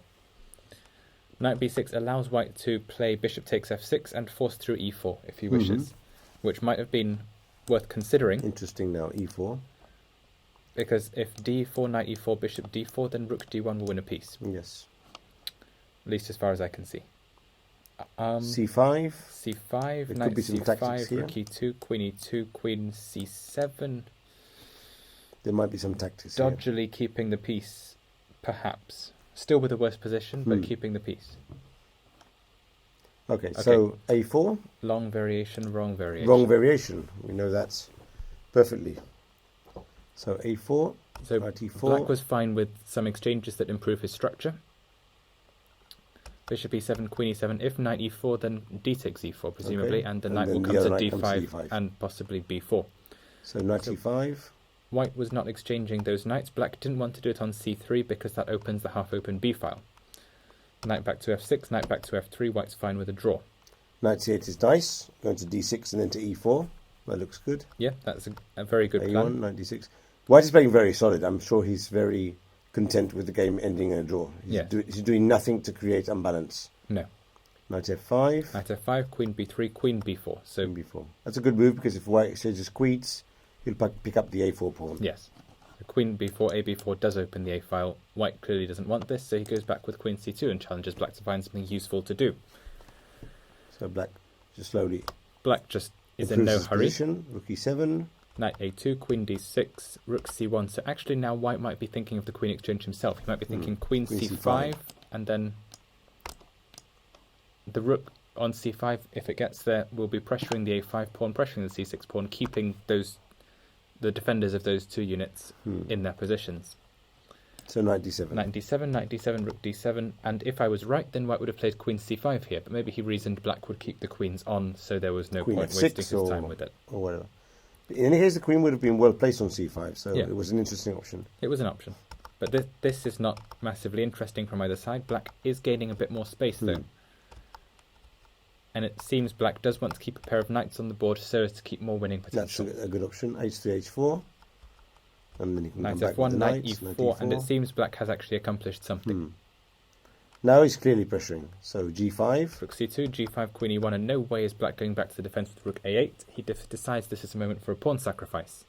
He could have played rook a8 if he wanted to. He could have played rook a8 But and then maybe f3. kept trying to slowly improve. But, okay. So now he goes for the pawn sack. Nothing wrong with a pawn sack. especially with the idea of g4 and possibly g takes And h3 rook or G7 g3. and crashing through on the G file. So Queen E1, As long as G4. as long as white isn't playing a5, a6, and rook takes c6 anytime soon. So pawn takes pawn only move. If not, black takes on H3. Also, And king, rook king G7. h1 is worth considering, but rook g7 would have forced white to make a decision anyway, such as h takes g4. But he can take on G3 on H3 as well, instead of rook G7. Okay, Take this and then is rook true. G7. Yeah. It's a double mate. He's going to lose there. Like connect 4. So pawn H4, takes, pawn takes, F4, B4, b4, and now King F7. Now that seems to rook f7. rook F7. That seems to suggest that he's attacking on F2. Yeah, and white may have... Maybe doubling rooks is a threat now. Yeah, so white had the option of doubling his rooks on the second file, but this looks extremely passive. There must be something wrong with this. For instance, g3, and if f3, then h3. Yeah, this looks good. This looks like it should crash through. Mm-hmm. Maybe white can continue this with f4, but it looks highly suspect. Maybe black is now switching Now to the H3. h file and trying for that attack. Who knows? This maybe was the best defense, but it's a difficult position for white in any case. So he played B5. So white plays b5. Take, and then doubling rooks, attacking F2, But I'm not and essentially losing the pawn. Yeah. But he had rook C8 as his defense, but he loses the pawn anyway. Taking with the pawn, knight takes F2, rook takes. So now material has been equalized, and it's clear that black has much more activity. Queen E2, H3. h3. That looks like it might be giving white a chance to close. So if h3, But now it's H2. g3 well, doesn't work because of queen e4, Queen E4. but perhaps white should have given thought to knight g3. But then H2 check. h2 check, king Queen h2, takes, queen... okay, Queen queen H6. and queen h4, for instance. Ah, that's not okay. Attack the knight, and then there's a mate on H1. Yeah. Yeah, this must be winning. So black plays. Okay, the line still, does continue. Oh, still has that one. No, tricky move. Maybe we should prepare it a bit. Instead of playing h2, maybe queen somewhere, preparation. like this. That looks good. How can you stop H2 now? We don't need to. We can play rook f1. Sorry, rook f1. Oh, that's H2's mate, mate. in 1. I thought he had to take on g2. Sorry, I'm going mad. Yeah, I don't see one then. Well, let's take with the pawn, but then we can take with the queen Yeah, or with the pawn, whatever you prefer. The queen looks good. Queen looks good because if pawn takes, then king h2, and white's done what he wants. No, but you take with the Taking queen. with the queen, and there's no defense of the g3 knight. No, if it moves, queen h1 is mate. Lost. So, very well played by black this game. So maybe queen c2, knight e4 is a decent defense, and if knight e4... But now he's threatening rook f2, and there's been moves. There have been moves. Knight g3, is that the move? No, he played queen a2, attacking the d5 pawn. Okay. Knight g3 looks like it is vaguely okay as well. Although now that... Yeah, so I was wrong. There is a tactic. You lose a piece. But also knight takes g3, you lose a piece. Also knight takes g3. This is probably mate. So now what is he going to do against the threat queen takes d5? That's a good question. Quite possibly, he's going to ignore it. How long is he thinking? Oh, he's made a move. He's played queen f5. Queen f5. What were you thinking? Possible, Rook f2? rook f2, queen d5, king h7. Ooh, rook c7 check. Rook c7 check, king h6. How is white stopping rook takes g2?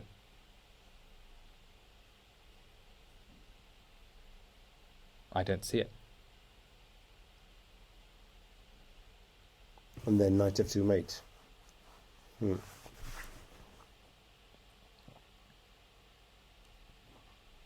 Maybe this was an idea. So I won't check on h7. On c7, I'll play queen takes b7. Now the problem is I might have rook c6 now. I really could not care less because it will still be mate. Ooh, nice. Nice. So the king hides on h6 from all checks, and we think rook takes g2 will just be a cruncher. Well, this looks winning. But okay, queen f5 is also very sensible. Queen f5 may not have a threat. Queen e2? Queen e2 played, is it? Played. Queen e2. This screams out for some kind of queen takes f1, knight g3 thing, doesn't it? The queen looks like it will be won by a fork.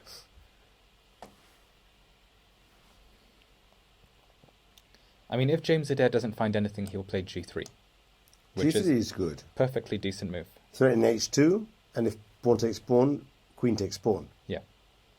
I don't see anything wrong with that move. It's probably the one I do myself. It's very simple. He's threatening h2, and knight f2 mate. Yeah. So pawn take pawn is his only move.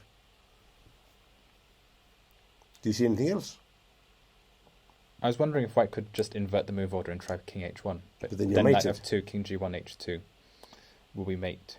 Well, it's So not yeah, mate it's because got to be gh3. you can sack the knight, but you're going to lose. I know. So queen takes. Queen takes, and now queen g2 makes most sense, otherwise black is playing rook f2. Okay. Queen g2, I don't know. Is black taking this? And if so, why? Yeah, I'm mating. Yeah, You're mating. yeah. As I played. How? Oh, knight g5. But you could have gone. You could have gone to h3. But now knight g5 and knight f3. No, but I'm taking now. Oh. Oh, not so clear. No, go back. I'm not doing this. Go So back. rook b2 maybe, but you're winning. Go back to here. Just a moment here. So this is the game position as we Yep. know it. I can't shake the idea that queen e2 will be won by a fork. Maybe black plays queen. Where did black queen just come from? Okay, so queen e2, he can play queen h5. Mm-hmm. I think this threatens rook takes f1, but I may be losing the plot. So if I white just understand. makes no move, rook takes f1, and if then rook takes h2. f1, then this is mate. Mm-hmm. If queen takes f1, then likewise, or if king f1, then h2. Correct. Mhm. So he has to do a move there. But which move? And if Yes, gh pawn takes has pawn. to play gh3 now, I was thinking rook f2, but that's now bad because of queen takes g4. Pawn takes. Pawn takes is Oh. pinned to the queen. That's a disaster. And queen takes queen d2 again. So maybe rook f3. But this is looking tenuous again. This is tricky. There's some checks at the bottom. And let's go back to this move. Yeah, I like the idea though. There's been developments. He played queen f2 check, so he Queen didn't see F2 anything check. at all. Queen takes, rook takes. Rook takes, gh3 I assume will have to be played.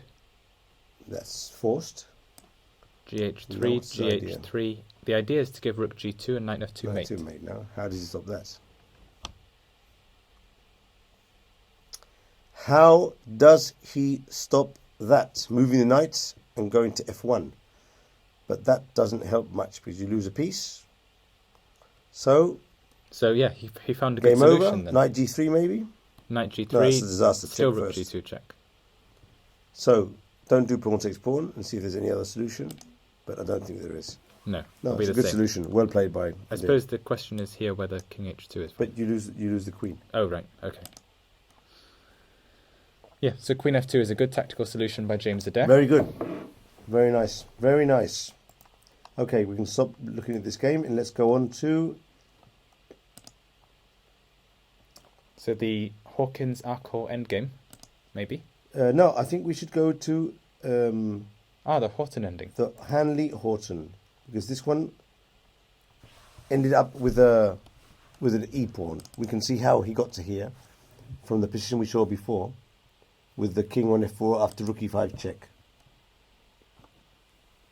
Rook e5 check. He played rook e5 check. So rook king d3. He didn't go for king f4. Went to king d3. And he eventually just went back to Went f2 back. and then decided to try this g4 one. and get the e4, get the e2 pawn as the pass pawn. Yeah. That's very, very well played because now he has some chances with the pawn.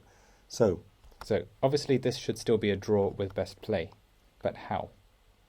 well, the position I'm seeing now This is already quite tricky. Game position is maybe lost, but right now, Should be a draw, but you can't get your king out.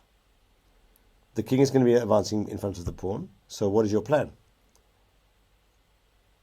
So king j8 seems okay. King F4. King Checking with the F4. rook seems okay. Okay, hang on. This is where we make a first decision, I guess. Are we going to try and oppose the pawn until it comes to e5 or e6, and then we give the checks from behind, or are we going to start those immediately? No, my king will always be in front of the pawn. I'll go e4, e5, king f5, king e6.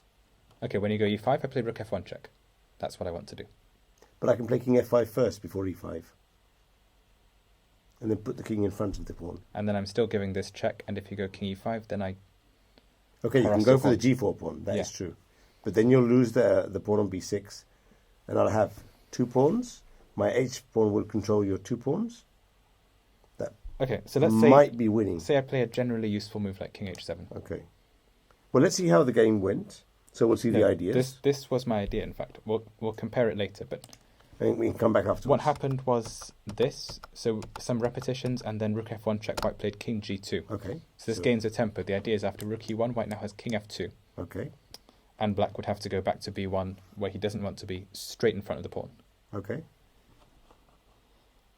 So by comparison, what I want to do is play the same idea, but with the white pawn on e4.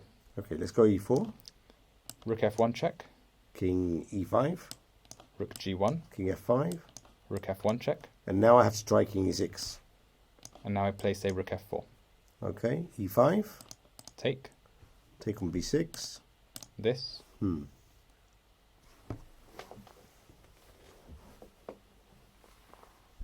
course, I might be promoting the pawn, but you'll have 2 pawns for the rook.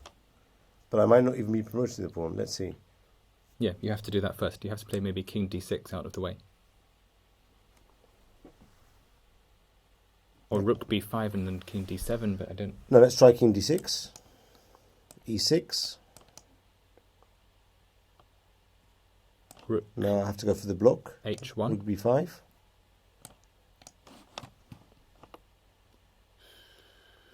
You might be lost here. Maybe. You might be lost. Because I'll always have... You have to try king g8 here. And try and exchange rooks and get the king to e7. Why exactly? Let's say I can't play king g8 because you give check. That's the problem. But then I can't block afterwards. No, but it doesn't matter because say king g8. Oh yeah, of course. check, e7 and e7, then I just go, and then run. you just run towards the rook. Okay. Well, so, I think you're missing a tempo here. No, hang on. What if I play against any move? I'm playing king e5 here, rook e5. So here I play rook d5. Rook d5. I go here. Rook e5. Rook e5. I go back.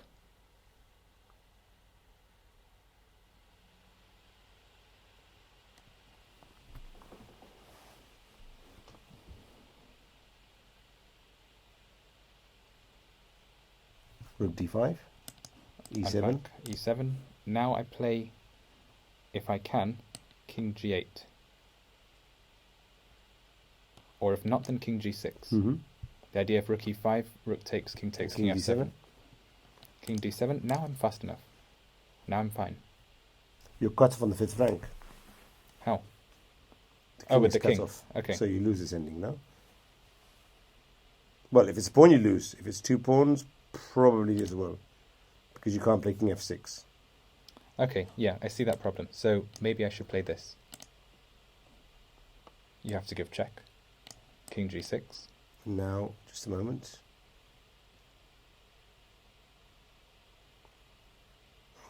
Suppose not to play rook f8. Rook f8. Now h5 is fine, probably. But h pawns are always very tricky. Let's go for the ending. Okay. So take with the rook. Take with the rook. King f5. King d6. Do I want to push 1 pawn or 2 pawns? Remember, only one needs to get to the end. I'm just saying. I'll go with h4. King d5. And if h3, I think I can hold that.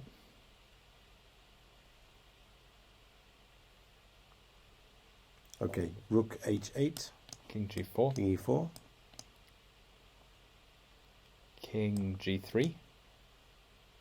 Just about, I think. King e3. King e3, h2. Rook h7. King G2. Ah, there's the stalemate idea. This famous idea. Yeah, same idea. I don't think King H1 works. But I think there's something concretely wrong with King H1. I remember this position because King H3, King F2. yeah, but What's wrong this with is King draw H1? as well. I think this is Is draw it? as well. Yeah, I think so. Yeah, because there's a stalemate. Mm-hmm. But you were drawing with G5 as well instead of Instead of King G3, Yeah. maybe. G5 is also draw. Okay. But you're drawing by one tempo. Enough. But always very tricky. Okay, so I think this is the right idea to draw. But something has happened here because he's gone G6. He had something real, but just out of touch. Yeah, just out of touch with the idea.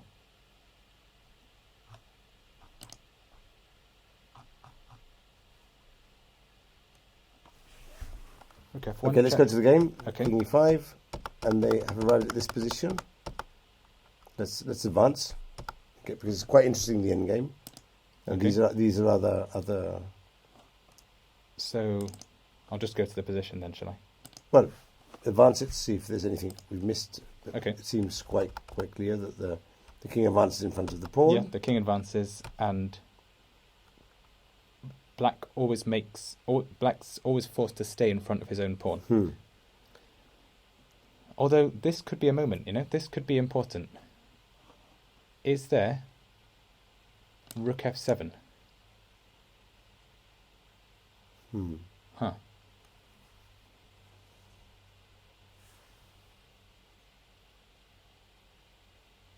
Rook F7 probably draws immediately.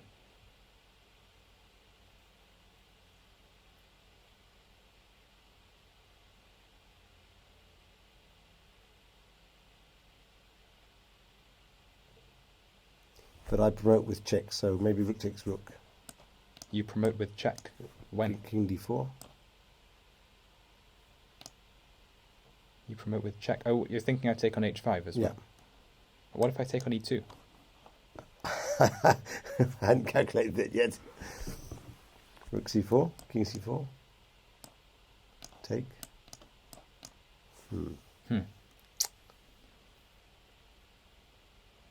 And I lose here. Okay. So you have to make some... No, I like lose. this I and- lose. Yeah. I lose. Okay, very tricky. But let's go to the game because it's Yeah, this it's is a bit ridiculous. late and But with we could be hours and hours calculating these support endings. I Okay, like but- them a lot as well. But White made a mistake allowing Rook F7, definitely. Possibly, Rook S7 was a good defending move, yes. Okay, but definitely keeping the rook in front of the pawn. There are so many classics that end badly with this. Yeah, that is true. Yeah. That is true. So the rook preoccupies itself with the pawn, and as long as White keeps touch with his E5 pawn, He's With going the to king. lose if he... there's no good discovery. So if maybe this was a moment though, maybe Rook E1 to come out, E6, Rook Rook E3. E3. Yeah. Okay, but he didn't do this, and now what's happened is that So he's been he's- forced to play G6. He's still stuck in front of the pawn, and now he was left with no move apart from G6. He's been left in Zugzwang. Yeah. And against G6, Presumably he calculated Rook G1 and found it not satisfactory. Rook G6, Rook B7. Rook B7, Very- that does very look nice very move. strong. Pawn takes pawn. Pawn takes King pawn, King F6 F6 check. King back, King and now back and E7. E7. So And this will be a win. 1-0. So So good technique by White, obviously, but bad defensive play by Black. So yeah, Although- you have to really feel for Black here, because he made almost the right effort, and he had the chance to play Rook F7, but he was just out of luck. Go back to the position where he was playing Rook F7. Was it? Yeah, in move 59, no? Yeah.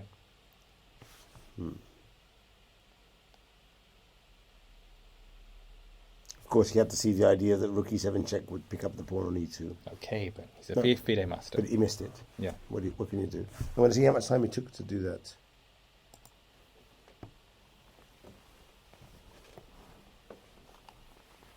I'm going to see here. Move 59, no? Yeah. Well, he was playing fast here. And was it King E5? Rook E5, B1, he played it B1 in 10 immediately. seconds. Okay, so, So he he didn't think about it. He had his idea mapped out before. But this goes to show how tricky these endings are. And if you got a bit of time, for instance, he spent 2 minutes a move after, he could have used it to try and find alternative ideas. He probably didn't think of this idea. Yeah. Of course, the idea is ridiculous if you haven't seen the check on e7. So he probably didn't have it in his candidate moves. Yeah. And didn't think of it when the time came. Okay. Yeah, it's really unlucky, though, to lose this kind of ending, because it's almost there. It's not quite enough. The game is still being played. Can he have chances here? Has he played on? Okay, e7. E7. What happened? We could be wrong about E1. this. Rook e1. Rook G takes takes b2. h5. Or, okay, rook takes b2. And king h7. But in any case, even if he is able to defend this ending, this is not the way to go. Rook takes b2. Yeah, because if not... G takes h5, maybe? Ah, gh5, there are checks from the back. checks to the back. This would be... Another check. And now rook back to e1. Okay. And this probably draws. Okay, that makes sense. So take on b2. No, he could even play king f7 when he captures on h6. It's even better, no? King f7, yeah. It's even Also better. draw. Or I might look Or for it a might win. be better.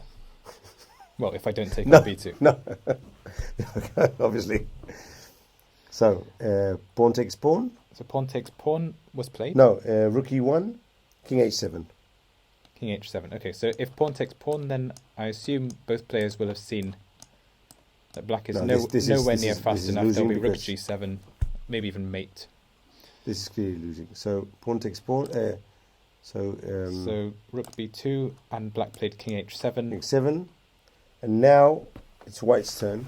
White's turn, and How to finish this off? I expect rook b8. Rook b8 just makes most sense to me. Rook b8. So if you start checking, I just move away, and it's game over. No. We need to look at this. Actually, this could be complicated. Rook takes, king g6, rook e5. No, king e5 is probably winning because you keep the rook behind, and then you force him into the corner. King e5. Ah, yes. Okay. So if g3, king f4, or rook g8 check. Rook g8, and if king g5, then you check, give check and king f4. And king f4. And this normally is winning. h5 with a bit of carefulness. But be careful because there's a trick. Rook there's the stalemate. But you don't capture straight away. You just make a move with the rook. You make any move, and then black has and to then you either capture with check. Yeah. So this is winning. This is winning. And actually, that's what's happened. Okay, he's played rook b8, and this is going to be winning. I think maybe from a technical point of view, gh5 was better. Let's see this moment here. Aha. We have a decisive result or we should go back. We should go and see this. Well, basically because this game is winning. This will be decisive. So tough luck to Andy P. Horton. And Hawkins Arkle, there's been a result. Hawkins Arkle and Hawkins has won to nobody's great surprise. With the two H and F pawns, but of course with the knights on the board. With the knights on the there's board, more tricks. Black's toast, really. Well, he can still fight, but he's dead, of course. So where did we pick this up before? We had rook c2 check as the last move played. Rook c2 check. But going back just a few moves with the mouse where you were before. Just a moment. Okay. Here, it's funny that he has to lose this game. I mean, a 3 against 2, all the pawns on the same side of the board. The knight ending is a draw. The rook ending is a draw. So logically, the knight and rook ending should also be a draw. Mm-hmm. But there's small things here. The rook is badly placed, but just advance a bit here. He should be drawing this for ending. This ending should be a draw. But did he lose the pawn? Oh, of course, he had to put the pawn on f5, and then the breakthrough came with h5. So this was very specific. Normally he would draw this endgame. But the thing is, when he gets to the endgame, already he's losing or a pawn or the breakthrough with h5. So he couldn't really do anything to defend himself. It was all forced. Yeah, he could have considered maybe f6, so that if knight e4, then black gives check and he plays f5 with a tempo. Okay. This might have been a small wrinkle. It might have still lost to something also specific like so. That is very dangerous. Yeah. The knight will have to go to f8, and then I play h5 and king h4, g5 like Capablanca. Like Capablanca. So it's going to be losing. Okay, so he played f5 in 1, and he played the idea that was g5, suggested very well. earlier, Knight g5, takes pawn. knight takes pawn, gf4, knight h6. Knight h6 check. Okay, so Hawkins did some calculation here, I guess. Knight h6 check, and if king h8, what was the point? Because king f8 will lose a pawn to rook f7, gf4. So he couldn't go to the corner, but why?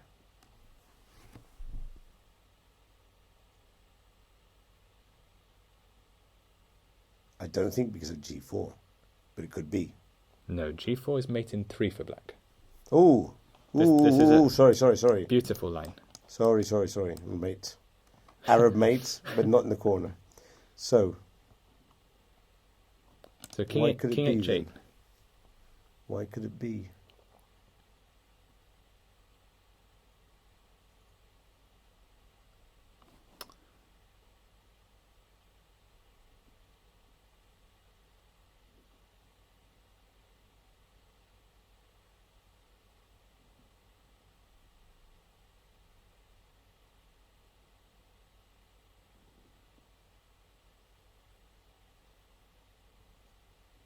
I'm puzzled.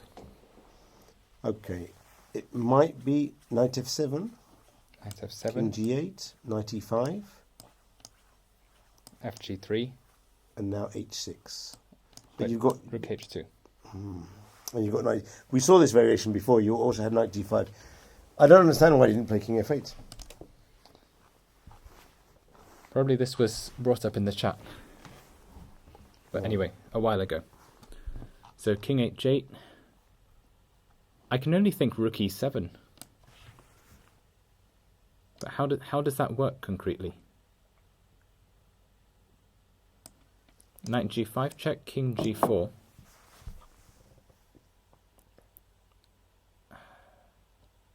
So pawn takes pawn, king takes knight, g5 and rook then e1. back. So if he can't do that, he's going to lose the knight, or the king will go to g6, Okay, and then there'll be serious mating threats. this line is not over. Rook c5. Knight f5. Okay. No, this is over. Now, I was seeing things like this, you know, g1 queen and rook takes h6. Okay, nice. But how does it say it in English? Close but not cigar is the phrase. Close but no cigar. Yes. Yes. Also, the fact that black's currently in stalemate if he has no pieces. Yeah, well, that's a problem when you've got a pawn, you can't. So, let's see how it finished and pass on and go on to another game. So king f8, rook f7 check, and white took the pawn, obviously. Rook c1, rook f5. So I'm guessing that's just to free up the knight for some other duty, like knight g4 to e5. e5 is a great square for protecting both f and h pawns. King d7, knight g4. Yeah, basically there's nothing you can say about this except it's already winning for white. There's no chance. No, but you can't sacrifice the knight for any of the pawns. And even a rook ending is lost now because the king is outside the scope of the pawn. So basically he's lost. But let's see how it finished off. So the idea of knight g4 is that after rook f1, okay, if white had to play king g3, this could be tricky. Because black just gives checks, and if king f3, then knight d4. Okay. But it just pushes the pawn. Unfortunately, after rook f1, also pushing the pawn is a problem, because rook takes f4. If rook f4, then knight f4, and black will catch the pawn. Maybe. h7, king e6 to stop knight e5. And this should be fine. Yeah, this is a draw. And the other point is that after h7, rook takes f5, h8, queen, black has this. Oh, which is nice. Ridiculous. Maybe he didn't see that one. Okay, but white shouldn't play h6. White should play knight e5 check and knight g6 and convert the pawn like a That's what Hawkins would do. He would calculate, see the trick, and go for this one. Okay, but there are more tricks. There are always tricks within the. Actually, this could not be over. You know, if king g2, this is a trick. No, knight's protecting f4. You're seeing things doubled. I'm going crazy now. I'm just seeing forks everywhere. But what I did see was king g3 and knight g7. Okay, this is possible, yeah. This is possible. After rook f6, king c5, white can go to many places, but he can't save the pawn. Can't save the pawn, and this would have been could a draw, be a but draw, king yeah. g2, walking into the almost fork, will win. Okay. Almost doesn't pay bills. Doesn't pay bills, like the nearly. Okay. So, we are going to see quickly how this finishes and jump to the game of Williams, one of the audience's favourites, Okay. who is... Who has won, possibly. maybe not. That's why I want to go and see the game, because in the chat they're saying that he might be near a draw. So Okay. let's finish this off. So, Knight d4. knight d4. I'm sure there may have been trick attempts for black, but we've But in we've the end, seen the all pawn, the possible the pawn tricks. gets to the end. H7. h7, rook h8, and now And he's lost. concrete play. The idea is king f5, knight e5, so that if king f4, then knight g6 will take the pawn home. The other idea is that after knight e6, white gives the check on f7 with a rook, and it's almost mate, and then this happens. Knight I g6 think. is also winning, I think. Knight g6 is better. So, yeah, he's Yeah. winning in all the variations. Knight g6 is better than king g5. Okay, so a very convincing win by Jonathan Hawkins over Keith Harkle. A very typical game of both of them, Yeah. actually. And better technique and good calculation. And maybe Keith could have defended slightly better, but it was a tricky position, and it's unclear if there was a forced draw there. So Okay, we think maybe king h8 would have improved, because we But- can't see a mate. we can't see a mate, and if there isn't a mate, it's better. Yeah. But maybe there was something specific that both players saw, or at least Keith saw, and Okay, the point opted also for is, not doing this. after rook e7, black doesn't have to sacrifice the knight with knight g5 check. He can play knight g7, possibly. Mm-hmm. So he's not 2 pawns down, just 1. Just one. Mm. And that could be very important for the ending. Okay, so let's go and see the game of Williams. Williams. White or black? Black, probably. Williams. Williams, Ginger Williams, one of the best English players and a favourite of all the internet public. By the way, Lawrence Trent has won, so he jumps up to 50%. Okay. And let's see if in the later rounds we can see him at the top of the scoring table. And Williams is playing... I can't find him, funnily Williams enough. is playing Conor Murphy. Conor Murphy. Here we go. Okay, so it's opposite colour bishop ending. Williams has 2 pawns against 1, 3 pawns against 1, but he needs to get a second pass pawn to win. No, let's go straight to the ending. I mean, Okay. We Could go mad too late watching this. or at least pick up the game. Okay, so No, let's start from here, because here This is interesting. he had a promising position. Equal material, opposite coloured bishops, but he's attacking. So Yeah. in principle, this is good. Let's see how he continued this position. So f4. F4 to try and prevent bishop b5. That seems reasonable. White does And seem now- to be holding. For instance, if queen a1, queen c1, Hmm. and black's queen isn't coming in. Okay, so So we have bishop d6. bishop d6. Now if f5, he can go back and occupy the g5 square. So white played. White played bishop g4 so as not to be G4. forced to push the f-pawn, because black's idea was to play queen f8, coming in that way. Okay. So bishop g4. Bishop g4, That queen would allow f8. queen f2 against queen f8 now. Yeah. Or bishop f5. Bishop f5, I thought. Okay, that's I thought good. was the idea. So he played bishop f5, queen f6, queen g2. White has his share of ideas as well. If he can get the queen to g4, maybe rook to the a file. Yeah. King f8, rook c1. So white wasn't in the optimistic mood. If he had been, he might have thought about rook a3. And rook takes c4 and getting the rook at the back and trying Rook to get the queen a3, in rook somewhere. No? c4. This is a bit optimistic. Rook a8, king e7. Unless he gets the queen in, he's going to lose. Yeah. And I can't see a way. You could go in queen e2 and queen h5, but I'm sure black has counter options. Pawn takes pawn and queen d4. You're going to be mated. Yeah, black has So more than it's- enough against this, but his king needs to be on e7, not g7, because otherwise it's a queen check. Yeah. So he played... So queen f6, queen g2, king f8, rook c1. Fair enough. Queen d8, queen f3. So white's trying to get to the g4 square with his queen, and Williams realised the situation was urgent and took some material off, winning a pawn in the process and keeping the queens on. So you'd think he still has a good attack going. So white finds a way to... I'm not sure about e5 here by white. That's very confident in his ability to give perpetual check. Is it actually perpetual check? Yes, it seems to be there. Mm-hmm. So bishop e5, queen d8 check was the idea. And king f7, queen d7, king f8.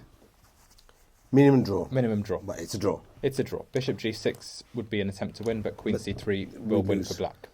Okay, so bishop e7, Bishop e7. queen f3, bishop g5, queen g6 check. And now king e7 would lead to mate for black, so black has to take the queens off. But okay, so this... not winning this position. King g7. Okay, so we have one pass pawn, although that goes to a white square, which is not good. So we need to create another pass pawn, which is practically impossible. So this is a draw. Yeah. So, but they're still playing on. So what? Now they're about to draw. So white takes his king to the corner, which he can do because he has this tempo on the bishop on e5. So for instance, king g5, bishop e8, and now if black's bishop was anywhere else, he could maybe play king g4 and attempt something. It shouldn't work due to bishop d7 check, but he could attempt. As it is, white simply goes to the corner, like this, sits on h1. Okay, when does he go to h1? Well, he doesn't need to. He doesn't need to, but as long as he can go to h1, he draws. Eventually, black tries playing c6. White realizes this diagonal is perfectly good enough for his needs. When black plays b5... When black plays b5, he can just take it. Okay, so here we have the principle of the long diagonal, or the unique diagonal. So there's some very important textbook examples here with a sacrifice of this pawn, and as long as the bishop can control the diagonal of the advance of the white pawn and his own pass pawn, then this generally wins. So imagine the pawn was on f3, for instance. Yeah. Then he could put the pawn on f2, situate the bishop on b6 or on d4, controlling the advance of the b5 pawn, and then he would win by means of advancing the c pawn. Yeah. The problem is here he can't do that because when he captures the pawn, for instance, if in a moment he tries this, for instance with the pawn, let's do it a bit better and show what could normally happen here. Let's play some moves. Okay, but here there's a special problem because you have the wrong bishop. Okay, no, but that would still be a draw. Yeah, exactly. So, but to illustrate the example, supposing it was the correct bishop, supposing it was the correct bishop, then it would be a win, surely. No, because let me. Also, here bishop d7 to b5 would hold trivially. Yes, in this case that would be correct, yes. In this case, in fact, also if the pawn was on f2 and king on f1... It's funny because he didn't even try bishop e8, so he should probably put the bishop on b5, and then there was no other moves were possible. Yeah. But he's seen that he can do this as well, which is fine. Black plays b5. But you don't even allow him to play this, no? King takes... When c4 happens, in this case, as everybody knows, this is the wrong colour bishop to queen and h pawn. But it's funny that he didn't even allow the... I mean, he could have put the bishop on b5 straight away and immediate draw. Why do you think he didn't do that?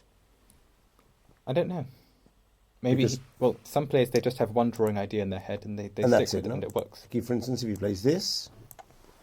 King e5, bishop c6 would be perfectly good, yeah. And this, and offer a draw. Easy peasy, no? But yeah, of course, if the other draw works, why are you going to look for this one? Until the other one doesn't work. And then you're thinking, why didn't I do this one? Yeah. Which is very simple, no? Okay, so Williams has drawn. We still have Hebden-Richardson going on. Yeah? We've not seen Hebden for a while. No. In fact, maybe not ever. So Hebden's repeated his opening from before with giving up the bishop pair and playing e3 in a call / what's the word? Is it a call system? Call is with the e3. Is Zuckertort when you play b3 e3 leaving the bishop stuck behind. Then it's call is Zuckertort. Yeah. So it's b3 and bishop b2 later on. But what's this one? It's not quite Trumpovsky. This is a Torre attack. Torre attack, yes. Okay, so it looks... You know, Torre was a Mexican player. Very talented Mexican player. Also means rook. Yes, but it's not because of the rook. It's Okay. Carlos Torre. Mm-hmm. He played this variation twice in Moscow, once against Taptagoa and once against, I'm not sure if it was Stalberg or someone else, with 2 convincing wins Okay. in 1925. So I know my classics, but more specifically, I did a video series on the Torre attack, so I know specifically this variation. But possibly But Torre is more known for another thing. for the windmill. Um, I think he was on the wrong side of the windmill, no, that was the original windmill. but the windmill was in one of the Torre attacks. Ah, okay. He did it with white. Ah, so he was That on was the his correct game. side. That was his game in the 2025 in 1925 in Moscow against Tartakower. Yeah. He did the windmill, and it was a Torre attack. Okay. Although Black did play imprecisely before. Mm-hmm. But Carlos Torre, although he's known for the Torre attack, he's even more famously known for another position, which I'm sure you'll know. It's a position he played with one of his students. He was black and his student was white against Canal. And if my memory doesn't correct me, it's that famous combination where he sacrifices his queen 4 or 5 times. First on G4, then on C4, then on C7. Then he plays A4. Yes, And then he I plays remember A4, this. and then he comes and to try and promote a pawn, and with the rooks. That's a famous game of Carlos Torre. Okay. But he was black in that game. He was on the losing side. Ah, okay. But some people say that game wasn't really played because it was never published. It was never found in a tournament, and it wasn't published until a few months afterwards. So there's a speculation that game was analysis Yeah. of a game between student and teacher. And And they then just found in the the analysis, they found the variation, variations, and they had an idea. This is an idea, no? But you know, not every published game, in fact, happened. Well, Alekhine had a game with 5 queens or 3 queens, and that was another one that is uncertain if it was really played. But there are games published all the time that from tournaments that never happened. Okay. Okay. But this was in 1925. So Okay. anyway, There's also a now it's cleared. modern grandmaster called Torre from the Philippines. Yes. Yes. Yes. Who, by the way, Eugenio Toro. The first Asian grandmaster. And also, if I'm not mistaken, he is the player who has played most Olympiads of all the in all the world. 14 Olympiads Okay. with the Philippines. So, and by the way, last Olympiad he played extremely well. He won a bronze prize on He defeated sport. several grandmasters of top level grandmasters. Yeah. Now he's under 2,500. Okay. Okay. So we flick through this quickly. I don't see that many tactics. I'm not sure why F5. Ah, okay. F5 has the idea, I think, after GF5.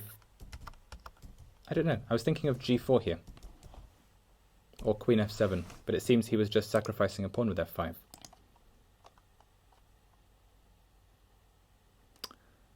Okay, this doesn't make a lot of sense. Maybe he was scared of the slow advance of Hebden with E4, E5. But still, it's quite an extreme measure to take to sacrifice a pawn, and the bishop on F5 looks quite stable. It can be reinforced by G4 by white, unless there was a concrete idea.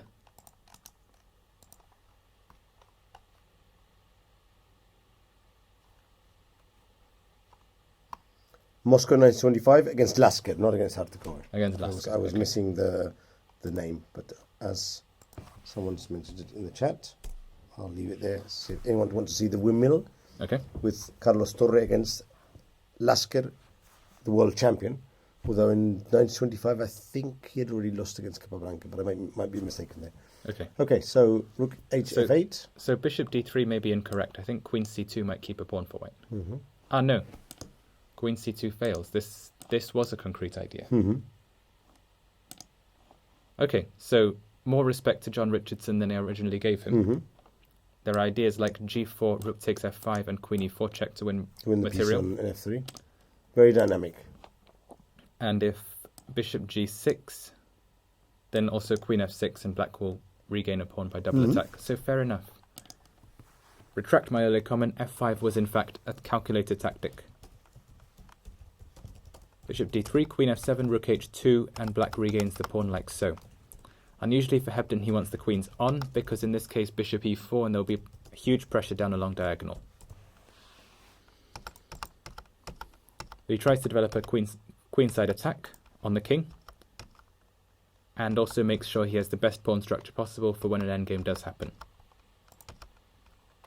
Queen c2, queen takes, rook g, g2. So he's basically playing all long-term moves. Rook g2 will be looking for something like bishop d3 to e4 and then f3 to change one pair of rooks, I think. Do you know, I thought that white was a rook down here. Because the rook on h2 I thought was a pawn. And I was thinking, okay, there's a bit of compensation with the rook, but how far do those pawns have to advance? And now I'm seeing that the two rooks are together. That's what happens when I'm going Looking from at three screens, from one screen to the other. Okay. So, I'm not sure John Richardson needed to allow the white rooks to free themselves. Maybe he didn't see that after rook h1, rook d2, white can in fact play rook c1, and if this, then black's rook is trapped. Wow. That would be unfortunate. That would be really unfortunate. Rook d2, in fact, rook c1, it might now be forced. Black has no move to save his rook. But, because there's a mate. He might have gone to... Well, this is completely possible. Yeah. So when he played rook h1, probably his intention... Okay. So rook fc7, I think, was a mistake. Maybe he should be playing the other rook. I don't know. But that is a very, very hidden idea, Daniel. Yes. Very hidden at all. Of course, he doesn't have to play rook d2, though. So when Hebden played rook g2, he already knew that he was coming out by this method. Probably. And if the other rook goes back to c7, he's also playing rook h1 or rook g1. Remember, Hebden already demonstrated great technique in rook endings the other day. Yeah. So possibly he already had seen this idea.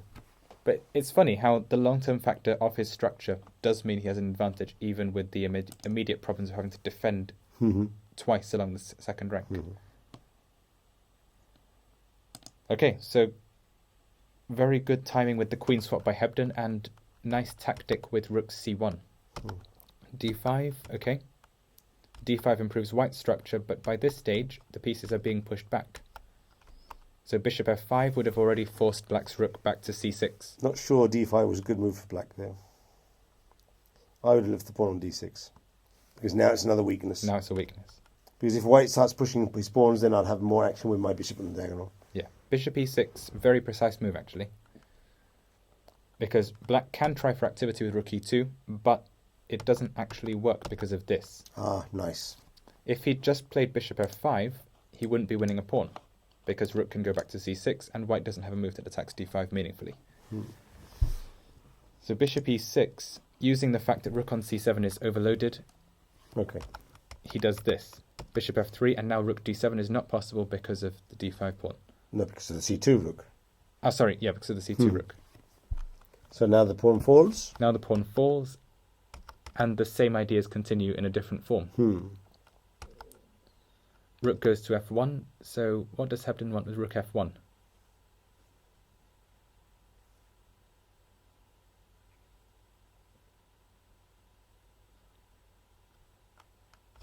Maybe he just does want f4.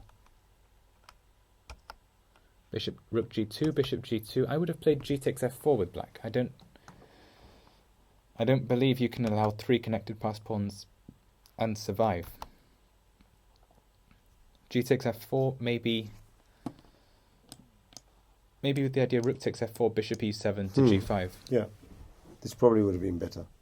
Because on g5 you can, if white is really careless, b3 and rook g1 create some ideas.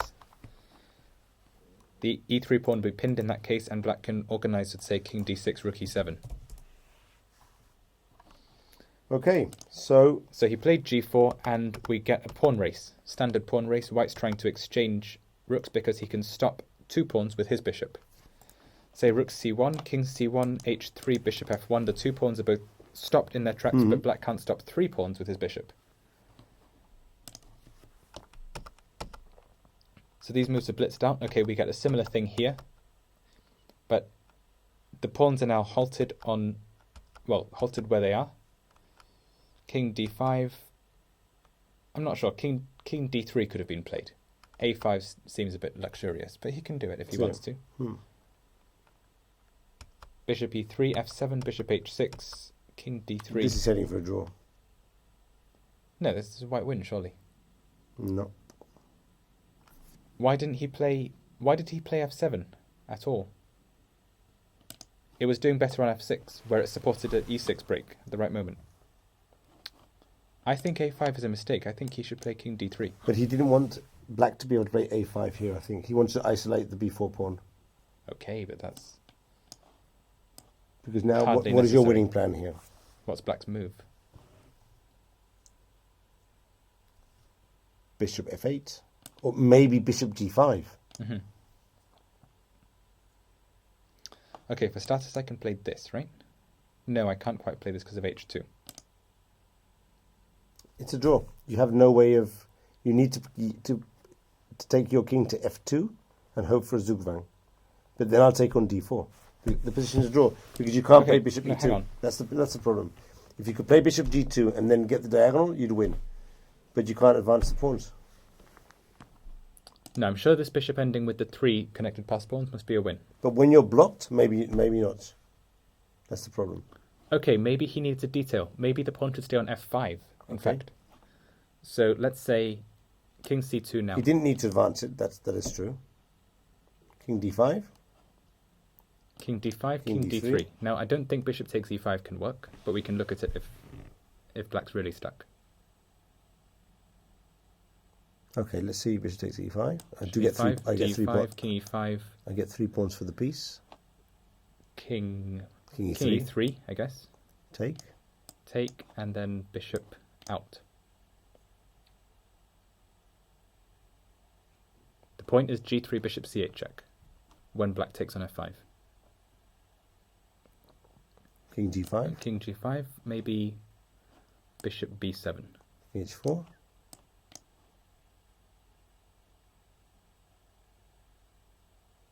Okay, now we park the king in front. Do a check. You give check, I play king f3. Now I think I've stopped the pawns.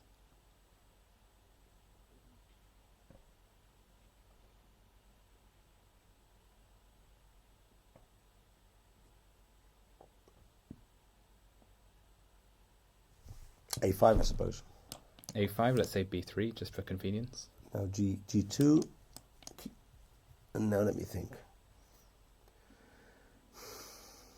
You will be zugzwanged eventually. Yeah, and you have the right pawn. No, this is So lost, for obviously. instance, this, and there's no move. Yeah, you have the right pawn. Okay, so this is bishop lost. takes e5 in principle doesn't work. Mm-hmm. So you have to play some waiting move. Bishop h6, for instance. Bishop h6. Now I think it might be useful that bishop to the long diagonal is always mate. Mm-hmm. Ah, That's why the pawn is on f5. that's interesting. It's a detail. Maybe it's not useful. And also it will be made to if h2 at some point. Mm-hmm. Ah, that may allow us to play bishop e2 at some point. No, but bishop e2 is met by h2 always. And take on f3, queen. Okay, but there's more chances. I might have b3. Okay, White's playing b3 just to avoid any idea with Okay, b3, bishop but c1 at from some black. moment I could have my king on e3 and play bishop d3, e4 mate. Yes. If at some point the bishop is on e7, for instance. Yes. No, it's not going to get there, but I can see Okay. there's more chances now. So black should probably fix this, just in case.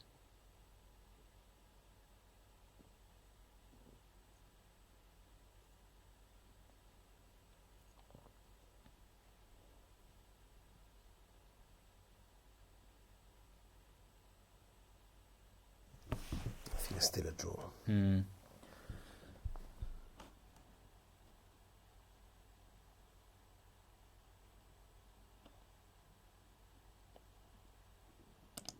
I think it's still a draw. It's a pity, but maybe it's still a draw. It's very specific, but it looks like it's a draw anyway. Okay, that's strange. I would definitely expect the 3 pawns to beat the 2 pawns any day of the week. But okay, for concrete reasons, there's nothing White can do with his restricted bishop on f1. He didn't see anything to play other than king to f2. But okay, the game still goes on. So he swapped the d pawn for the 2 kingside pawns. essentially. Mm-hmm. Oh, But but he didn't even get the 2 kingside But pawns. now the game is a draw.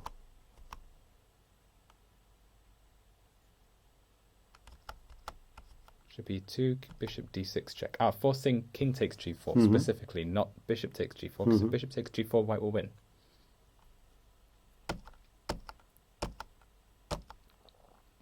Okay, so this is respectable defense. It's a draw. Well played by Richardson. Yeah. Although he didn't have many options to defend. No. It was more or less But forced moves. But he has to know that the correct diagonal is the h6 to c1 diagonal. Yeah, but that's That's- relatively intuitive. Yeah. For a player of his category, he's a 2200 player plus. So Okay, but I'm sure there'll be a win with the 3 pawns against the 2 pawns. but not in this position. Not right here, no. It doesn't jump out at me immediately. Put it that way. But it's very specific because you can't attack the g4 pawn and get the bishop behind. Yeah. That's the key.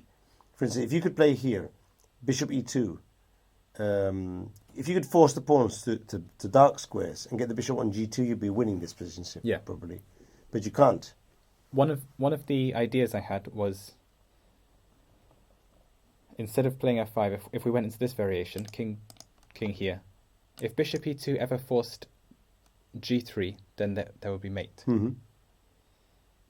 But you But can't. unfortunately, bishop You've e2, got because h2 the and board you is... have no time to get back to the other diagonal. It's very specific. Yeah. So in general terms, the bishop against the 3 pawns should be winning Yeah. against 2. But This is a slight surprise, because it's opposite I would have opposite coloured bishop endings. We'll find many of these situations where, in principle, you should be winning, but specifically, you're not winning in this precise position because of a tactical detail. I'm surprised Mark Hebden, with hours to spend on the ending, But he might. But what could he? made the same mistake that I did. But what could he have done? Okay, well, he could have, for instance, kept the rooks on. Okay. Or if he thought it was going to make a difference, actually, it might make a difference. Take on c7 himself and play e5. So that bishop h6 is not check, and he might be able to do other things. Maybe. Maybe. But here, for instance, b3 could be an idea.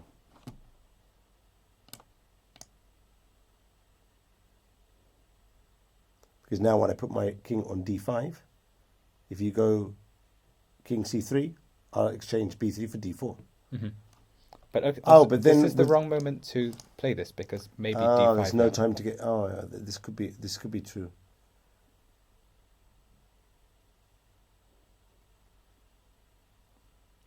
I'm not sure you're stopping the pawns now. Maybe trying to play this, but if black plays king c6, you now have to use the fact that bishop h6 is not check in some constructive way, which I'm not seeing.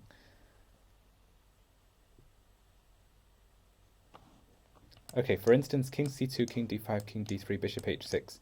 Maybe now we have all the tempi we could possibly have. This is the best version. We might leave him in Zugzwang somehow. So if bishop g5, b3, bishop h6, a6, say we get everything we want. Is there anything now? He has to move his bishop. Has to move his bishop, we play f6. He goes back. With the bishop? Yep.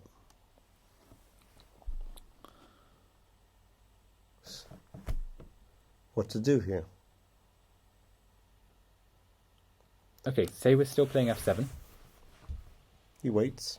with bishop g7 or king e6.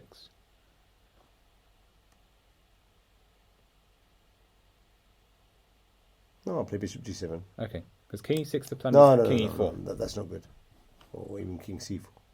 No. King c4, bishop f8 is a problem. No.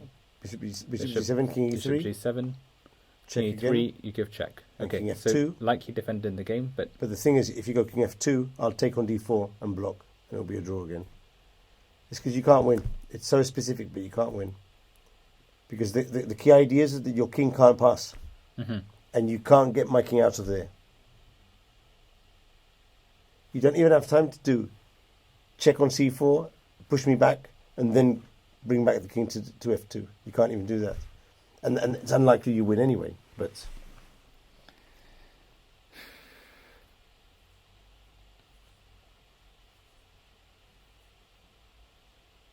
Okay, yeah. It's a draw. It's a draw. So, fair enough. So, what do we have left? The only game left is Sakarian against Agassi. So, open it up. We'll give it a brief check. Oh, good gracious. And we're probably wrapping up the round very soon.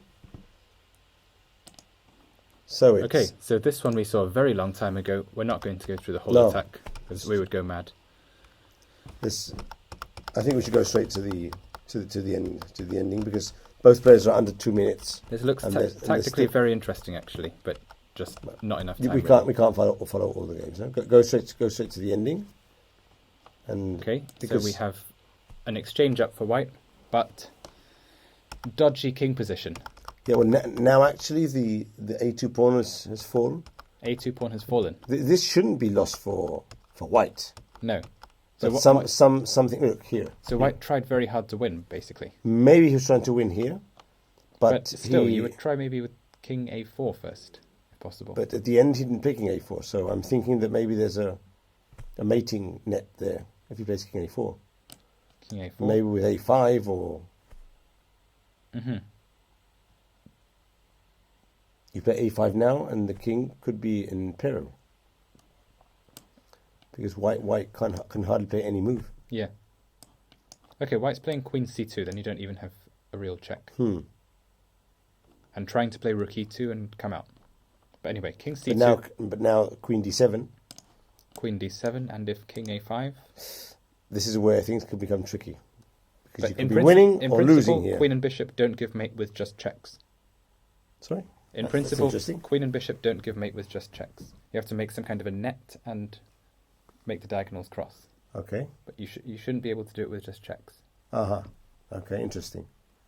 Well, it doesn't seem that this is going to be possible here anyway. But he changed direction. Look, he played queen d5 and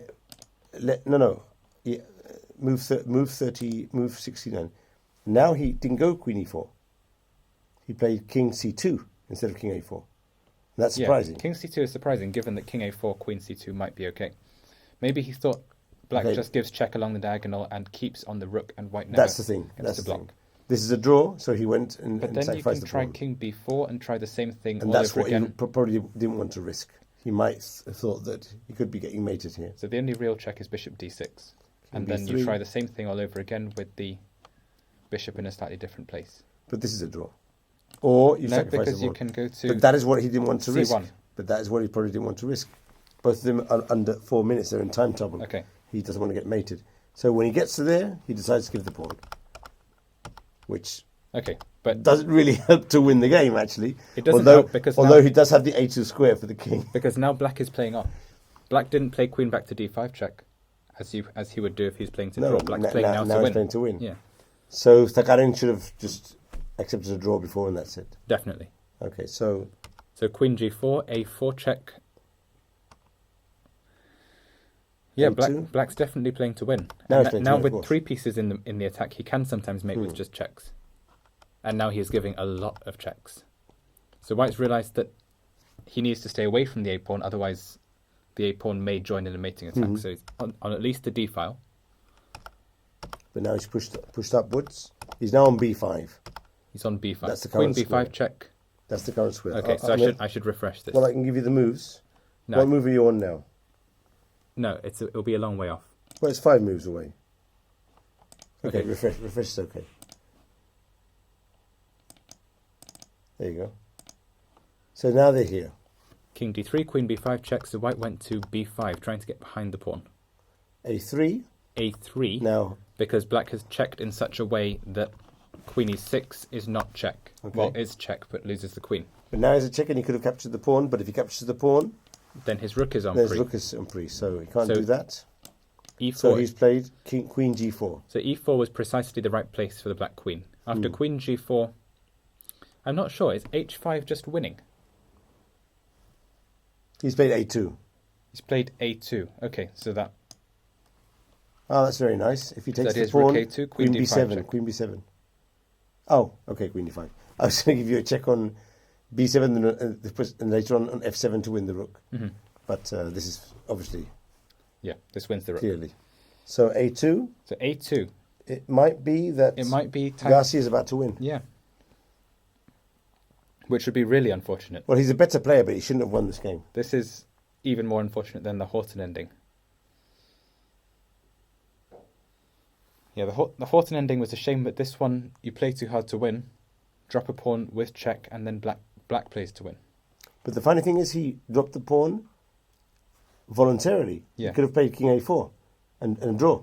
Okay, so white's actually played rook takes A2, there's been queen D5 check, Ooh. and soon Well, he was losing, though, but white will have to resign. there's nothing here. He's played king B4. H4. Wow. Okay, but anything wins now. Well, if he's able to exchange the H-pawns, the other H-pawn goes to a white square. So that's his only... That's what he's trying to do. Yeah, okay. That's the reason for continuing. H5 looks good now. So he's played queen B3 check. Or a few checks king first C6. to centralise. He'll probably go queen C4 check Yeah. just for fun. And then white has to go king B7 maybe.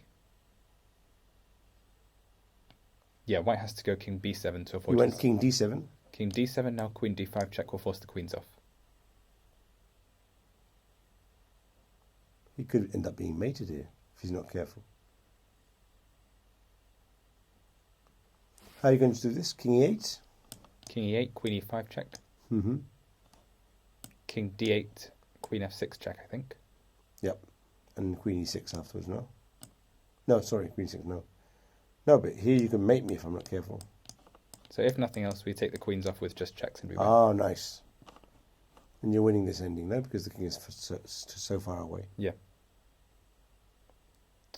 So he's played... They're going towards here. There's going towards here. He's played queen F7 check, king D8. So queen F8 and queen F8 and queen F5 is winning now.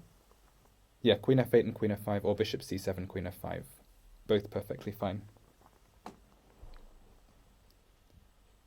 He'll want the queens off, though, because at this stage, after 6 hours of play or whatever, you don't trust yourself. H5 could be a way of going for a mate, but Okay, but there's no need. there's no need to mate. If he wants mate that badly, maybe he'll try queen C7 check and then king G7. Or something like that.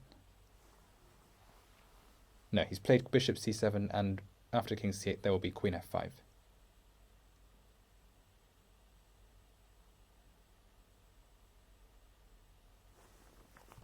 The funny thing is he doesn't even need the bishop here. No. Queen F5 being That's played. what he did. Queen takes, king takes, and the players can go home. Or white can resign in this position. Okay, so we'll wait until he's played queen takes queen, king takes queen. I wonder what will his next move be. Pawn takes pawn. Pawn takes pawn. Okay, fighting spirit from white. Not sure what he expects, but King takes pawn. on he goes. So I can take the pawn with the king and win. I can move my bishop to f4 and win. It's one of those places where any move wins other than moving the h-pawn.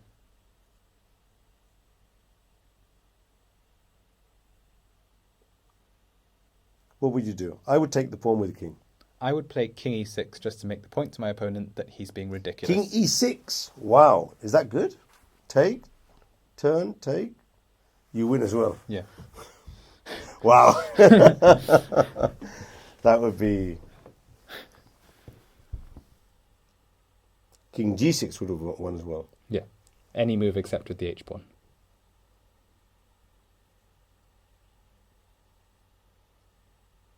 Would that be bad taste in England? To play on in this position? No. As the other guy is playing on when he should resign, to do something like king e6. Yeah. Just bang out king e6 and insist the opponent's being ridiculous. But is that bad taste? No. Because the other player should be resigning. When I was a kid, I played someone who insisted on trying to take all my pieces with check because I wasn't resigning. But that's when you're a kid. But nowadays... So he had a massive attack.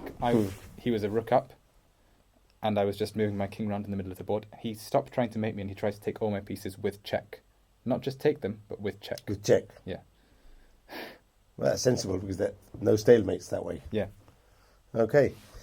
So, Garcia's won. Unfortunate for Zakarian. And now we have exactly the following situation. We have McShane and Howell with 4.5. They're going to be leading the tournament tomorrow. And for sure, they'll play together. Yeah. Probably Howell will be going towards the black pieces and McShane will repeat. Because as top seed, he plays with the colour that he's due to. So we'll have probably McShane Howell tomorrow, a very important clash. Another heavyweight bout tomorrow. Yes, very much so. And then we'll have Gawain Jones with 4 points. And he will be with the same points as Gormali and John Ems, both, all three of them with 4 points. Also with 4 points, Hawkins will join them. Mm-hmm. And also Adair, Yang Fan Zhou, Gassi, Eggleston, and Hanley. And also Peter Wells. Also Alan Merry. And that's it. And that's it. So we have to say that now all the players with 4 points or more are all title players. In fact, are they all IMs or GMs? IMs or GMs. Yes. So things are... The natural order of the universe is restored. Of things, okay? Yeah. But of course, that's just one round. No, but of course we have to take account of John Merriman still. Merriman has with 3.5, gone down with 3.5, but with he very lost good. the hardest game, maybe one of the hardest games you can play. So it'll be very interesting to see if tomorrow he can bounce back and carry on towards his objective, which understandably should be the IM norm. And even with the loss, he is going up 39 points of rating. That must mean a rating performance of 24.50, if not more, nearly for sure. Yeah. So he still is now on a very good direction for the IM norm. But of course, some players bounce back strong, and some players don't recover. Well, tomorrow will be an important game to see. He will have the white pieces tomorrow. So people who I do expect to recover would be Joe McPhillips and Keith Ackle. Maybe Andrew Horton. Okay, we'll see that. In any case, 4 rounds still to go. Exciting chess today. Very exciting chess. Some very interesting games. Some good end games as well. And as always, thank you, Daniel, for joining us here. A pleasure. And thanks also for the guys round the back who you don't see, but without them, this wouldn't be possible. And thanks also for ChessBase for hosting us so we can offer our commentary on the rounds here in the 104th British tournament with Howell and McShane leading after 5 rounds with 4 points and a half out of 5. So more games tomorrow, 2:30 English time, 3:30 here in Hamburg, and we'll be seeing you and more commentary tomorrow. Okay. Bye-bye. Bye. Thanks for tuning in.